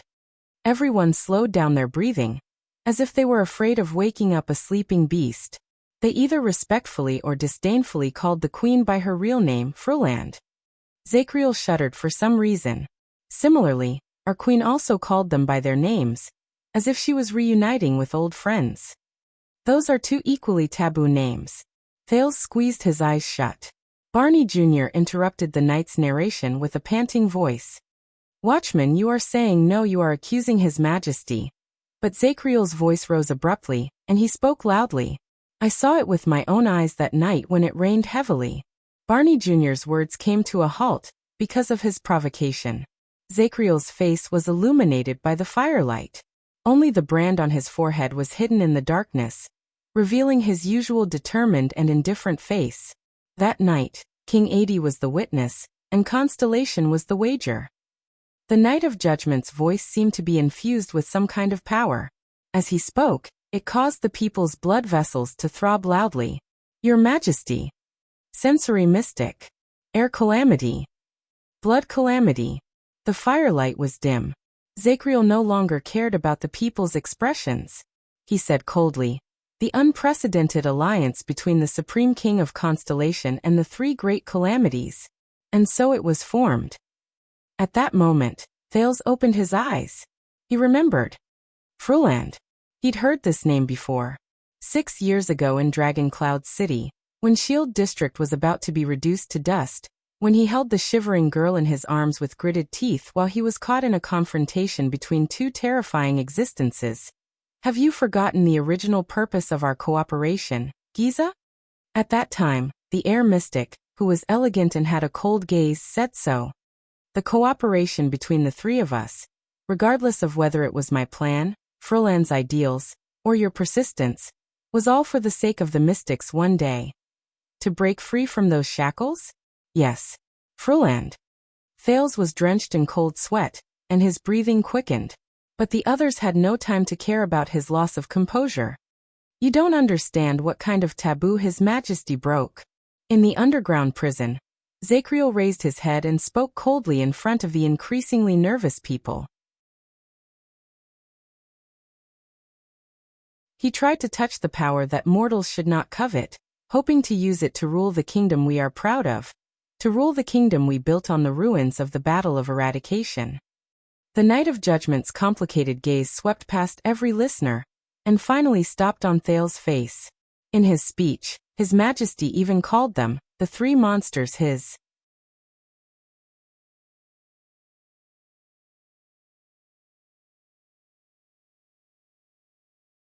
Chapter 452. Many people had the same thought, that mystics could coexist peacefully with other races, and even help each other. At that moment, a conversation from a long time ago flashed in Thales' mind. It was in Dragon Cloud City 6 years ago. Giza had just disappeared under the blade of purification. Amidst the ashes that filled the sky, when Thales vowed to search for a new future for the mystics, the scholarly and elegant Asda spoke to him casually, intentionally or otherwise. Whether it was mystics, humans, or even elves, there were countless similar efforts and attempts. They all failed. That pleasant voice lingered in Thales' ears, but the cruel truth before his eyes shook his heart. They all failed. Thales stared at Zachriel solemnly, but he was thinking about another figure. Asda. How many things have you hidden from me? 18 years ago you and Giza, and what did you do? In the extreme silence, Tardin spoke in disbelief. His Majesty formed an alliance with the Calamities? Ore and Blood? Oh, I still remember Blood Bottle Gang, right? Heir, who seemed to be deep in thought. Their voices broke the silence, and the shocked people began to speak. In the midst of the uproar, Barney Jr. suddenly took a step forward and shouted, "Silence!" The noisy underground prison instantly quietened down. Barney Jr.'s expression was still stiff, but Thales could see that there were surging emotions hidden under his calm exterior. Barney Jr. said coldly, "That's it? The alliance of three calamities?" Across him, the Knight of Judgment withdrew his gaze from Thales, as though he was immersed in his own world. He murmured, "Those calamities, they did not have good intentions. They did not care about Constellation's future. On the contrary, they only wanted to use the kingdom to achieve their goals, regardless of the misfortune and disaster they would leave behind for us. And that was just the beginning." Zachriel's dry and hoarse voice rose into the air, as though he was disillusioned from a dream. It was as if the kingdom was struck by endless natural disasters overnight. Grain harvests failed, goods were blocked, sea routes were blocked, the trade and agriculture in the kingdom were in chaos, all industries were abandoned, conflicts broke out, and rebellions rose one after another. The situation deteriorated, and it was out of control. Everyone's faces sank when they heard this. At this time, when we are busy suppressing rebellions and trying to pacify the country, the entire world seems to have received a certain order at the same time. The Night of Judgment stared blankly at the air. Our allies and companions are strangely and coincidentally silent. Whether it is the three kingdoms of the Mystery Sea, the Sacred Tree Court, the Hall of Kings Chronicles, or even Taishan Palace on the other side of the sea, they are all very secretive about aiding Constellation. Our enemies and opponents are united like never before. From Camus Union's trade boycott to the Great Desert's military invasion, the Kasai's plunder at sea, Hanbal's blockade of the sea route, Extet's provocation in the north, even the rebels seem to have endless support behind them. It's as if they have agreed to attack together. He recalled the history of the bloody year bit by bit, and the sorrow in his words infected the atmosphere, causing the expressions of the royal guards to become more and more unsightly. Thales frowned without realizing it. Unfortunately, the source of the mystic gun's purchase from the Empire has been cut off for no reason. The eternal oil and crystal drop ores can't keep up with the demand. It has become extremely difficult to obtain conventional weapons and military supplies. Zachriel continued to speak. His voice grew tighter, as if he was slowly suffocating. We did not just lose the war. The king and his vassals were at odds with each other. The nobles' protests rose one after another. The relationship between the three great temples and Renaissance Palace fell to a freezing point. The shameless Tower of Eradication even sent a letter to criticize His Majesty's rule. Everything came together and turned into the most disadvantageous situation for us. His eyes were filled with pain and sorrow. And what you can see is the number of our brothers in the royal guards dwindling. For duty and honor, they abandoned their wives and children to follow the Jade Stars. One by one, they set out for the battlefield. They would either reply with a letter every half a month to inform us that they are safe, or they would never be heard from again. At that moment, the royal guards, including Samuel, did not speak. But each of them had their own reactions. They either lowered their heads or averted their gazes in an unnatural manner. Cannon even whimpered softly. But do you think that everything that happened that year was really just a coincidence? Zachriel stared at the firelight in Nalji's hand in a daze. As he recalled, his words slowly became savage. I know why. I know why we have become the target of public criticism. No matter what His Majesty's original intentions were, walking with the calamities is the origin and beginning of our disaster. It caused Constellation to fall into an unprecedented predicament and turned the entire world into our enemy. F***ck. Nalji slapped his thigh and cursed. No one knew whether it was for King Adi or for Zachriel. The entire world will become our enemy. Thales' breathing became disordered without his knowledge. Why? When he heard this, Barney Jr. interrupted Zachriel coldly. If you think that this is the source and reason, why didn't you tell us at that time? Why didn't you ask for help from the old captain, or even my father? They must have a way. Why did you make the decision on your own? Zachriel's gaze moved. The knight slowly swept his gaze over the royal guards. Thales noticed that quite a number of people subconsciously avoided his gaze, which was as sharp as a knife. A few seconds later, Zachriel chuckled in a mocking manner and lowered his head. You don't understand. By the time I really wanted to do something, it was already too late. He shuddered slightly. The situation worsened, and it went from bad to worse. Even the most elite guards who were protecting the princes would occasionally receive bad news. In less than a year, the rebel army's momentum grew stronger. They attacked cities and seized land. Our army's morale was low, and we retreated step by step. The flames of war in Western Desert and the Southwest spread to the interior and burned the entire country. The people of the kingdom were in a state of panic, and they could not rest easy. With every word Zachriel said, the royal guard's eyebrows furrowed a little. Until Extet, the terrifying great dragon who had just subdued the Golden Passage and the Camions, bared its fangs and joined the ranks of those who hit us when we were down. They mobilized the entire kingdom's army without hesitation. 100,000 elites were unstoppable. and their iron hooves thundered as they charged towards us. I think that was the final attack our enemies prepared for the kingdom. It was the final chapter of this epic of the destruction of the kingdom. Thales could not help but think of Nuvan VII, the king who was old, but whose might did not diminish, the cunning, shrewd, fierce and valiant lion. He also remembered what the Raven of Death had told him about the purpose of Extet's army heading south in the past. When he thought of this, Thales could not help but wonder, did King Nuvan really dispatch his army so decisively just for political purposes? And we were already badly battered and at the end of our rope. We couldn't even form a decent army. Zachriel's words became even more painful and unbearable. Just like that constellation, which had borne the glory of the empire and stood for 700 years, reached the brink of destruction. It was just one step away from falling into the abyss and completely coming to an end. But even so, even though the calamities had already brought the kingdom step by step towards Hell's River, all of you could not imagine how stubborn His Majesty was. When he said this, the Knight of Judgment raised his head abruptly and looked forward with anger in his eyes. It was hard to imagine his unwavering trust in the woman by his pillow, in that monster. And all of this originated from that night. Zachriel slowly stopped talking. Barney Jr. closed his eyes and took a deep breath. So, you betrayed the kingdom and rebelled? You sided with His Majesty's enemies? The vanguard seemed to be trying his best to suppress his shock and shift his focus to the present. Zachriel was silent for a long time. He seemed to be hesitating. His Majesty was bewitched. Finally, the Knight of Judgment spoke faintly. He could not see that the calamities were the source of everything. He had to be clear-headed. The Knight of Judgment's gaze gradually became clear. As long as we stay away from those monsters with ulterior motives, cast aside their sinister schemes, stop placing our hopes on the taboo, and return to the right track of the kingdom.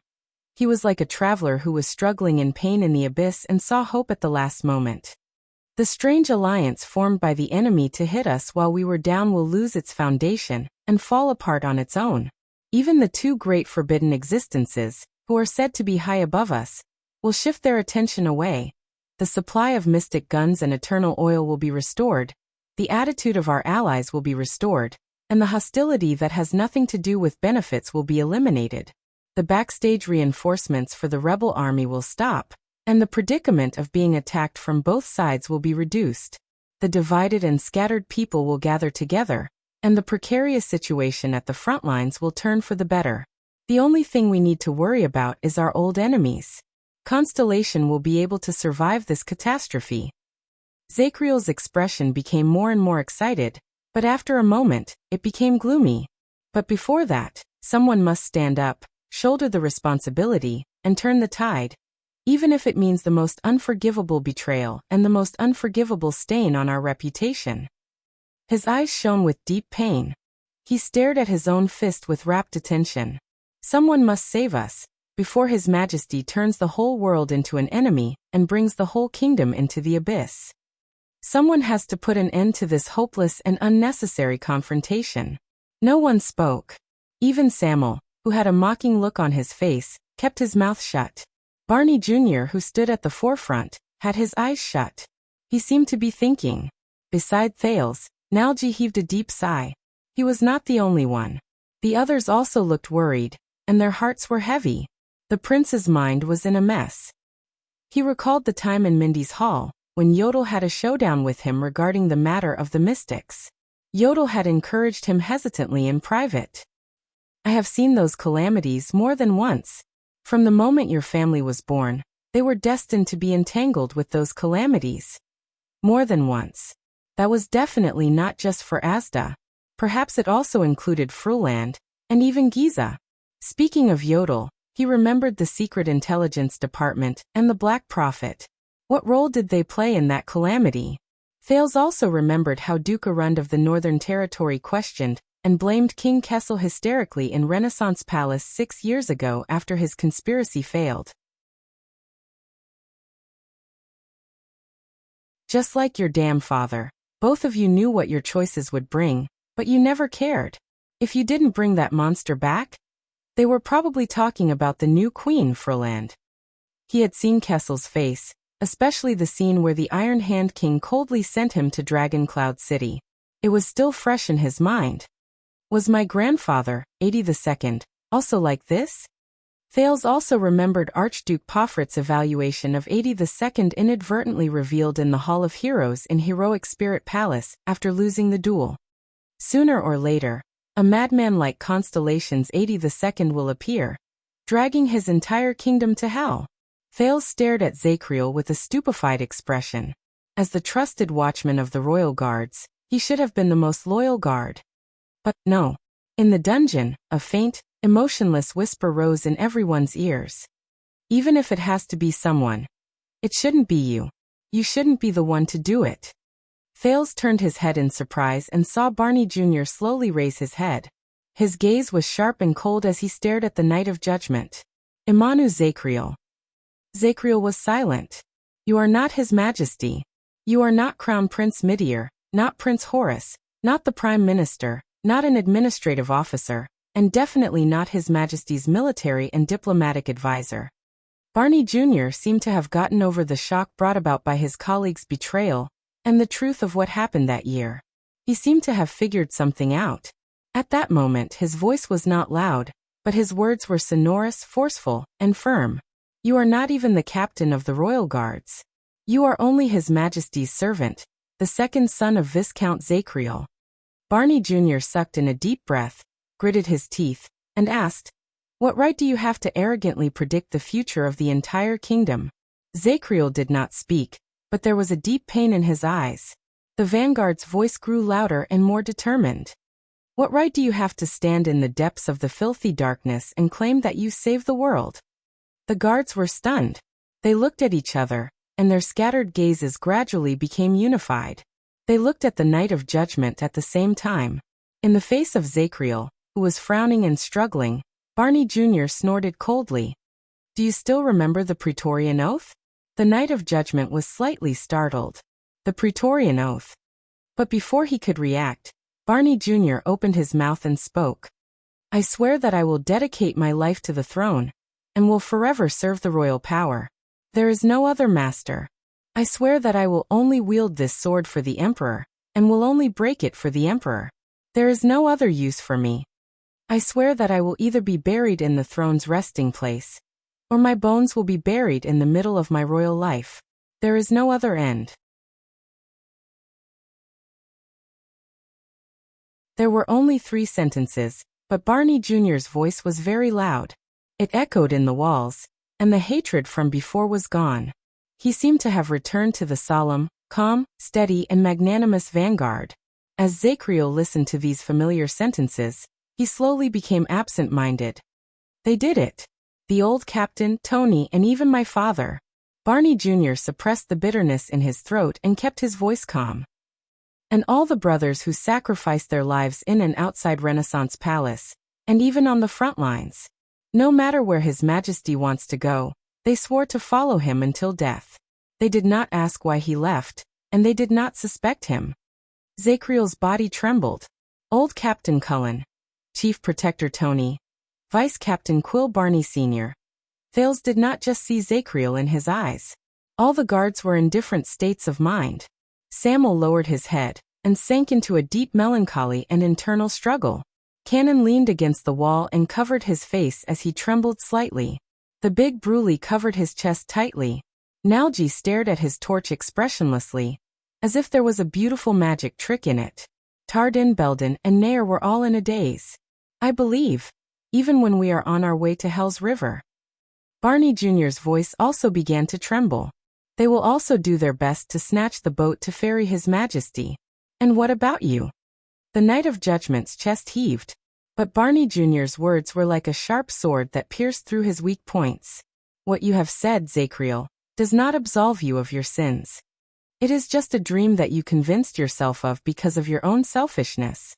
Barney Jr. finished his words, leaving behind only a disgusted and scornful gaze. His words were obviously very forceful, and the royal guard seemed to have figured something out. They cast aside the hesitation and reluctance they had for their former brothers. and their gazes were replaced with the same disgust and rejection.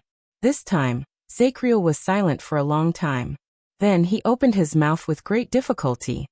I do not want to absolve myself of my sins or shirk my responsibilities, much less ask for forgiveness. You said you wanted answers, the Knight of Judgment said softly. This is my answer. Everything that happened in the past, all the sins, I will bear them all. Barney Jr. stared at him for a very, very long time. Then, Barney's expression returned to normal. He seemed to have figured something out, and he shook his head with a wan smile. No.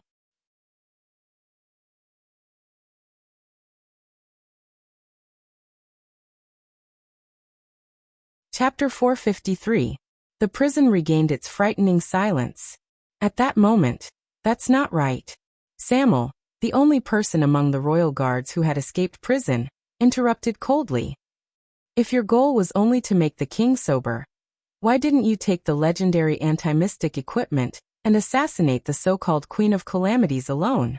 At that moment, Samuel was cold and resolute, as if he was no longer the former royal guard.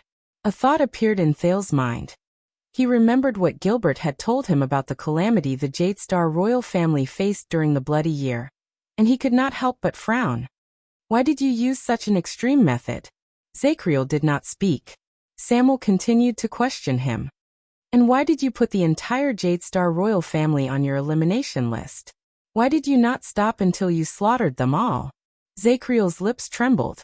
The blood drained from his face, and he stared at Samuel in a daze. Yes. Tardin joined the conversation with a pale face.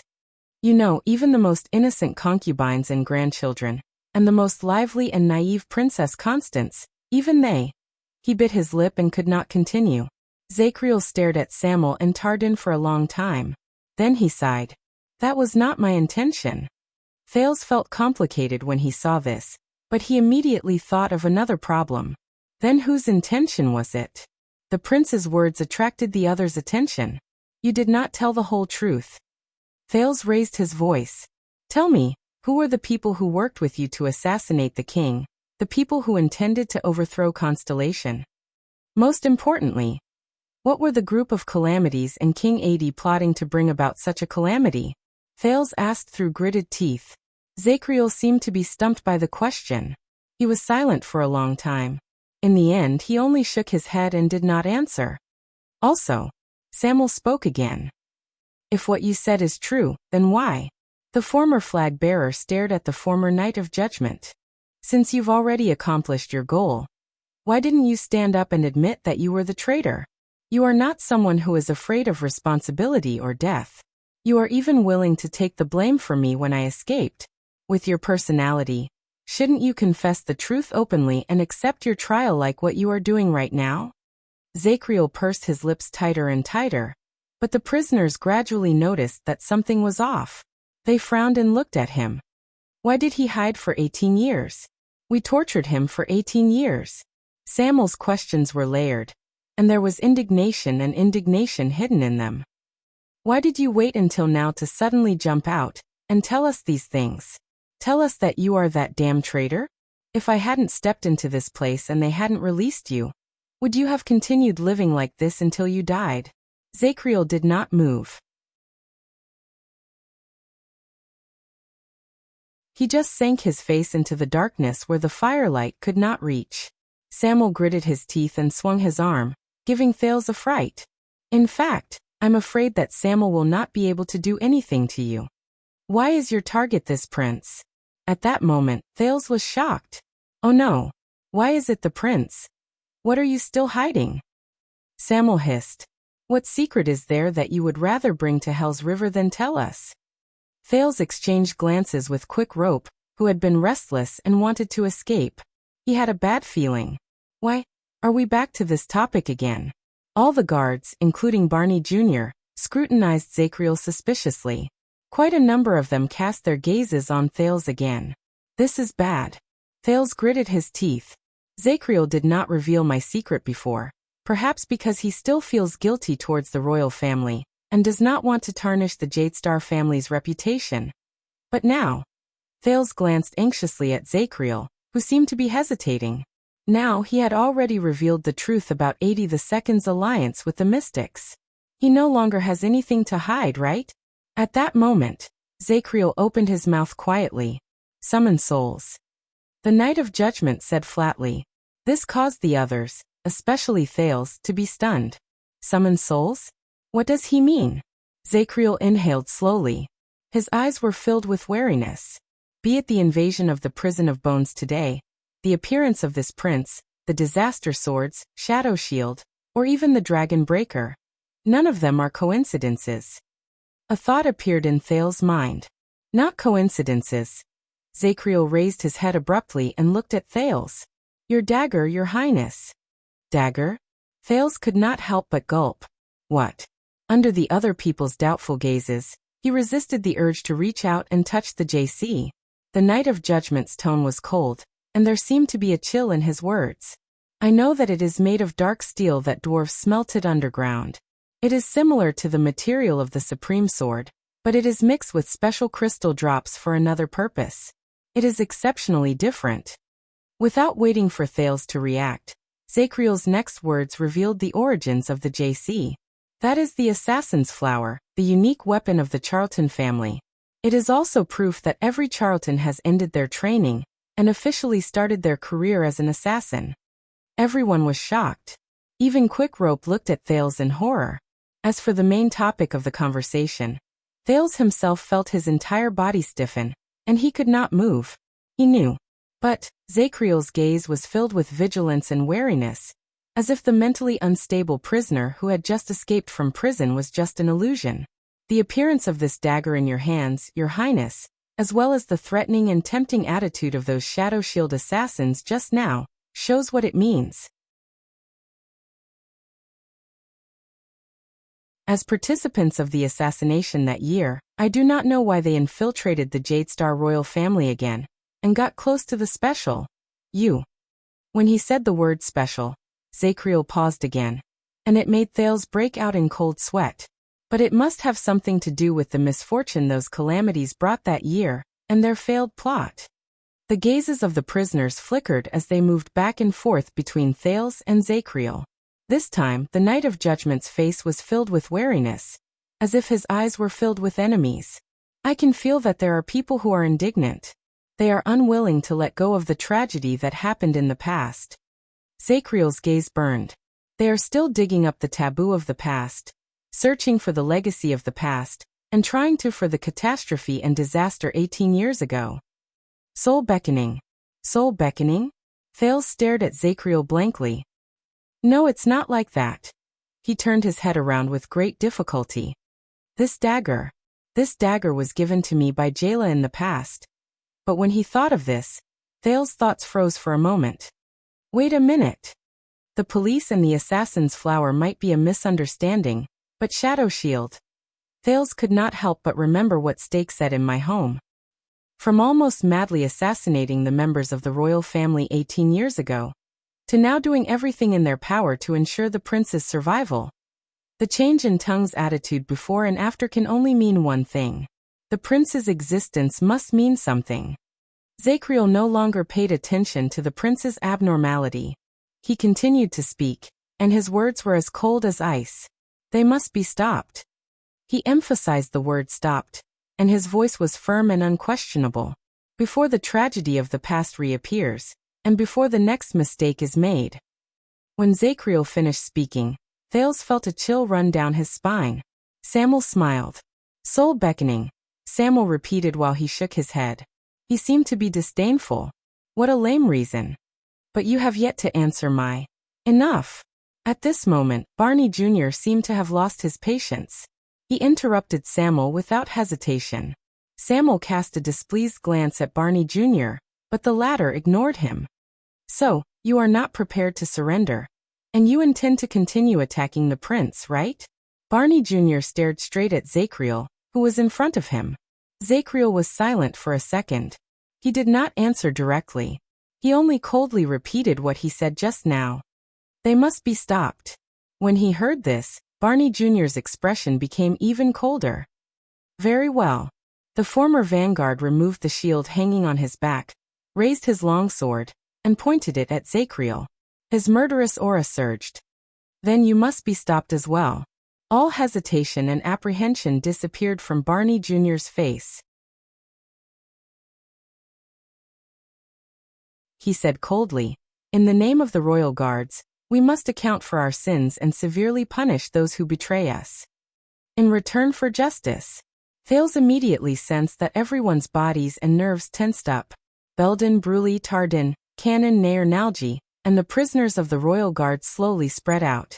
They picked up their weapons again, stood in formation, and revealed their murderous intent. But they no longer targeted Thales and Quick Rope. Instead, they targeted the Knight of Judgment in front of them. Even Samuel, who stood on the other side, slowly drew his longsword. It was as if they had returned to their wartime state, and the scene of them meeting their old friends just now was just an illusion. Thales subconsciously tightened his grip on Ricky's sword. Quick Rope rolled his eyes and raised the crossbow in his hand. "Are you ready to accept your judgment?" Barney Jr. stared at Zacriel rudely. The disgust and hatred in his eyes practically overflowed. "Traitor?" The Knight of Judgment quietly endured their gazes. "Of course." Zacriel sighed and slowly picked up his axe. As he spoke, the grief on his face turned into determination. "Every day, every hour, and every second. I'm ready."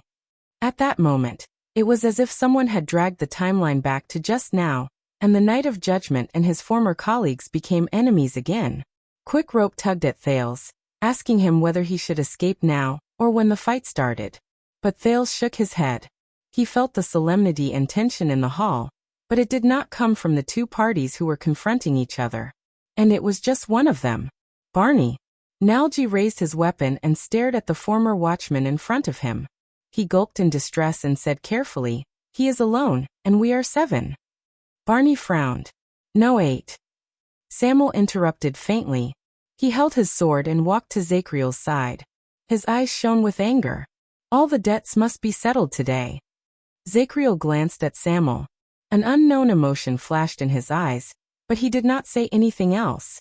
Barney Jr. also cast a glance at the coward who escaped from prison, whom he looked down upon. He pursed his lips and shook his head. "Very well, 8.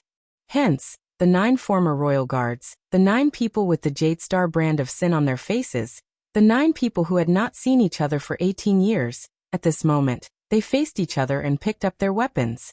1 against 8. No. Nalgi sighed softly and mumbled to himself. The disparity is too great. The other royal guards frowned. The disparity is too great? A thought appeared in Thales' mind. He heard the heaviness in Nalgi's words. Zacriel swept his gaze over them and sized them up again, as if he was observing a battlefield.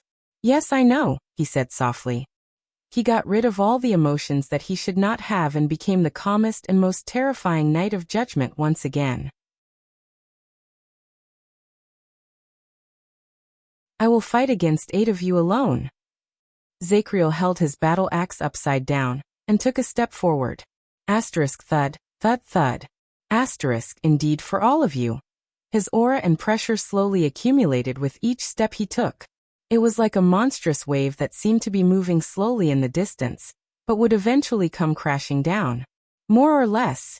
Zacriel raised his axe and faced his opponents, who were ready for battle. His gaze was serious.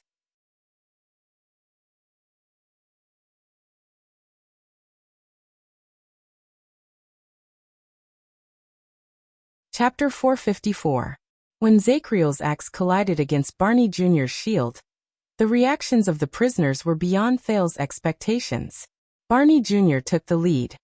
He used his sword and shield to block Zacriel's angle of attack without any fancy moves, preventing Zacriel from attacking Belden and Bruley. But the others moved back Samuel. Amidst the swift gust of wind from the axe and the flash of the sword, Barney Jr. blocked one of Zacriel's slashes and pushed away the handle of the axe that came at him. He shouted at Samuel, who wanted to get closer to the battlefield. "I'm in the first round. Heir, cover me." As Barney Jr. roared, Heir leaped out of the crowd and joined the battle. But the other royal guards did not rush forward. They also stayed away from the battlefield, which was out of character. Nalgi and Bruley did not say anything. They forcefully dragged Thales to the left and leaned against the wall. Barney Jr. and Heir were the only two people on the battlefield. To be precise, Barney Jr. was the only one on the front lines. He faced Zachriel's sometimes agile, sometimes swift, and sometimes stormy attacks. He seemed a little clumsy. Heir, who was supposed to support him, stood in the distance. He held a small knife and a dart in his hands while he watched the two people fighting fiercely. He did not move an inch. What? Thales did not understand. Whoosh. The calm Zachriel suddenly swung his arm horizontally. He used the advantage of his body to push Barney Jr.'s shield away, and the blade of his axe went for the latter's neck. Clang. Barney Jr. grunted and spun around to collide with Zachriel.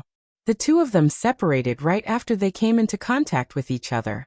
They each avoided their opponent's next attack, but it seemed that Barney Jr. was at a disadvantage. A wound appeared on his right arm. As he watched their fight, Thales, who was puzzled, finally gave up struggling. He turned his head and asked the people beside him anxiously, "What's going on?" But before anyone could answer, Samuel, who was on the other side, found an opportunity to squeeze his way over. The moment he entered his old colleague's formation, he pointed at Barney Jr., who was in the middle of a fierce fight, and asked in exasperation, "What's his plan? Is he trying to get himself killed?" Whoosh. Another gust of wind from the axe was neutralized by Barney Jr.'s perfect counter stance. However, he was immediately caught up in Zachriel's subsequent attacks. He seemed to be in a difficult situation. Faced with Samir's impolite interrogation, the other's expressions turned ugly, but Belden did not care. He looked worriedly at the two people who were engaged in an intense battle. He paid attention to the entrance of the stairs that Zachriel had blocked behind him. Barney said that the first round is a test. We'll act according to the situation and try to break through to the ladder. Samuel frowned and seemed to be a little hesitant. Thales could no longer hold back the questions in his heart. He cast a glance at Quick Rope and asked resolutely, "Why didn't you help him?" The prince looked at Barney Jr., who was surrounded by danger, and he was very anxious. "There are 8 of you." But before he could finish, he was interrupted by Belden's hoarse and intermittent voice. "I can't." Thales was stunned. "Can't do it?" He turned his head and glanced at the others, only to find that they all had the same expression on their faces, solemn and helpless. Why? On the other side, the duel between Zachriel and Barney Jr. was reaching its climax. Both of them seemed to be truly enraged. Their faces were ferocious, and their movements were fierce. Zachriel had just roared and pulled back an axe strike that nearly split his skull open when Barney Jr. used his life to force him to launch an equally fierce and risky attack. A strong gust of wind blew, and steel clanged. "We can't help him." Nalji sighed softly. He stared at the battle between the two people and said softly, "Zachriel is not an ordinary person, and he's definitely not a normal supreme-class warrior." "Not an ordinary person?" Thales and Quick Rope were both stunned. Nalji stroked the weapon in his hand and stared at the two people who were fighting to the death. There was a gloomy look between his brows. "His power of eradication is called Chaos of Armies. It's a rare variant of Pegasus music. The key lies in his unparalleled perception." When they heard Nalji say this, the royal guards were a little dazed. Pegasus music. Thales found it a little familiar. "Wait, I heard Waya, the real Waya, say that it's Miranda's power of eradication." When he thought of this, Thales became serious. "Chaos of armies? Perception? What do you mean?" This time the one who answered him was Belden. "Focus." Belden's voice was hoarse and incoherent, as if it had been washed by sand. But this did not affect Thales from hearing the anxiety in his voice. He also saw the hesitation in Belden's eyes. A person's energy and attention are limited. He cannot multitask. Even when he is fully focused, he can only pay attention to 1 or 2 things at the same time. If there are more things, we will lose enough attention to our targets. We will be unable to pay attention to the things in front of us, behind us, and to the left. Focus. Thales chewed on this word. On the other side, Barney Jr., who was at a disadvantage, finally made a somewhat successful counterattack. At the cost of a knee strike from Barney Jr., He sliced open Zacriel's shoulder. It was only a few millimeters away from Zacriel's vital spot. Thales thought that it was a pity. But Zacriel is different. Belden's words became even more solemn. At the same time, there was pride in his honor, and the pain of his old friend's betrayal.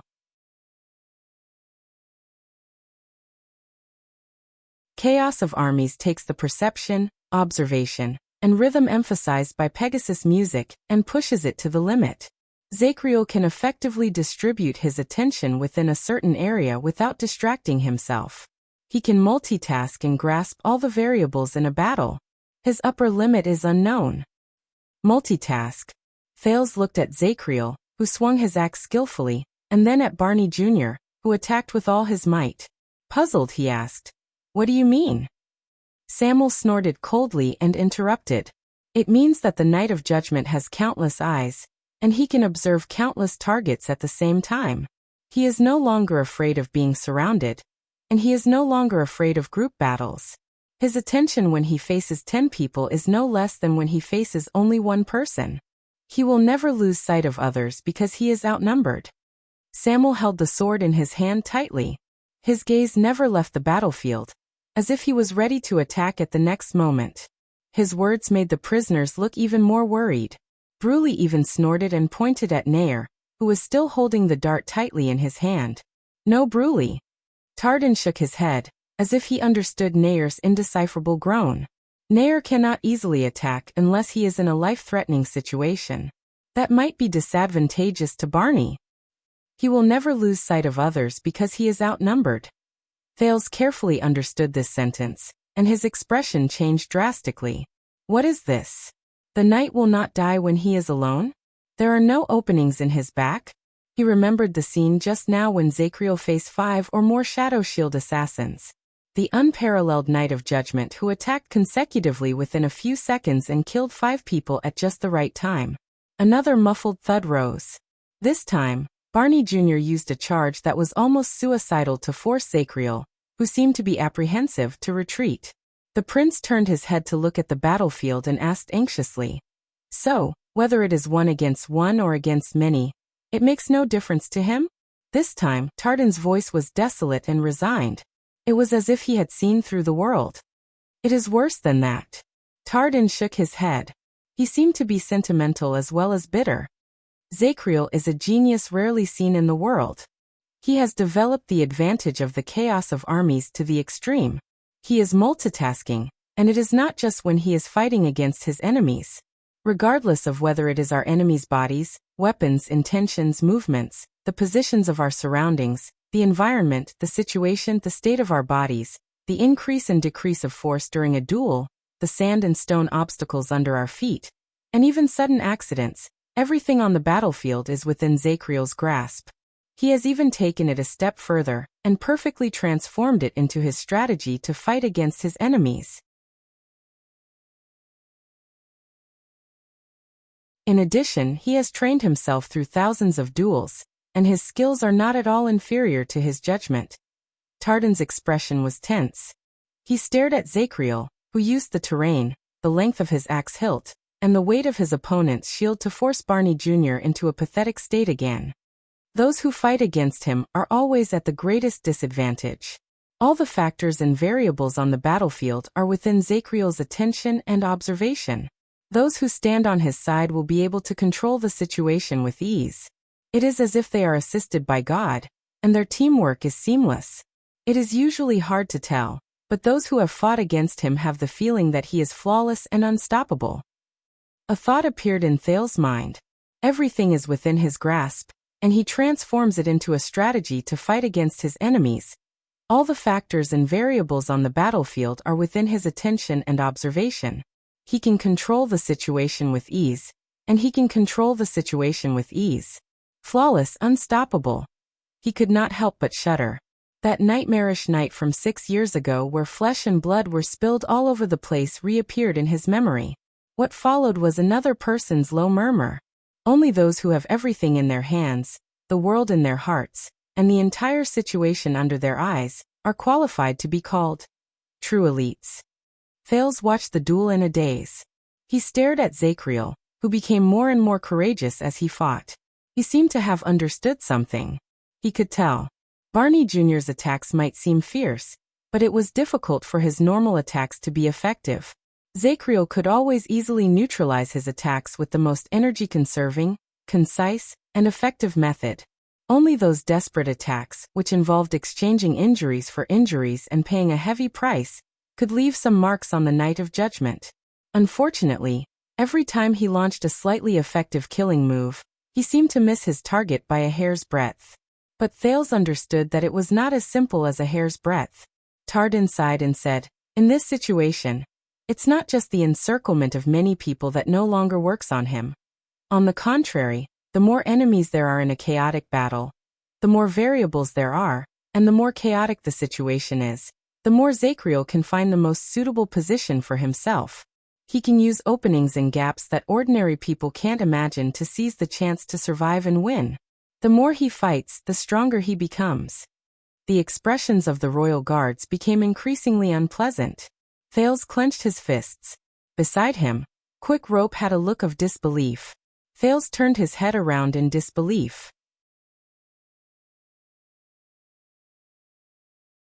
So when the Knight of Judgment fights against many people in a chaotic battle while he is outnumbered, compared to Zacriel in a one-on-one fight? Nalji nodded. He continued the conversation with a worried look on his face. "It's countless times stronger. If we rashly join the battle, we will only increase Zacriel's leverage." Thales was shocked when he heard this. Beside him, Quick Rope even opened his mouth in the shape of an O. So for Zacriel, fighting against 8 people alone is more advantageous? He's practically the human version of the Blood Mystic? He gave me pointers on my sword style, Samuel said coldly by the side. "So I know that when you face him, you won't just be facing Zacriel, but the entire battlefield known as Zacriel, which truly belongs to him. The chaos of armies." His words were sonorous and forceful, but they made people feel heavy-hearted. Thales frowned hard. "Just like an army?" Samuel stared at him. He was silent for a second before he nodded. "Just like an army." In the distance, Barney Jr. moved in a flash. He roared and crashed into Zacriel's body with a dual stance that he did not hold back at all. Thud. Both of them fell to the ground at the same time, then jumped up at the same time. Both of them panted. "Let go, Barney. This is not the ending you want," Zacriel said softly. Barney Jr. snorted coldly. "Why didn't you let go in the past?" In the next second, both of them moved, and their weapons clashed against each other again. By the side, Quick Rope could no longer hold back. "Isn't this a little too much?" The rookie mercenary rubbed his face and widened his eyes. He pointed at Zacriel, who was fighting the enemy in silence. Can he fight against 100 people alone? Can he fight against an entire army alone? In the face of Quick Rope's rather doubtful words, the prisoners stared at him with hostile expressions. Quick Rope could not help but tremble. He remembered the grudge he had formed with them, and he took a step back in embarrassment. Thales looked at the group and felt that they had something to say. As expected, the corners of Nalji's lips curled up. "Do you know the battle that made Zacriel famous?" The battle that made him famous. The prisoners shuddered at the same time. Quick Rope blinked, and he immediately put on a wary look that said, "I'm not going to take the bait." Nalji stared at the Knight of Judgment, whose expression did not change even in the midst of the fierce battle. A fascinated look appeared in his eyes. When Zacriel was young, he went to Dragon Cloud City with Prince Heir. His Highness was too eloquent, and he made the Northlanders unhappy, so they used force to make things difficult for them. Heir, Dragon Cloud City. Thales recalled the relevant scenes in his mind. Barney Sr. told me that at that time Zacriel, who was only 17 years old, faced the enemy alone. Nalji clicked his tongue and shook his head.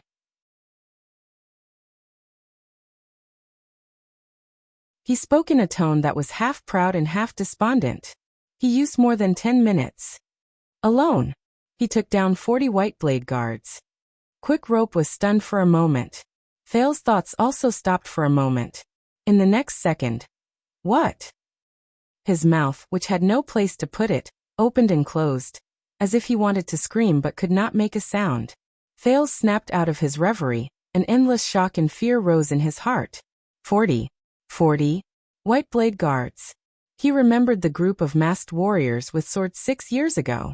They were the elite soldiers who swore not to retreat under Black Sand Region's fierce attack, fought to the end, and even counterattacked, causing Lampard's men to be battered and injured. They were the brave guards who did not hesitate to use their bodies to block arrows for him and Little Rascal. The White Blade Guards. Nicholas, Merc, Monty, and Justin. One person took down 40 of them? Thales' face stiffened. How is that possible? It was obvious that Quick Rope suffered a greater blow.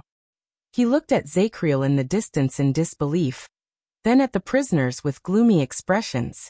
His face contorted, and he spoke incoherently. He seemed to be smiling, but he could not smile. Are you kidding me? 40. White Blade Guards. They were all veterans. Quick Rope waved his hands blindly in the air, as if he could throw his question further away. Impossible. This is such a big thing. Quick Rope opened his mouth in a daze, as if his outlook on life had been greatly impacted. Why, Nico? Why didn't anyone tell me? He stared at everyone in a daze. He could not accept this shocking news. No one answered him. Thales sighed in his heart. Get ready, Tardin. Belden said coldly at that moment. Barney is retreating. Everyone's expressions froze.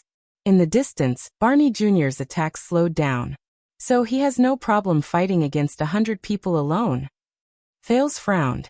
When they faced the prince, the prisoner's attitude was clearly much better than when they faced Wyacasso.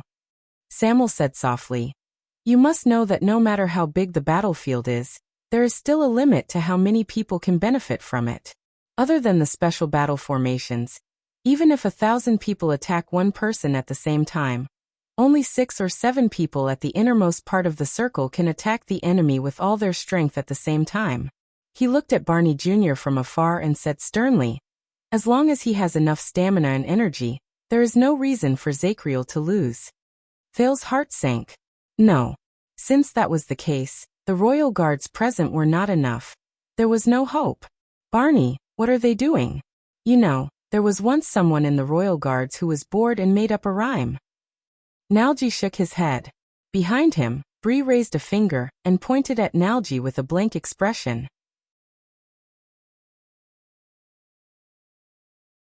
The last sentences, Nalji cleared his throat and said with a serious expression, Nothing can hurt Tony. There are no regrets in punishment.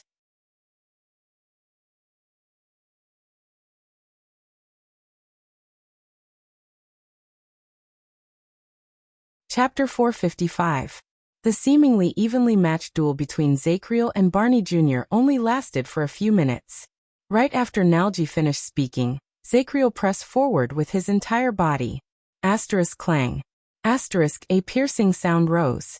Barney's blade was caught by Zacriel's axe at a strange angle.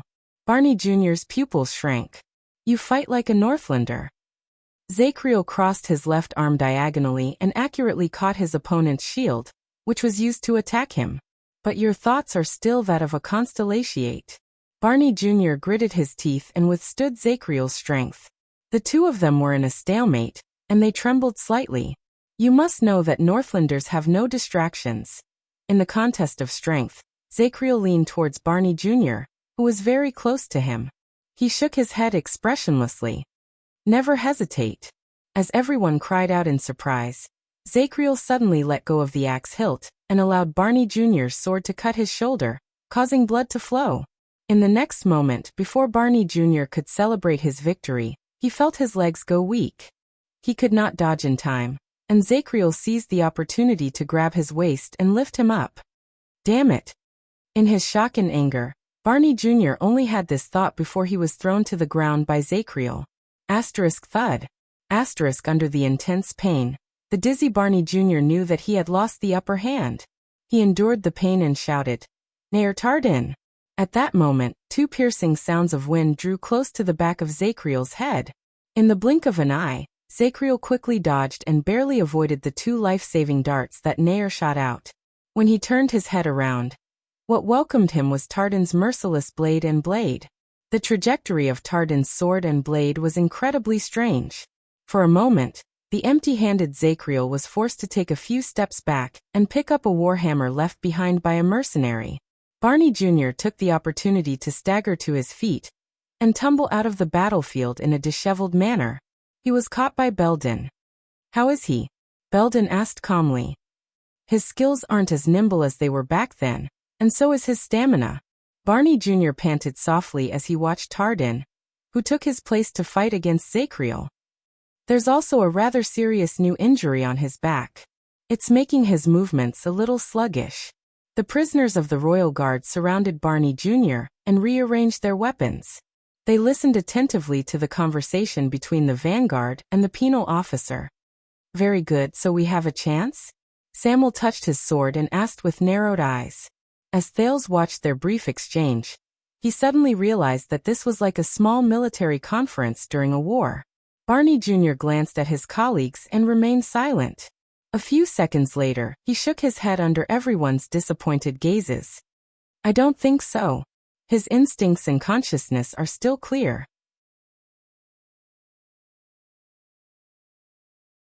He can turn his weakness into an advantage at any time." Barney Jr. took the sword and shield from Bruley and coughed loudly. "I even suspect that he purposely let me discover the wound on his back, just now to lure me into attacking his side. Then you all saw it. If I didn't attack with that sword, perhaps I wouldn't have." Everyone shuddered. On the other side, Zacriel and Tardin's movements became faster. The latter's attacks were strange and urgent. The sounds of weapons clashing against each other sounded like wind chimes. "Then what should we do?" Belden's expression did not change. He was like an unmoving hill. Barney Jr. watched Tardin's movements closely. Tardin's movements are very sneaky. He can stall for time, but he did not say anything else. But Thales could feel that the mood of the guards had become gloomy. Barney Jr. shook his head and stood up. His gaze became sharp. "I will replace him later. This time, I will not test him. I will kill him at all costs." At all costs. When he said this, the expressions of Belden and the others darkened. Samuel also frowned. Barney.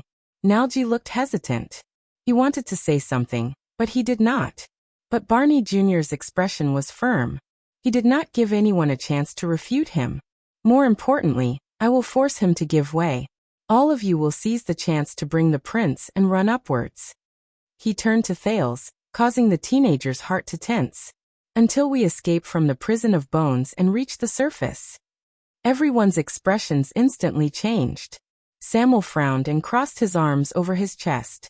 Belden remained silent. Bruley's neck was red, and he stuttered. Nalji and Cannon looked at each other. They were dejected. Looking at them, Thales had a bad premonition. "Very well, we run away." Samuel shook his head sarcastically. These words were barely audible in the midst of Zacriel and Tardin's fierce battle. But to the people who heard them, they felt as if they weighed 1,000 pounds. Barney Jr. ignored Samuel's sarcasm. He was silent for a while before he spoke again. "If Heir and I don't succeed and he catches up to you," he calmly glanced at everyone and slowly said. "Next, the order of going up is Samuel, then Cannon, then Bruley, Nalji, and finally Belden." When he heard this, Thales' heart sank. Go to the top? They were going to. Every opponent's fighting style is different, and there's a huge difference between them. Zacriel needs time to get used to it, so he can drag the fight for a longer time. Samuel snorted coldly. "How long?" Barney Jr. whipped his head around. "As long as you can." He cut Samuel off coldly. "Do you understand, Vice Flag Bearer? Or are you not satisfied with being the first in line?" Samuel snorted softly and did not say another word. Thales noticed that Barney Jr. no longer addressed Samuel as a coward. The teenager stared at the people with brands on their faces. They were dirty, ragged, but had stern expressions. He could not help but speak. "In fact, we can also help a little." But Barney Jr. rejected him bluntly. "No, you must run away, Your Highness." Barney Jr. put his hand on Thales' shoulder. His eyes were filled with emotions. "Run to Bladefang's camp, and use your identity to find the army." Thales frowned. Barney Jr. turned solemnly to Zacriel, who was engaged in a fierce battle. Let them use the hooves of the cavaliers and the mystic guns to seek justice and clear their names. The breathing of the guards quickened. Nalji opened his mouth. He wanted to say something, but stopped. Thales could not hold it in anymore. He shook off Quick Rope's hand, which was pulling him back, and took a step forward. Do you really intend to die here? Barney Jr. paused slightly. Die? Of course not. He turned around and cast a glance at the dark scene in the prison of bones. With a complicated expression, he exhaled a long breath. Today we can be considered to have lived in this place. His tone was bleak. Thales was immediately startled. When they heard this, the guards, who had been slightly agitated, fell silent at the same time, as if they had gone mute. And I am honored to fight alongside you, guards.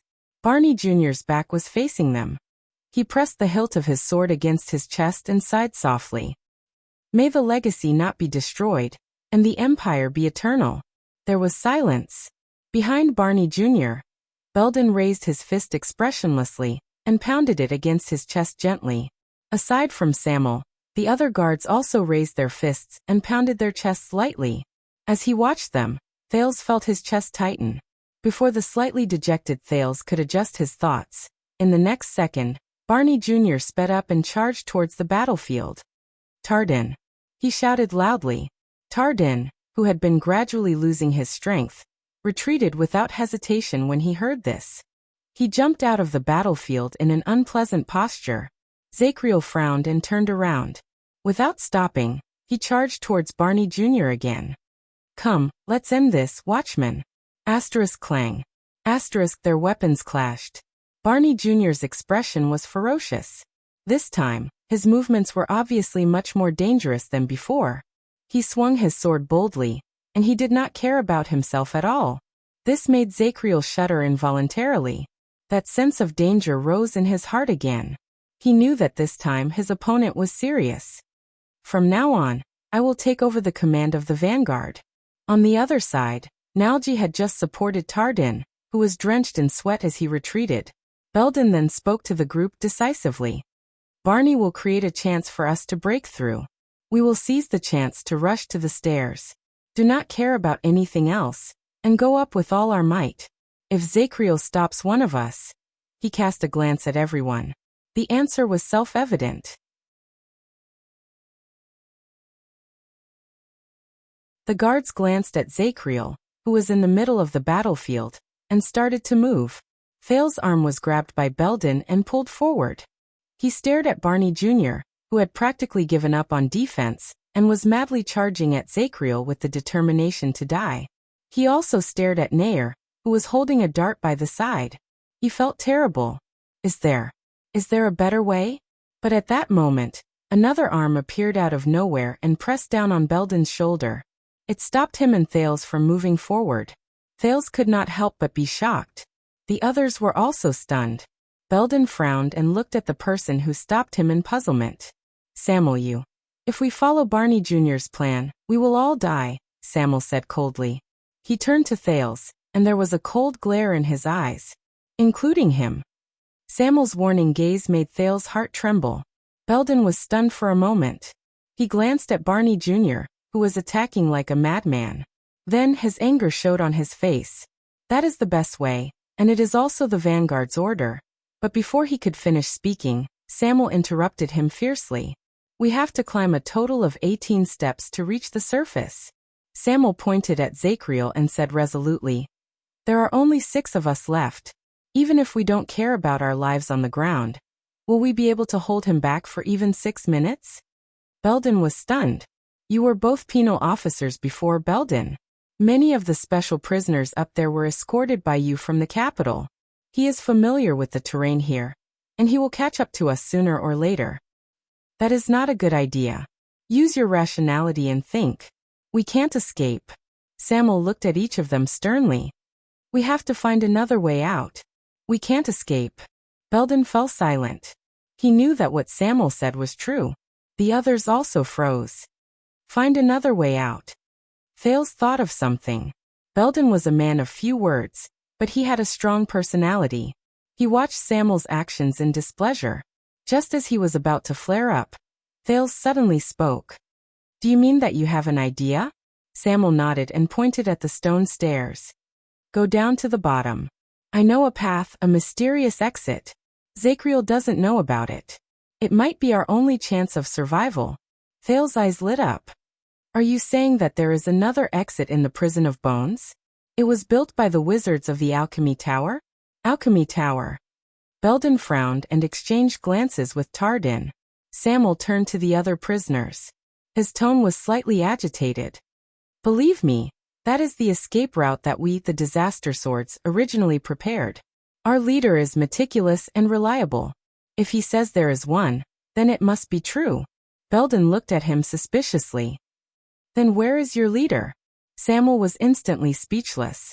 He looked at Thales with a complicated expression. Ask him. Thales quirked an eyebrow. He subconsciously put the sword in his hand behind his back. He forced a smile and changed the topic. That should be true. Shadow Shield fought with them because of this. Are you sure that the exit will work? Samuel panted and ignored the displeased gazes from the people around him. Ricky has already found Black Prison, hasn't he? Even if it doesn't work, after he catches up to you, you will die on the way up the stairs or on the way down the stairs. Which would you choose? Thales frowned. His gaze moved past the two men fighting fiercely, and looked at the stairs behind them. Up. Down. In the battlefield, Barney Jr. rammed a desperate blow into Zachriel's ribs, but he was hit by Zachriel's knee. Both of them grunted and retreated at the same time. I know what you're planning. Zachriel glanced at the people in the distance, then at the stone stairs behind him. That won't work. Across him, Barney Jr. trembled as he lifted his shield. He sensed the numbness in his limbs. This is bad. This battle was harder than he imagined. Zachriel knew his determination, so he blocked his way in front of the stone stairs and did not give them any chances. He was prepared to use the safest and most effortless method, to grind him down. As long as I kill you, Barney Jr. said through gritted teeth. It will work. I have to fight for a chance. He pounced on Samuel again. On the other side, Belden was silent for a while, but he still shook his head. Barney is doing his best to fight for a chance for us. The path he chose might not have much hope, but I will not risk the prince's life with you.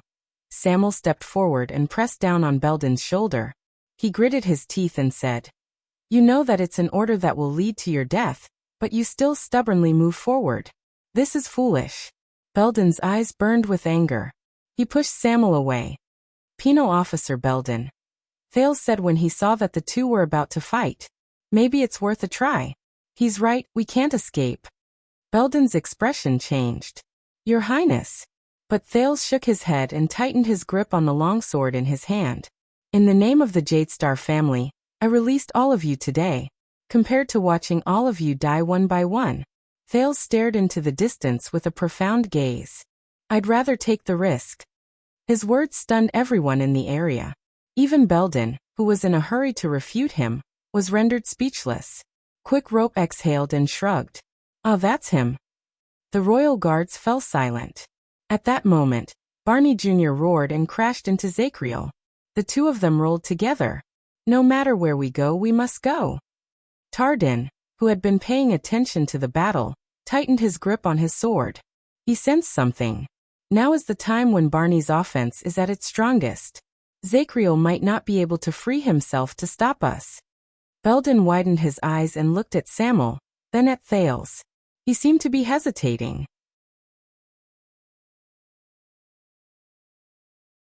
Nalji interrupted cautiously. I think that what His Highness said makes sense.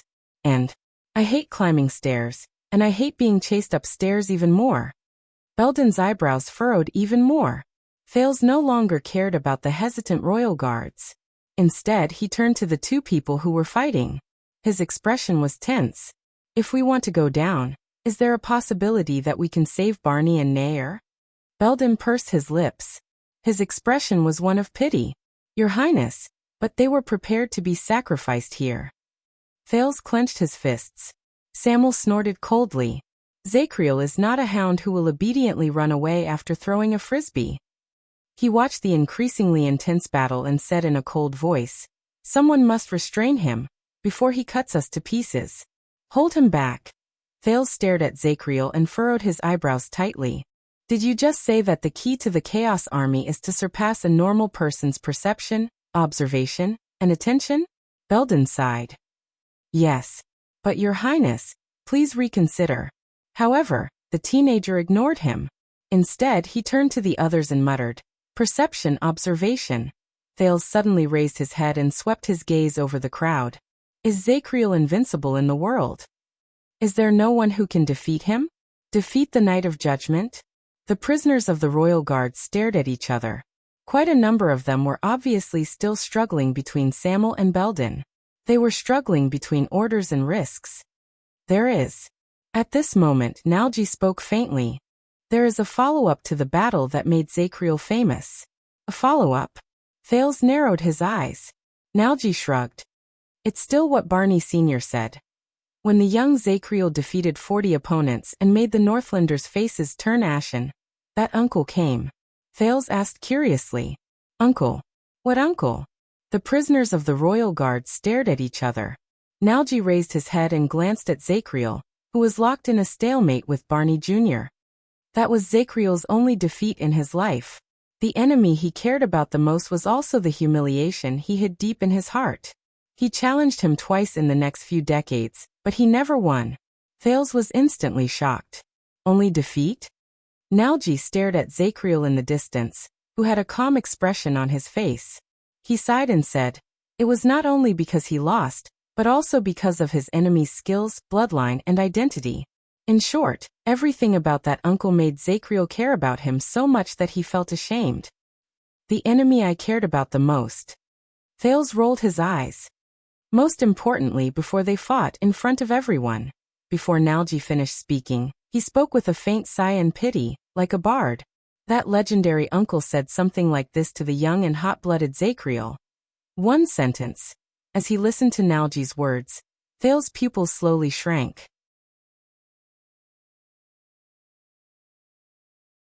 A few seconds later, Barney Jr. strenuously withstood Zachriel's counterattack and took a few steps back. He had just managed to leave a sword wound on Zachriel, but he did not manage to force his opponent to move away from his original position. Damn it.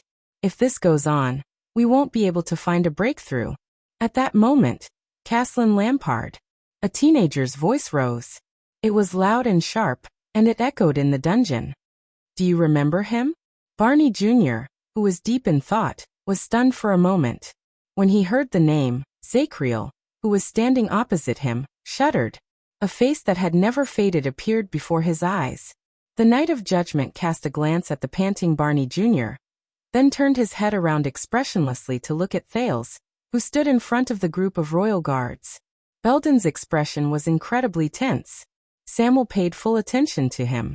But this could not compare to what Thales said next. Thales stared at Zachriel and said softly, Caslin is dead. He died in the hands of his disciple. Zachriel's eyes slowly widened.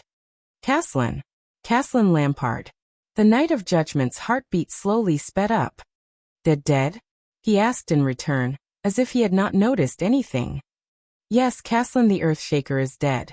Thales took a deep breath and walked forward slowly. But the person who defeated him, the undefeated and invincible strongest man in the Western Peninsula, the star killer Sori Nicholas of the White Blade Guards. Zachriel stared at Thales quietly. His expression gradually became perplexed. It was as if he had returned to the past. Thales exhaled and suppressed his increasingly rapid heartbeat. He did not forget you, nor did he forget his teacher's opponent. When you were in prison, he asked someone to deliver a message to the royal guards. Thales stared at the perplexed Zachriel and gritted his teeth. A sentence that you are very familiar with. Just as he expected, he saw Zachriel's eyebrows slowly furrow together. A sentence? A very familiar sentence? Thales took a deep breath and puffed out his chest. He recalled the old man who treated him to a drink in the tavern 6 years ago. He imagined the old man's heroic, majestic, and imposing manner. Come, little brat from the south. Thales was calm and composed. He placed his hands behind his back and spoke in a gruff and disdainful voice. I can give you a handicap, with 2 hands. Give you a handicap with 2 hands. At that moment, it was as if time had stopped. Zachriel stared at Thales stiffly. He did not move, as if he had lost consciousness. Little brat from the south. No, he mumbled in a trembling voice. A scene from many years ago slowly appeared before his eyes. Give you a handicap, with 2 hands. No, Zachriel lowered his head and slowly puffed out his chest. The veins on his neck popped up, and the muscles on his arms formed inch by inch.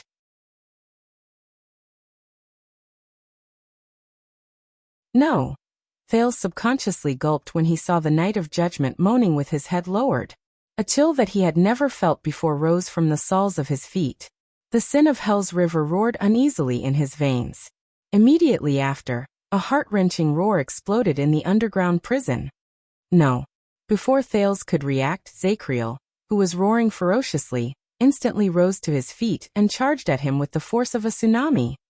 Caslin. His aura was shocking. Thales felt a chill run down his spine.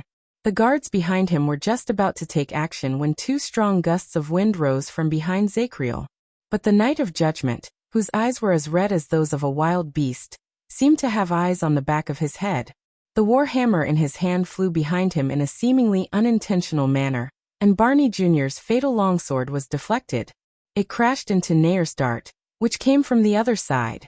It only left a scar on his back. At that moment, he only had eyes for the figure in front of him. Just like many years ago, that person held his hands behind his back and puffed out his chest, mocking him with contempt. That damned Yankee. 2 hands for you. 2 hands. How dare you, how dare he? Lampard. Thud. Zachriel roared furiously. His expression was ferocious, and his charge was unstoppable.